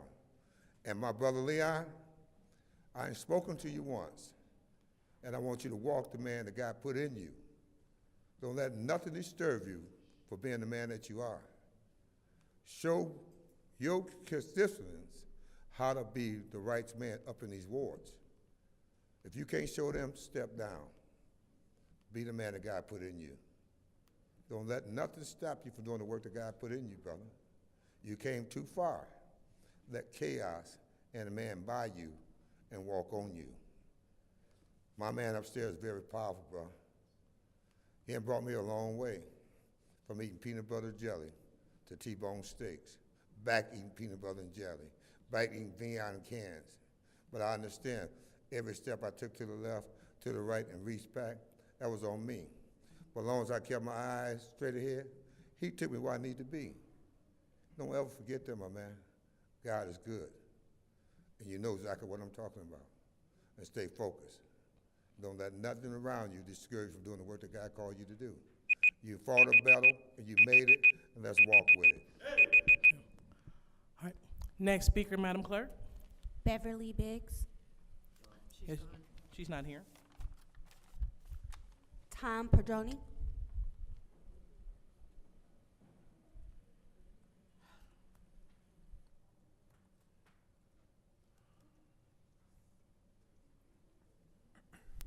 Thank you. Tom Pedroni, Wayne State University. Third Ward Councilman Quincy Murphy, you who came in on slick leave, probably getting Mays and other people on council sick, to be the crucial fifth vote to remove Eric Mays along with the representation for the First Ward for 90 days. You want us to believe that that $11,000 gift you received from Ashley Capital was to enable you to do more of the good work you've previously done by taking care of city lawns. But if that tricked out hydraulic lowrider was really about helping the city, you would have asked that the $11,000 it cost be used to buy 11 quality rider mowers, or even 44 self-driving push mowers instead. Of course, you shouldn't have taken any gift at all. Vanity gifts like yours, and let's call them what they are, bribes, are really, in terms of losing the trust of Flint residents, the elephant in the room. They are the elephant in the room. Liddell, you would have us believe that I just called Quincy an elephant, right? Maybe you should ask Candace to call Rashad Ritchie again and tell him now people are calling those who take bribes or don't know how to chair a meeting elephants. But I want to turn to something much more important than the lying and bribery and posturing and incompetence that you represent, and finish my comments from earlier honoring and celebrating Eric Mays. Mays was the kind of man who they would have loved to lynch in the Jim Crow South. Some people still crave to obliterate and silence people like him. You five are the servants of those people. Mays will inspire people and be remembered for a long, long time after his passing. Even when his name is forgotten, his spirit and what he represented will live on. You will be forgotten the moment you stop being an obstacle to everything that is good and right in the world. To the degree that you are known, it was as a regularly occurring villain in the story of Mays always fighting to overcome. For the little shots, you are all for the big shots, but Eric fought for the little shots. What you are witnessing is the outpouring of love that one sees when God calls one of his great warriors back to his side. We miss him and we need him, but we understand. Mays, you finished the race, and you brought us this moment that is coming soon for Flint. I can see them sitting up there already now. Carol McIntosh, one of the only people worthy of sitting in your chair, in the 1st Ward. Ms. Beverly Biggs in the 3rd. JWC and Tanya in the 5th and 6th. Jan Marie Arbor in the 7th. Fife in the 8th. And Jonathan Jarrett in the 9th. You did it, Mays. You did it. Rest with God.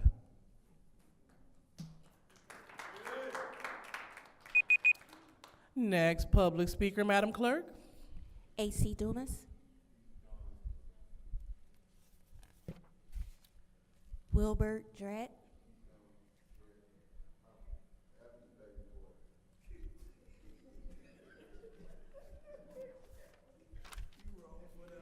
That concludes our public speaking, Chair.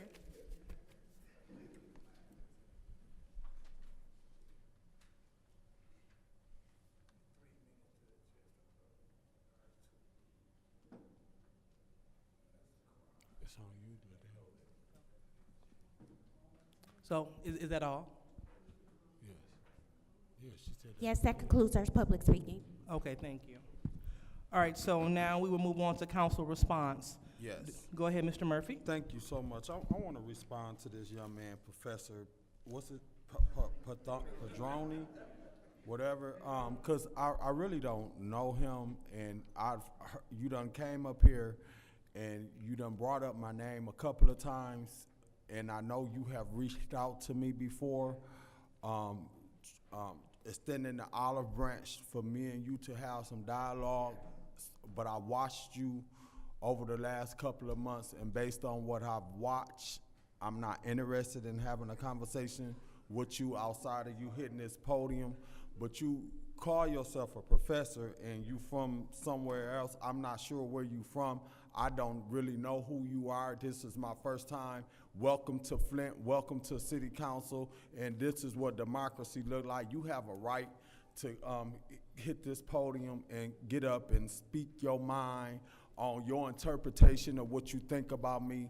And when I look back and I thought about all the years that, and Trishelle, you know, I've been out here for a long time.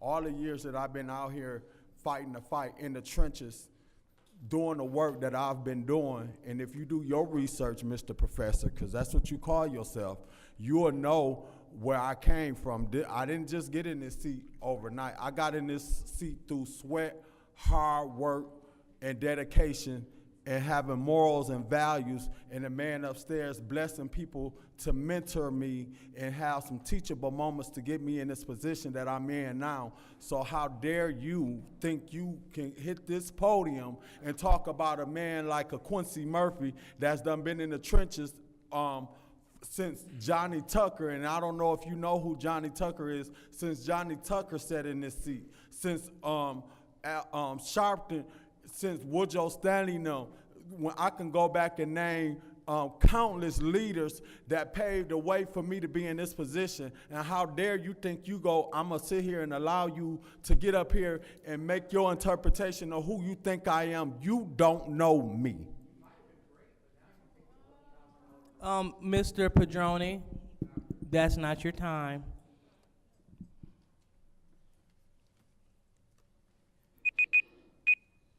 All right. Anyone else like to comment during council response? Madam Chair. Ms. Burns. Thank you to all the speakers who stayed through this, and through this long night. And it just always seems the business gets lost because of the anger, and it shouldn't. And it is Dr. Padroni, not Padroni. We need to be respectful of people's titles as we want people to respect us. Simple as that. There's a proper way to do stuff. Simple as that. Councilman Mays did fight hard and he fought for the least of these in his ward. His battle was every day, and either you liked him or you didn't, but even those who he argued with would give him a call, and they would talk things out.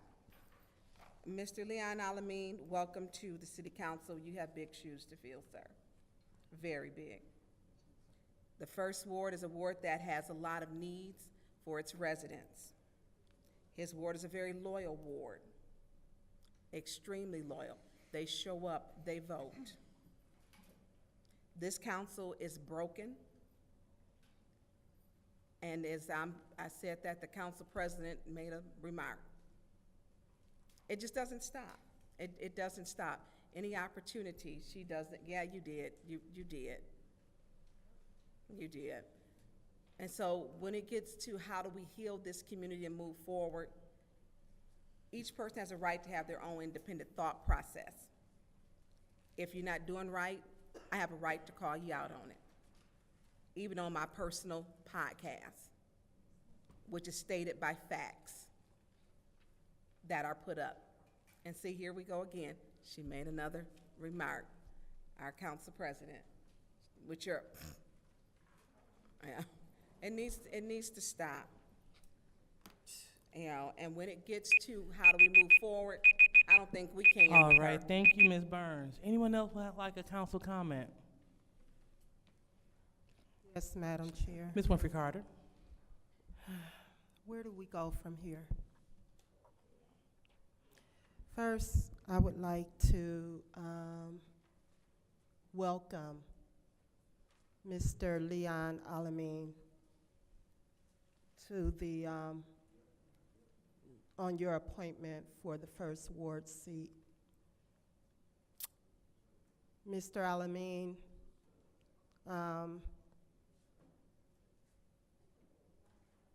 I've known you for some years now. I met you back in, I believe, 2014, 2015. When I met you, I was very impressed. You were, when I met you, you were a stand-up type guy, okay? And I've been watching you over the years. So what I want to say to you, I hope you continue to be that stand-up type guy that I met back in 2014, 2015. I hope that you take that seat and think independently and do not rubber stamp and don't get caught up in the foolishness of some of my other colleagues that sit here. Don't get caught up in the pettiness and the corruption that's been going on this council. We have a council of double standardness. Don't get caught up in that. And that's what I hope for you. Thank you. Anyone else would like to speak during council comments? Councilwoman Mashad. Thank you very much. I would like to thank everyone who stepped up to be interviewed, who entered their names to be appointed. This is not easy work. And so serving a community definitely is difficult, especially a community that's been through as many things as Flint. And so just thank you all for being willing to step up and serve our city. Welcome to our newest colleague. Welcome, Councilman Alameen. Very happy to have you here. I'm happy to work with you as you've done a lot of work in the community. And hopefully this ushers us into a new, calmer, more mature era. I echo the sentiments of my colleagues in the fact that there is work to be done. There's always work to be done. And so maybe at this point we can all stay focused on agenda items and stay focused on the tasks that we have before us and come together in a cohesive way. Thank you. All right, anyone else would like to speak during council response? Anyone else? Seeing that there's no one else, I'll go ahead and take my time. I will personally like to extend a hearty congratulations and a welcome to the Flint City Council. As you see, this job is not for the faint of heart, but for those that really love their ward and want to see the progression of the city of Flint. So thank you so much, Mr. Elamine, for taking the charge, and we look forward to working with you as you stand on business, as well as you use your own judgment and your common sense to do what's best for your residents in the first ward. So with that being said, we're going to go ahead and move on to, to the consent agenda. So is there a motion? Yes. Mr. Murphy. Yes, I'll move that we approve the consent agenda with any separations. All right, has been a motion to Support. All right, to approve the consent agenda with any separations, and supported by the councilwoman in the 9th Ward. All right, any discussion? Madam Chair, Go ahead. I would like to separate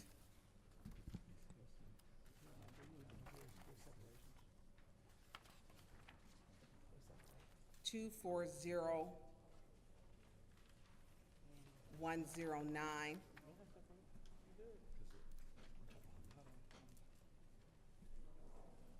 Okay. And then the two add-on resolutions. Okay, so that'd be 240-109, 240-111, and 240-112. Any more separations?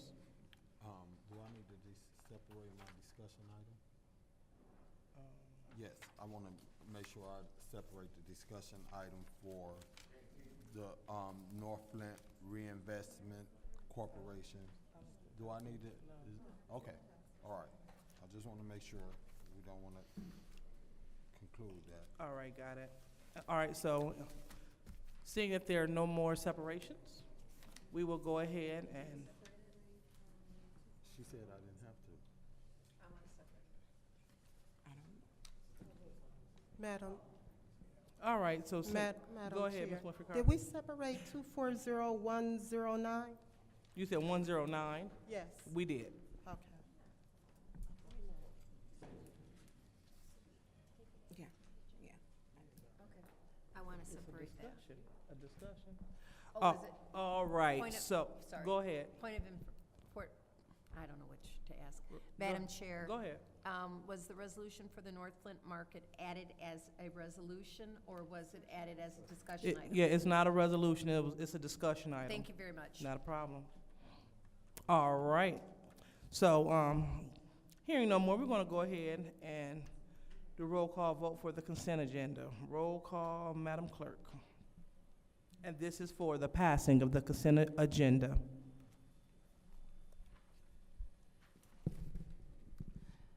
Mr. Murphy, Yes. Ms. Priestley, Yes. Ms. Winfrey Carter, Yes. Ms. Burns, Yes. Ms. Mashat. Yes. Mr. Pfeiffer, Yes. Ms. Worthing. Yes. Mr. Elamine.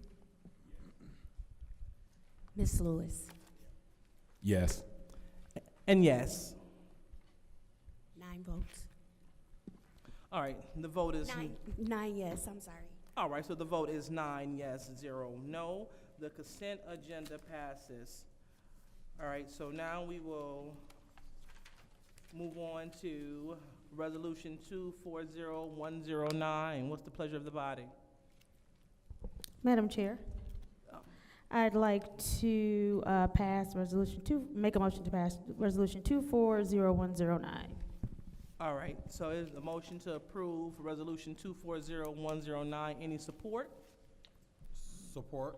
Supported by the councilman in the 3rd Ward. Any discussion? Madam Chair, Ms. Mashat? I'd like to call the question. All right, it's been a call to question by Councilman Mashat. Is there any support? Support. Supported by the councilman in the 3rd Ward for a call the question. Roll call, Madam Clerk, for call the question.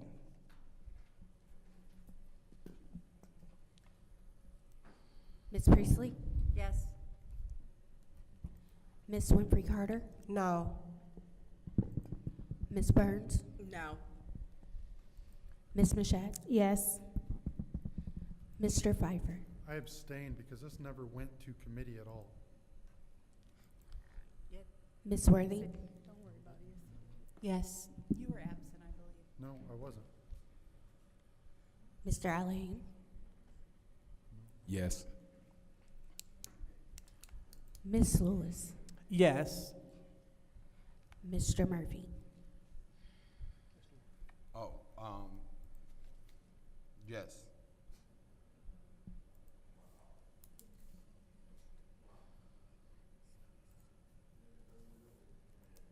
We have 6 yeses, 2 noes, and one So- abstention. Okay, so we have 6 yes, 2 no, and 1 abstention for calling the question. So that passes. So now we will vote on resolution 240109, and that is the appointment to the Mass Transportation Authority Board, Candace Mashat. Roll call, Madam Clerk.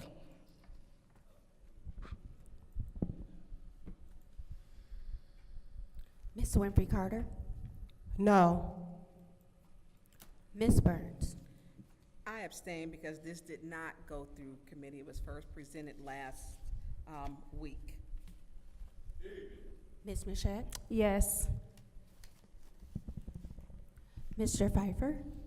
I abstain because this did not go through committee. It went directly to council, and then they broke quorum so it could stay on council. Ms. Worthy? Yes. Mr. Allahan? Yes. Ms. Lewis? Yes. Mr. Murphy? Yes. Ms. Priestley? Yes.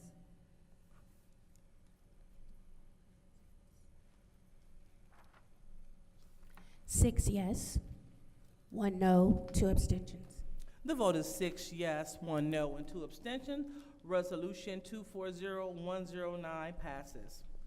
So now we will move on to the next resolution, which is Resolution 240111, which is the suspension of Councilwoman Tanya Burns.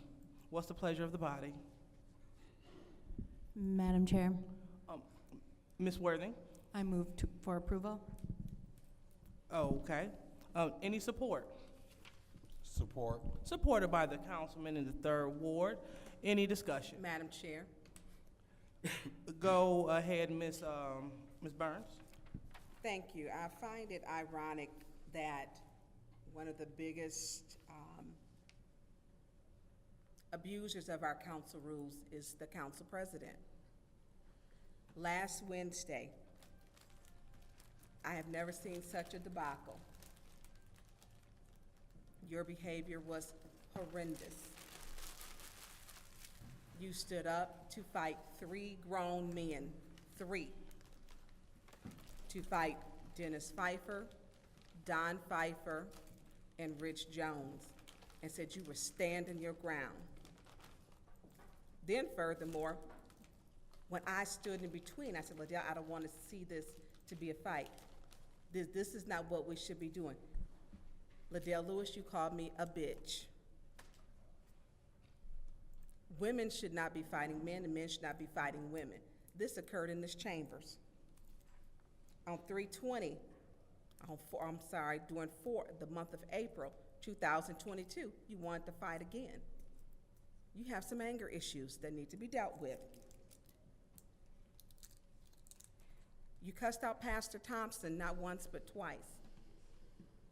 Ms. Burns, for the sake, Can please you pause stop her my time. please? Please stop her time. Yep, she was gonna be at 3:43. I'll give her back that.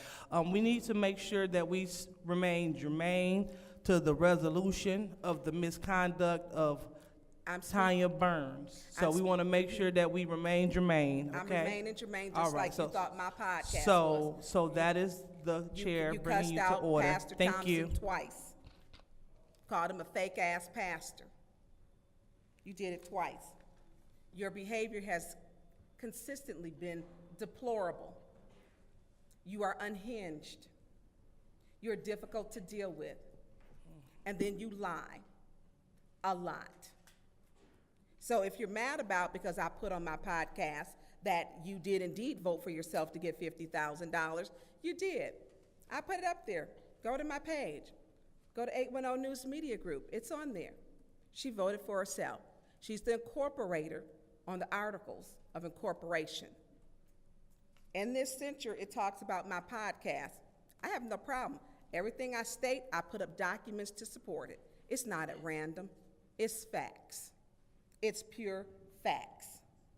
So when we talk about you are, number one, you are the agent of chaos. You abused your position and your power, and you have made it a normal routine to weaponize the police against the residents. You rule like a tyrant and a dictator. You stated before, I called you a wench or somebody, and I never called you a wench. You shared pictures with, or dealt with the person that shared pictures that called my daughter a monkey. You sent to the concerned pastors a fake post that you made up and sent it to the pastors. You never denied it because it was true, because I have it. You've seen it. You watch my podcast. So we talk about why the residents who haven't gotten one shingle put on a home, on a roof, not gotten one furnace, but she's getting $50,000. She said, oh, well, that's not mine. And when we found out it was hers, guess what she did? Took her name off from being the director and the president and made her name something else. But it didn't change that she was the incorporator, the originator. So when you start calling out people who should not be voting for themselves, which is against our charter, that you have to recuse yourself. She recused herself to vote for that market. She didn't vote for the market because she said she had an interest. She has an interest also inside of the Cyrus Park. She does. But now she needed that fifth vote. She was her own fifth vote. Now, we had 2 council people in Connecticut, and I hope the feds are watching, and the Office of Inspector General, because they should. Why won't we be getting more ARPA funds? Because some of the ARPA funds are going to some of the council people. They're voting for themselves. So I'm going to talk about it. Take care of the residents first. What does taking care of the residents first look like? Residents still came here tonight at the podium and begged for more money for home repairs. They're not getting what they need, and putting your own selfish needs at first is wrong. You violated the charter. You voted for yourself underneath the ethics section. You're not supposed to vote for yourself.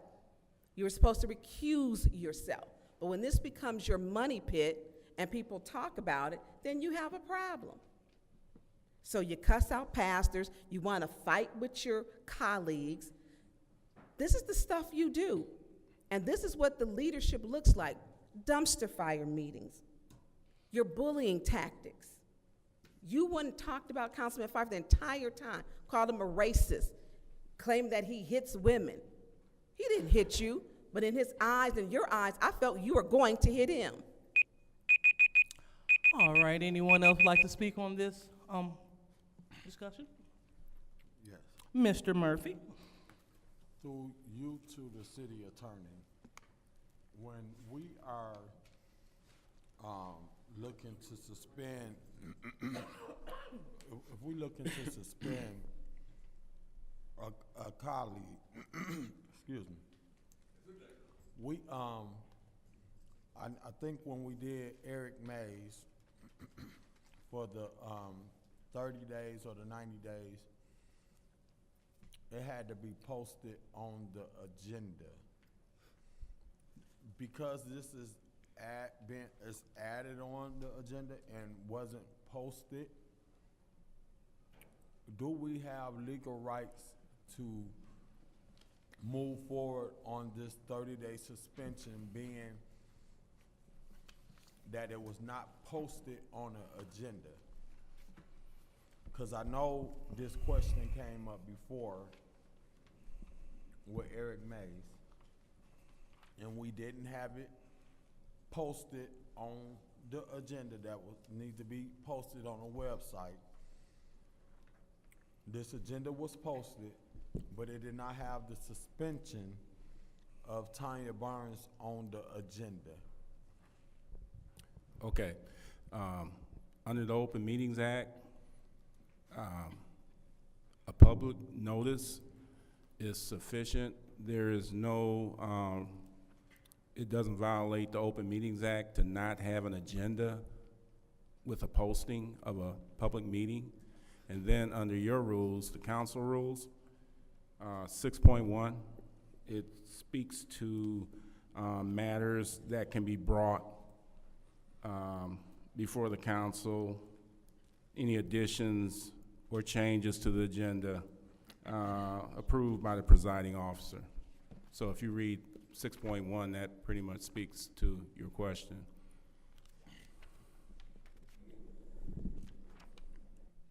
You say 6.1?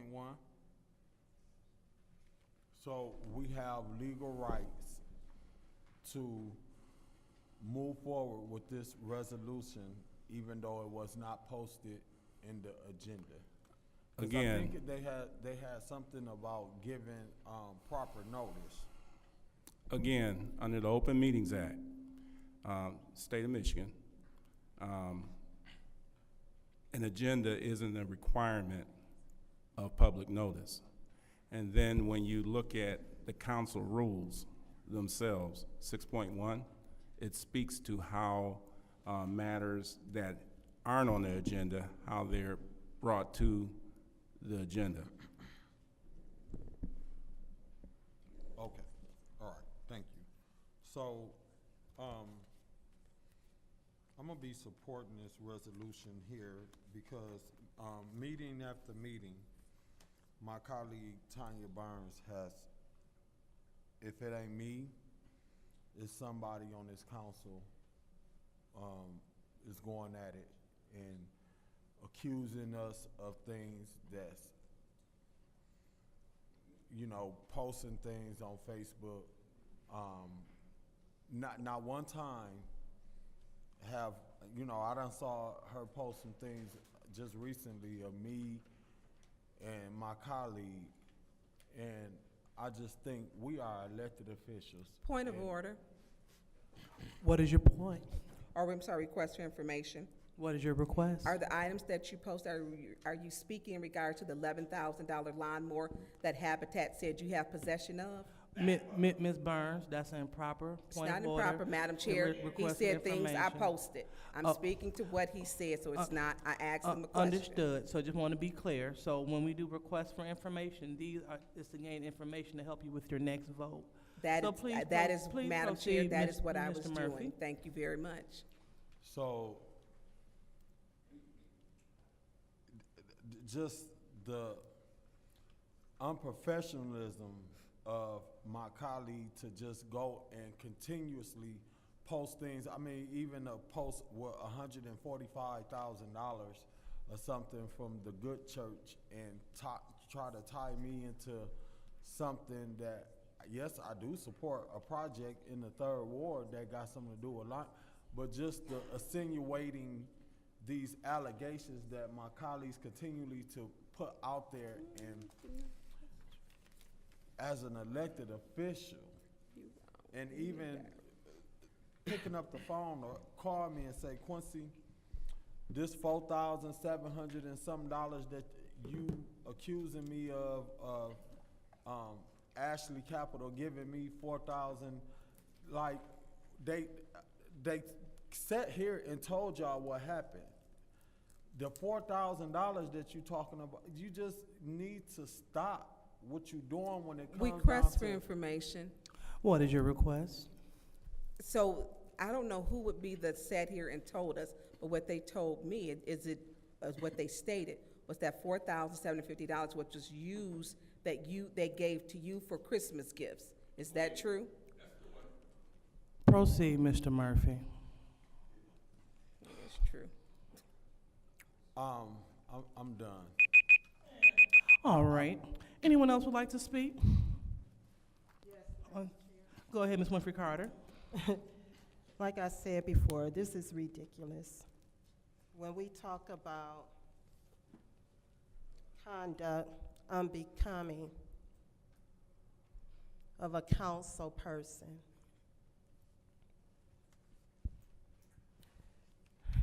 there's members here that should be pointing their finger at themselves.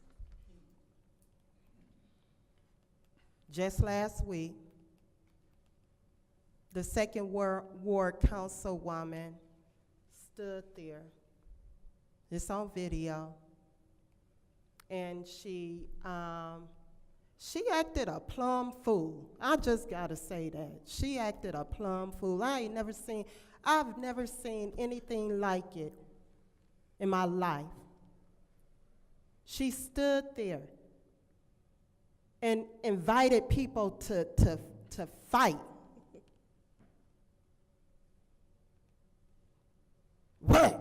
What you gonna do? You know, how unprofessional. Is that becoming of a council person?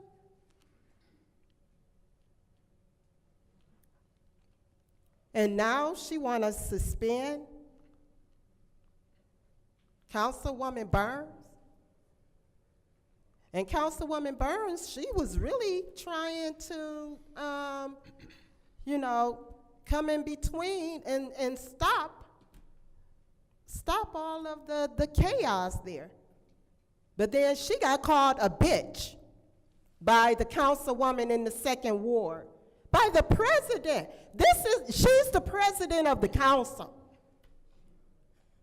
Okay, and she's acting like a plumb fool. How unprofessional, how unbecoming of a council person. Then they sat there, Councilwoman Lewis and Councilwoman Machette, and they taunted the council person in the 8th Ward. They taunted Councilman Pfeiffer. I'm just so over it. Just so over it. Then Councilman Murphy, how dare you? How you sit over there week after week and you just rant.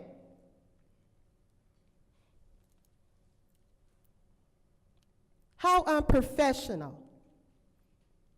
And then you want to talk about people on Facebook. Why don't you check your colleague in the 2nd Ward? Look at some of her Facebook posts.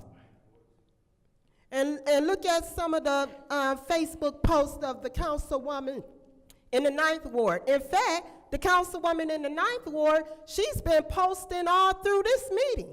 She's been on Facebook. How unprofessional, how unbecoming. And the councilwoman in the 2nd Ward, I don't know who she is. She Linda L. Pendleton. She got TikTok. She goes on people's TikToks and make comments. I actually had to block her from my TikTok page.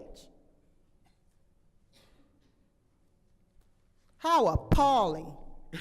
Now she's sitting over there with the little smirky grin, Linda L. Pendleton.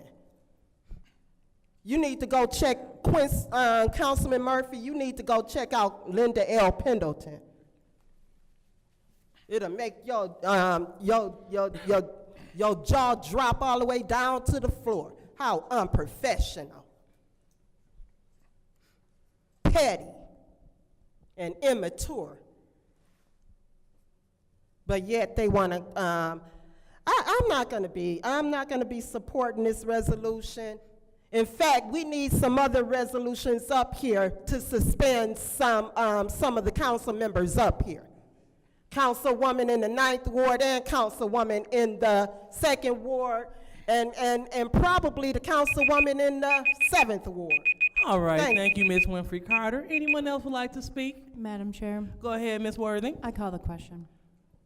All right, there has been a call for the question. Any support? I support. Oh, okay, so supported by the councilwoman in the 7th Ward?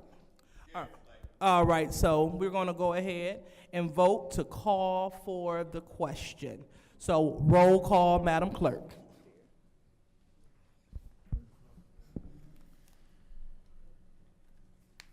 Ms. Burns? No. Ms. Mashat? Yes. Mr. Pfeiffer? No. Ms. Worthing? Yes. Mr. Allahin? Yes. Ms. Lewis? Yes. Mr. Murphy? Yes. Ms. Priestley? Yes. Ms. Winfrey Carter? No.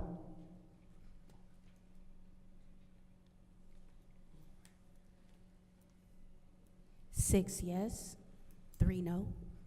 All right, the vote is 6 yes, 3 no. So that call for the question passes. So now we will be voting for Resolution 240111, which is a resolution of suspending council member Tanya Burns for conduct unbecoming of a council member. Roll call, Madam Clerk. RL, you're out of order. Ms. Mashat? Roll call. Ms. Mashat? Yes. Mr. Pfeiffer? No. Ms. Worthing? Yes. Mr. Allahin? Abstain. Ms. Lewis? Yes. Mr. Murphy? Yes. Ms. Priestley? Yes. Ms. Winfrey Carter? No. Ms. Burns? Madam Clerk, I abstain because this is ridiculous and it's riddled full of lies. And if you're gonna put a resolution, it should be truthful, and it's not. Shame on them who voted on it. And I'll see you in court. Officer, I asked you earlier, could you walk me out? Can you please come forward?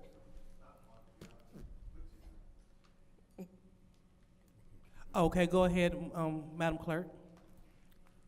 5 yes, 2 no, 2 abstentions. We have 5 yes, 2 no, and 2 abstentions.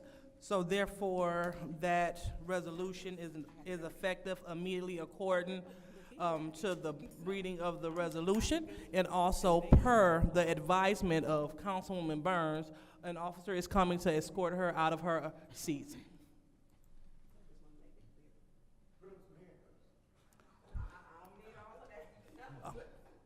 Thank you. I had already talked about it earlier, because, and I'll see them in court, because if you're making a resolution, it needs to be true. All right, so thank you My so much. legacy So now we're seriously. about to move on to And I'm not leaving without Ms. Burns. people Liddell, be quiet talking to me. I'm not talking to you. Not a I'm problem. leaving my seat. Right, see you in Okay. 30. Oh, no, All I'll see right, you so in now 30. we're about to go ahead and move on to Resolution 240112.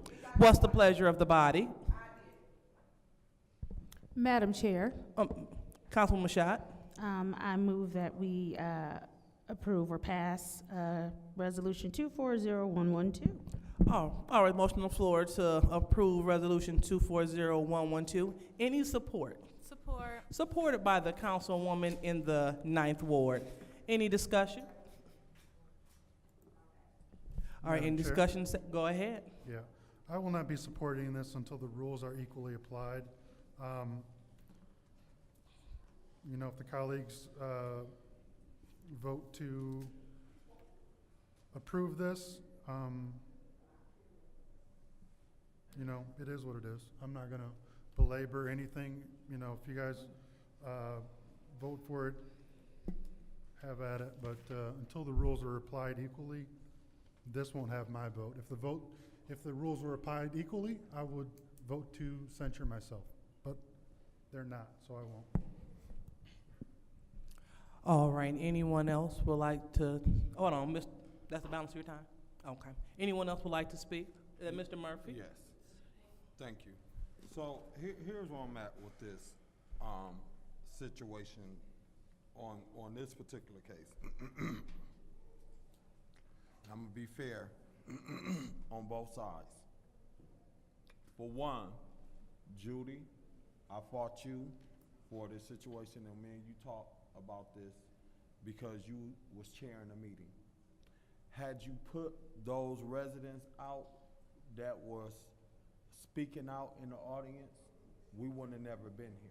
It started when somebody got to making smart remarks towards Eva Worthy when she first came in. Nothing happened. Yeah, she came back in the executive session and she was upset because no fault of ours, whoever in the audience was calling her out her name. So, Please pause. Mr. Woodson, let's not yell out. I shouldn't hear you talking to yourself. That's an internal conversation. Please proceed, Mr. Murphy. she was being taunted over there. So instead of her coming to council meeting every week and being taunted by the audience, making accusations of her, she moved her and Councilwoman Lewis exchanged seats so she wouldn't have to sit over here because Councilman Lewis was trying to protect Council Eva Worthy from all the vicious attacks that she constantly get. And one of the reasons why she resigned and because she's done had it up to here when it comes down to sitting on this council for years being attacked by people that may not agree to her ideology or philosophy, and as a result, we seeing a special election take place in May because she done had it up to here. So, look, we here now. Liddell comes over there and sits over there. Now they attacking Liddell. Not saying she ain't saying nothing back, but how much do a person supposed to take after you, people are just you getting it from all different directions.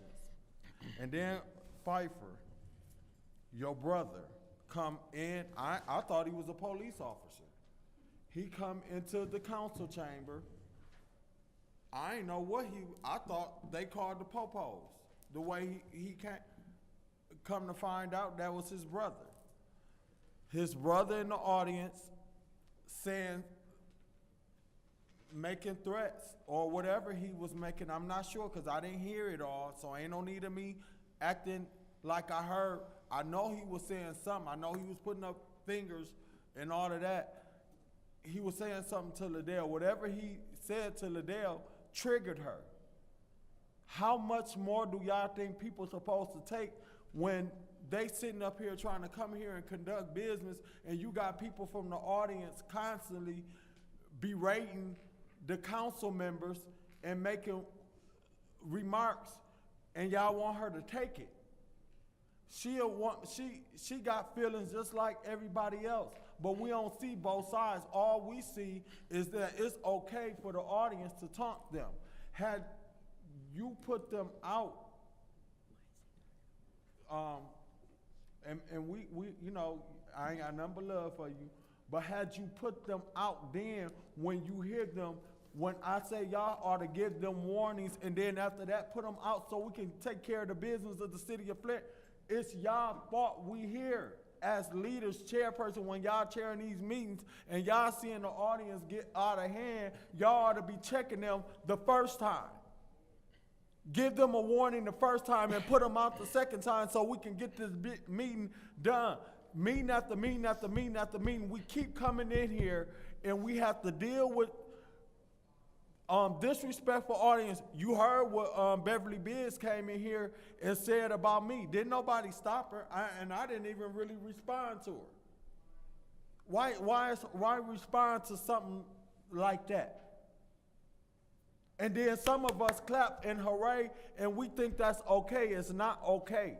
It's not okay for her to be treated any kind of way. It's not okay for your brother to come in here and to make accusations and call Liddell out, and then you still, just think if my brother and we start bringing our families down here, it'll be a whole nother stuff. We need to denounce that stuff, and we need to work better and try to figure out what we can do to move this council and this city forward. Madam Chair, Ms. Worthing. There have been many instances, and I just want to read them off. On September 16th, Dennis posted on Facebook about me eating cheeseburgers, which is a running joke. I actually hate McDonald's, by the way, and smelling like Request for bologna. information. What is your request? Never mind. Never mind. All right, proceed, Ms. Worthing. On October 23rd, Dennis's brother called me a name. I asked if he wanted to say Request that for I'm. information. Point of order. What is your point? What does any other member or any person of the audience or any resident have to do with this resolution? Well, I mean. So are we going to start, are we saying that family members, we're accountable for family members? Because I think the 7th Ward will probably say no. Oh, that's just gross. So proceed, Thank Ms. you. Worthing. I asked if he wanted to say that on camera, and he absolutely did. He called me a cunt and got close to me as he screamed obscenities. Request for information. And what is your request? I'm not getting it. You're talking about his brother. That has nothing to do with him. That was his brother. Thank you, What Ms. does that have to do with this resolution? His brother. Great point, Ms. Winfrey Carter. Just like I had nothing to do with Councilwoman Burns' resolution, but you were speaking on me. Yeah, Yep. So we're yeah, going. I spoke on you because you need to be suspended. You got it. Proceed, Ms. Worthing. Thank you. On October 24th, Don doubled down on his name calling and told Wintis Hall that it was either that or punch me in the face. On November 2nd, Dennis told me to fuck myself. November 13th, there was a voter partition between Dennis and I. During the meeting, as I was sitting beside him, he took the divider and threw it on the ground, breaking it. On December 20th, Don ran towards me, screaming as I was sitting in my chair, and an officer had to stop him. January 8th, Dennis called me the biggest piece of shit and a bitch. And most recently, he told me to shut up. All of this is not even like being hidden. It's like blatant right into the mic, as if one was proud of that type of behavior. And we cannot allow this. Not only did I switch seats with Dr. Liddell because I was tired that day. I didn't have patience to put up with being harassed and bullied just to do my job. So thank you, Dr. Liddell. She got the exact same treatment that I get all the time over here, and she reacted the same way. Do not tell me to shut up and expect me to sit here and think that's okay. You don't treat women that way. Anyone, really, but especially women, because I doubt it would be have said to a man. And if this is the way that one is proud of behaving in public, I can't imagine what's done in private. It's unacceptable. And we need to make sure that we do not allow this type of behavior. So I will be voting in favor. It has become popular and accepted by some to bully others, to try to get their will done. And that is, it took 6 years for me to be done with fighting to stay in the seat. But every one of us can only take so much. I just wanted to be on this council to vote and move this city forward. And unfortunately, I don't know of any other municipality where they have to put up with this type of behavior. Not just one meeting, but multiple meetings each week in which they are harassed and bullied. And we should be sending the audience members out way sooner. However, I believe some are afraid because there are council members here that support that type of behavior. Not when it happens to them, mind you, but they support that behavior because it supports their agenda. So Don isn't Dennis, but that's his brother, and he should have said that's just deplorable behavior, because you want to talk about owning up. then own up. Own up for you and your brother and your behavior. Because you want to act like you're a big man, but you bully women, and you need a woman to come protect you when a woman stands up and says, don't talk to me that way. That's embarrassing. Shame on you. Thank you. Anyone else like to speak on this? Yes, Madam Chair. Ms. Winfrey Carter. I will not be supporting this resolution at all.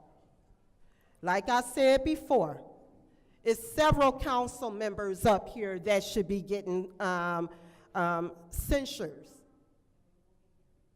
for behavior that's unbecoming of a council person. Councilwoman Worthen. In fact, like I said, she should be suspended. She stood up 2 times to invite Councilwoman Burns to fight. She sits there and she makes little derogatory comments under her breath, and sometimes you can hear the comments down here that she makes towards Councilman Pfeiffer. And as far as Councilwoman Lewis, when she sat in that seat last week, I'm sitting here, I could hear it. She and Councilwoman in the 7th Ward, they were taunting, antagonizing Councilman Pfeiffer. So, you know what? It's a double standard. I hope the residents of the city of Flint, I hope you guys see what's happening on this council. Already. I guess they got 6 votes now. Councilman Pfeiffer, you know what? We really don't even need to come to council meeting. What you think? They got their 6 votes. It doesn't matter. It doesn't matter.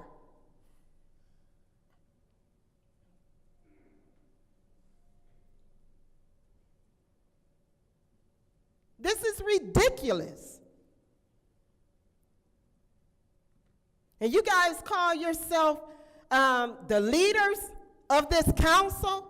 Councilwoman Lewis said her leadership team. That's funny to me. You all call yourself leaders. I will not be voting on this resolution. We shouldn't even have this resolution tonight. Both of the resolutions should have gone through committee. I'm sick and tired of you all circumventing the process.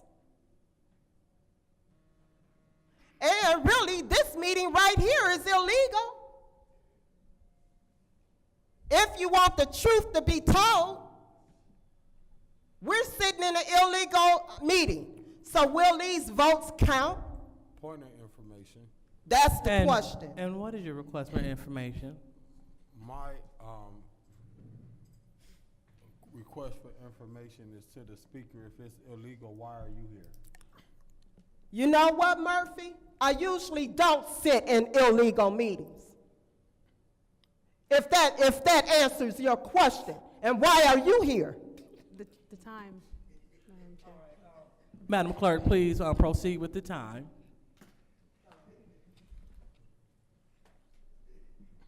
Madam Chair. Ms. Priestley.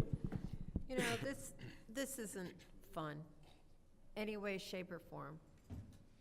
But there have been some instances with several council members with bad behavior, let's just say. I've threatened to go home and get my shooting muffs because of screaming next to me, and I hear people next to me laughing when council members talk, laughing at their comments, and yet if somebody makes a or whatever, they get yelled at for that. But they're being laughed at. But this is not what this resolution is about. This resolution is about behavior that happened Wednesday. and before, last week. So, yeah, we do have dumpster fires. Yep, we do. And I try so hard to be professional and act professionally. I don't call people names, but other people do. And they say it on camera. They say it on... Request for information. What is your request? Councilwoman in the 4th Ward, didn't you tell a member of the council chamber that you would cut his balls off? Please proceed, Ms. Priestley. Yes. So, as I said, I try to be very professional and courteous. And my colleagues aren't. They aren't.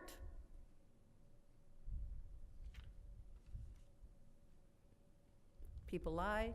People call people names. That's not professional. That's not what the residents of the city voted to put us in here for. They didn't. They want to see a functioning city council. I don't think it's possible anymore. I really don't. But I'm going to vote for this resolution. And if there's other resolutions that come up, I might vote for them too. We can't be calling people names. We can't be threatening people. We can't be breaking city property. We have to be respectful of one another. That's in the charter. That's in the charter. And we're ignoring the charter on that.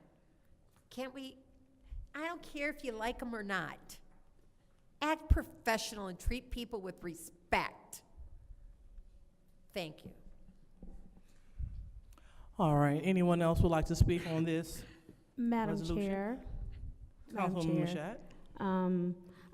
I just want to start off by saying I do my best to kind of sit, be even, be chill, be respectful with everyone. But what happens is you have people who show up to meetings and they do not desire to do anything other than be disruptive. So this resolution is about censoring Councilman Pfeiffer for his behavior. A resolution that he's not even fighting against because the things are untrue. He's fighting against them because he wants other people to be censured too. So be clear, when he says that's the only reason he's not voting for it, he's aware of his behavior. He's okay with his behavior. The thing is, we have to make sure that we are clear that we are not okay with his behavior. I was one of the people he told to shut up when he inserted himself in a conversation in which I wasn't even speaking to him. And then when I told him, you know, make me, he then starts swearing at me. And when I asked him to stop cussing at me, he tripled down and continued to curse at me. I am up here. I'm one of the only people up here who has not told someone to shut up, who has not cussed at anybody. My thing is, everybody up here is an adult. Everyone should be respected. And sometimes, for whatever the reason, along the way in life, people either did not ever learn the lesson of respect as a child, or they seem to have forgotten the lesson of respect that they learned as a child. Either way, I'm not here to raise someone's grown son who should know how to conduct himself in a professional meeting. I know he is not somewhere handling his business, cussing people out and telling people to shut up, because that does not seem like that would be lucrative. But because he has such a lack of respect for this city and the residents, in between him pandering and changing his speech when he speaks to black people, in between him calling people monkeys, in between him making racist comments, in between him lying about someone saying he's the monkey in the middle because that never happened. I'm still waiting for you to produce that footage, but you won't because it didn't happen. In between all of that, the only thing he consistently shows is a lack of respect for the residents of Flint with his behavior. Nobody has to keep telling a grown man to stop telling people to shut up, to quit cussing at people, quit calling women all kind of curse words. Nobody has to keep telling you that. It's plain and simple. He does not respect the residents of Flint. He does not respect these chambers. He does not respect the office and what it means to be a council person. So maybe with this censure, he can learn to find some decorum. He can learn to conduct himself as an adult. He can learn to figure out his way to be a man. I'm not raising somebody's boy child sitting up here next to me thinking he's gonna be disrespectful, calling his big brother because he needs assistance. I'm not doing it. So let this serve as your warning that this behavior stops today. Furthermore, my council person in the 5th Ward, my colleague, it's not that I don't respond to you because I care about you being loud, because that's about all you are. You're never on point. You never have a point. You can never think of your own point. I don't respond to you because it would be bullying. I do not dare speak to people when I know they cannot compare in a conversation. Stop addressing me. The only reason you're packing up and leaving and saying you shouldn't come, you even asked Councilman Pfeiffer, what do you think? You have to ask him what he thinks because you can't think for yourself. And the one person that thought for you, God rest his soul, is gone. The one person you're sharing a brain with sitting next to you, now she's gone. And now you have to figure out. And now, that's okay. I am the appointed vice president of the Flint City Council, someone who stepped up in leadership because you were not bold enough to take the stance because you needed somebody else to tell you whether or not you could take the position when you were offered a leadership position. So you are welcome that I constantly show you how to think for yourself. I show you how to be a lady. I show you how to be an adult. I show you how to be a leader. You are welcome. This is the last time that I will address you because I will not be accused of bullying someone whose competence is not on the same level. You're welcome. Request for information.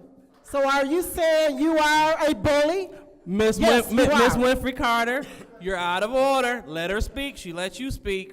Proceed, Councilwoman Mashat. Mr. Wilson, just stop. You're out of order. All right, that's your warning. That's fine, and you can leave. That's your second warning. Mr. Wilson, please depart. Thank you. So once again, this proves a point, right? We've got to distract when we're losing. We've got to distract. We've got to be disruptive. When everyone else sits and they make their comments, they're not interrupted. No one says anything. But the minute there are comments being made that are clear and concise and to the point and are made in an adult-like manner, we have to have childish disruptions. We have to have all of these. Mr. Woodson, you are out of order. You are asked to leave this meeting. This is your second warning. You are being disruptive according to the city code subsection. And according to the subsection, after one warning, you will be removed and violators shall be removed from the meeting. And if you refuse, you shall be arrested and receive a misdemeanor. This is within the Flint City Code subsection. So, Mr. Woodson, we're asking if you will stop. If you will stop, Mr. Woodson. Arthur Woodson, if you will stop talking. It's okay, I'll be that. Madam Chair moves to you as you pack up. It's not a problem, right? So, thank you. Thank you, Flint's finest, as we continue to get order in our chambers. So, Madam Clerk, we're going to go ahead and we're going to give her a couple of more seconds. Give her like 7 seconds because Mr. Woodson was interrupting the speaker, being disorderly. And yep, there we go.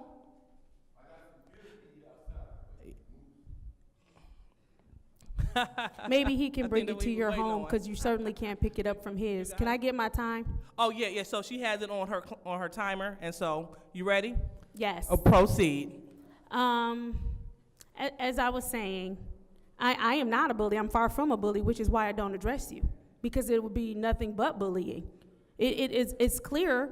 Everyone knows and sees that you do not think for yourself, that others have to tell you what to do. You literally just sat here and said, Dennis, what do you think? Maybe we shouldn't come to these meetings anymore. I fully don't expect to see you anymore because, again, one brain in between the two of you and it's gone. Thank you, Madam Chair.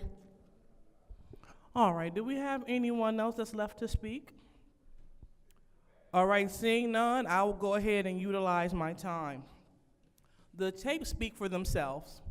As we saw, the gentleman was escorted out, the same gentleman who was threatening to beat my ass on tape. Rarely do I act out of character. Usually I take pride in not saying much. I sit here.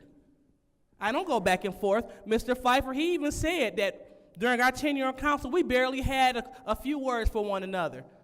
We didn't need to speak because we were voting in tandem for what was right. Now, I don't know when the glitch in the system happened again, but unfortunately, on Wednesday, I went out of character. And the reason why I did so was, and I don't apologize for doing it. I apologize to the residents that it had to come to that, but I really don't apologize because women on this body should not be bullied.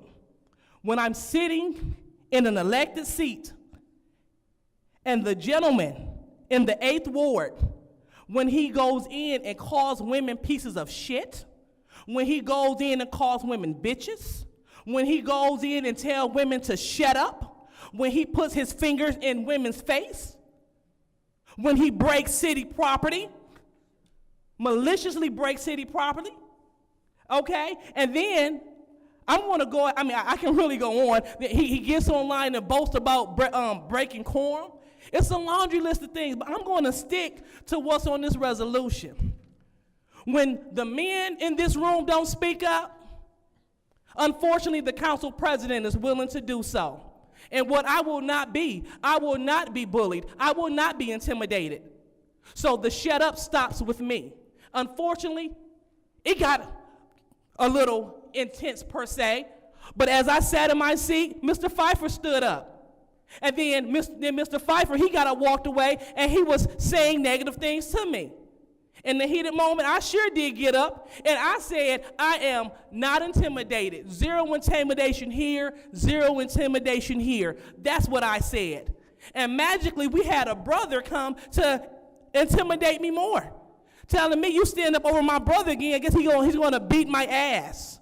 And so this is where we are on this body. This audience, they have gotten so comfortable being so malicious, and the behavior is being supported by council people. The council people saying, let them speak. You let them talk. When we let people speak and let them talk out of order, we get chaos. So the fact that a grown man thought that he can come up here and tell a grown woman and that he's threatening me, that my ass is going to get beat by a grown man, don't stand up over my brother, you're going to come and intimidate me, and then we're going to try to paint the narrative that the chair was out of line and did something wrong. That's unfortunate. But what's really unfortunate is still going back to Councilman Worthy's point, talking about the councilman in the 5th Ward. When his brother called you a cunt, she was in the background laughing, ha, ha, ha, and it's all on tape. See, that's the beauty of having that thing called tape, because people can play that back. And then when we start talking about the behavior, we're not on you tonight, but please don't forget, Ms. Winfrey Carter, you were out of order that meeting, yelling obscenities at the chair, at the president. So you must maintain order, as you said you would on the clip that I played some months ago. It doesn't take much to have a meeting. It doesn't take much to move the business of the city forward. I challenge you all, instead of putting all your energy into being so disorderly and so uncouth and so calling your brother to fight women, I challenge you to do something good for the city of Flint. You all want to tell malicious lies about I stole money. Guess not at all. You want to talk about Cyrus Park. I challenge you to create something great in the 5th Ward, create something great in the 8th Ward, and talk about it. Outdo what Cyrus Park has done. And then if you all want to talk about the council people and whatnot, I challenge you, go out here and do some cleanups. Take all that energy and lies that we spew, all that energy to tell people to shut up and calling them bitches and cunts and pieces of shit. Take all that energy and do something good for the city. Outdo me with a cleanup. Outdo me. Outdo me with writing articles in the positive nature, talking about the progression of this council. Outdo me with some good stuff. But you will not intimidate me, because I'm not the one to be intimidated. And that's just where I stand. So if no one's going to stand for the women on this body, including the women on this body, I will and unapologetically do so. Be better. So with that being said, we're going to go on to the second round. Go ahead, Mr. Pfeiffer. It's You know, when you want to lie, and it's on tape, my brother never said a threatening word to you. He never said, I'm going to beat your ass. So that is a straight lie, defamation. That's what that is. At no point did he ever threaten violence on you. But what you're trying to do is you're trying to convolute this mess and say that members of council are responsible for members of the audience. That's what you're saying. You know, and I'm not surprised. I think last week they said that we paid audience members to come in here and speak out and protest or whatever else. It's amazing. The 7th Ward council person just called me a man-child, a racist, and she said the councilwomen in the 5th and 6th Ward didn't have brains. But we're going to allow that. That's the double standard, exactly the double standard I'm talking about. Exact double standard. People will laugh and giggle, oh, yeah, look at her, she's going after us. Double standard. And we want to bring in members of the audience into this resolution is amazing. And then we want to say, oh, I'm a victim, I'm a victim, I'm a victim. I don't do anything to deserve this treatment. I'm a woman. Leave me alone. I can say and do anything I want. You're a man, shut up and sit there. That's what you're saying. But meanwhile, the last meeting, Judy, I got called a racist on both sides of me. But they can't prove to anything, and the audience certainly can't say to anything about my racist behavior. But I get called a racist every single day. 7th Ward just called me a racist during her monologue. Maybe if you got called a racist on either side of you, you'd have a different temperament as well.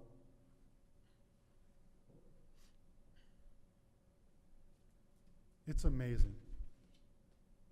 Here we are, just appointed a 7th Ward, or I'm sorry, a 1st Ward person, and we want to bring the council together. And these are the resolutions. We just suspended a councilwoman for 30 days, and then we're going to censor me.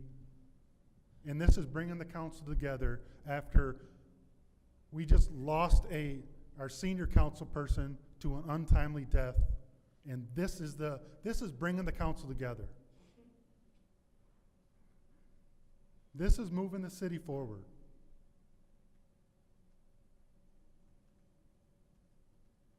I ain't said nothing to the 9th Ward person today. Not one word. And she posting on Facebook. I can't stand listening to Dennis the Menace. But we're going to allow that, and we're going to allow her to giggle.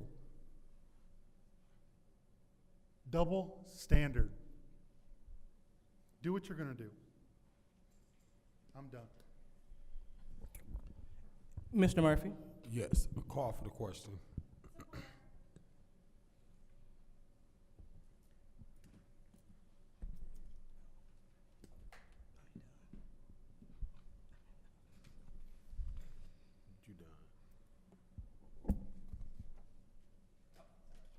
All right, so a call for the question from Councilman Murphy, and supported by the councilwoman in the 9th Ward. And this is for the vote to call for the question. Roll call, Madam Clerk.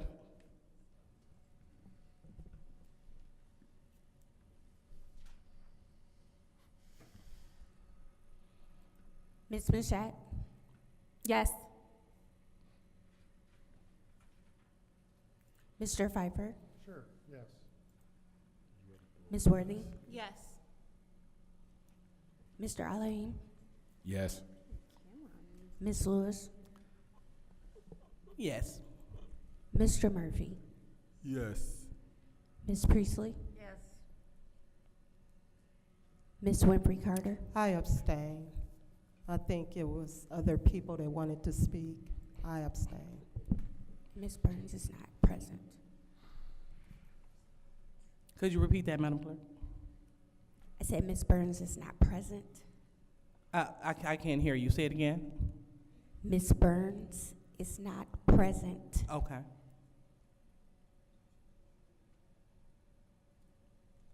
All right.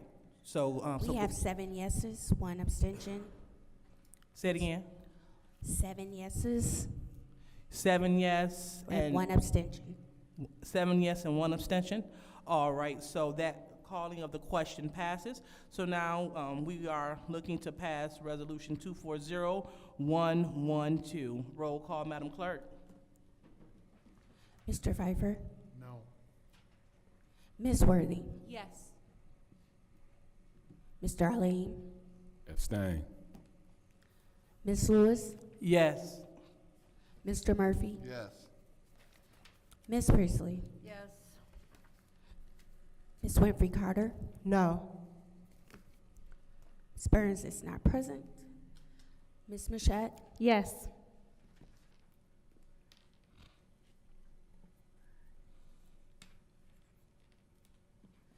Five yes, 2 no, 1 abstention. Those 5 yes, 2 no, and 1 abstention. So therefore, Resolution 240112 passes. So next on the agenda is a discussion, a 5-minute discussion for Councilman Murphy regarding the North Flint Food Market. Go ahead, Yes. Mr. Murphy. Thank you. So, through you to Trishelle Young. 5 minutes, yeah. Yes. 5 minutes, yep. Could you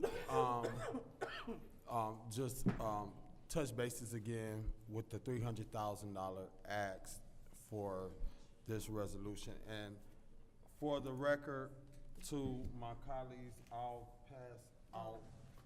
I thought I had a copy of all of them. I do have a copy of them here, and I'll pass it out. This copy is a copy of the application for the ARPA funds that the food market. I am, thank you. This is the application that was submitted for ARPA funds through the food market, correct? That is correct. Yes. So could you explain to me what the $300,000 is for? I can, and I do want to be very clear because I've gotten a couple of text messages while I've been sitting here. I do not represent the North Flint Food Market. I am not an investor. I don't have any financial interest at all in the project, and I don't represent anybody affiliated with the project. So I do want the record to be very clear. I'm here advocating for it because I grew up on the north side of Flint, and there's a true need in that area. The $300,000 is actually needed to leverage the additional funding that is necessary to finish the store. It can open this year if the funding can get approved. They're already on the 9th line, so we just need to get across that finish line. So I can tell you who the other funders are too if you want to know. Yeah, yes. Grab mine. So this application is the full application. Somehow electronically, they put in the application, and I guess the city didn't receive the whole complete application. And I know when I had a conversation with my colleague, it was explained to me that the application was incomplete. That was my understanding as well. When I found out what was going on the city side, it was indicating that the application was incomplete. The submission, though, when I talked to Mr. Flynn, that he indicated that they submitted a complete application. So somewhere, somehow, it did not get through to the city side. And that's why I was asking the council for reconsideration, because clearly they intended to submit an application in a timely fashion, but for some reason, you know, and I don't know where the error lies. I'm not really even concerned with that. I'm just asking council to reconsider the allocation so that we can get this co-op open. Did you want to know who the other funders? So the City of Flint has contributed previously. The State of Michigan, MEDC, C.S. Ruth Mott Foundation, Ruth Mott Foundation, Community Foundation. They have LISC, which I don't know what that is. Market Tax Credit Structure, MCC. There's a loan. There's a $6 million loan. They've got a $650,000 HUD grant, the USDA, and Elga Credit Union. So there's a lot of community investors, and residents have contributed their own money, which is the most important part because it shows that they are investing themselves. And as you know, it's like the difference between a renter and an owner. You take better care and you have a greater appreciation and support of something that you own. And so there's an ownership interest in the community in this co-op. And there's a need for the fresh food, the fresh produce, and it's also gonna be a community center that's gonna be open to groups to come in and have community events and meetings there as well. So it can really be a good community hub and beacon on the north end of Flint, which is greatly needed. Okay, thank you so very much. I would like to make a motion to move this discussion item to the next finance committee meeting. Request for I information. support. Request for, Oh, go I'm ahead. sorry. I support. Oh, I had a request for information, I'm sorry. Hold on. Okay, so it has been a motion on the floor to move this discussion to finance? Is that what I'm hearing? I had a request for information. Okay, I didn't hear you. Go ahead, Councilwoman. Shay. Are you trying to continue the conversation in finance because you want to see if it's possible, or are you trying to get a resolution first in finance too? I just want to understand. Thank you for clarifying that. I would like, and I asked my colleague Judy to email me the resolution. I don't have the resolution in front of me. I'm not sure if Shachelle have the original resolution that we had, but did you find it? No, I forgot. I got So what I would like to do is have that original resolution that we submitted for the $300,000 at the next finance committee meeting. Is that fine? Is that better? So you're asking for reconsideration Yes. of that? Yes. Request for Okay, I information. mean, Please hold. Hold on, Mr. Pfeiffer. Can't be reconsideration. I don't think we ever voted on it. I don't even know if it ever got out of committee. It never has. So, point of order. What is your point? Mr. Murphy, or request, whatever, it doesn't have to be a motion. You can just ask Judy for it. I'm looking for it to see if I can find it. That's fine. Whichever one you guys feel is Well, it's up best. to Judy, so. I would ask that we put it on the next finance We can put it on. without objection, I the got it. I'm looking resolution, for the resolution now. and we can go from there.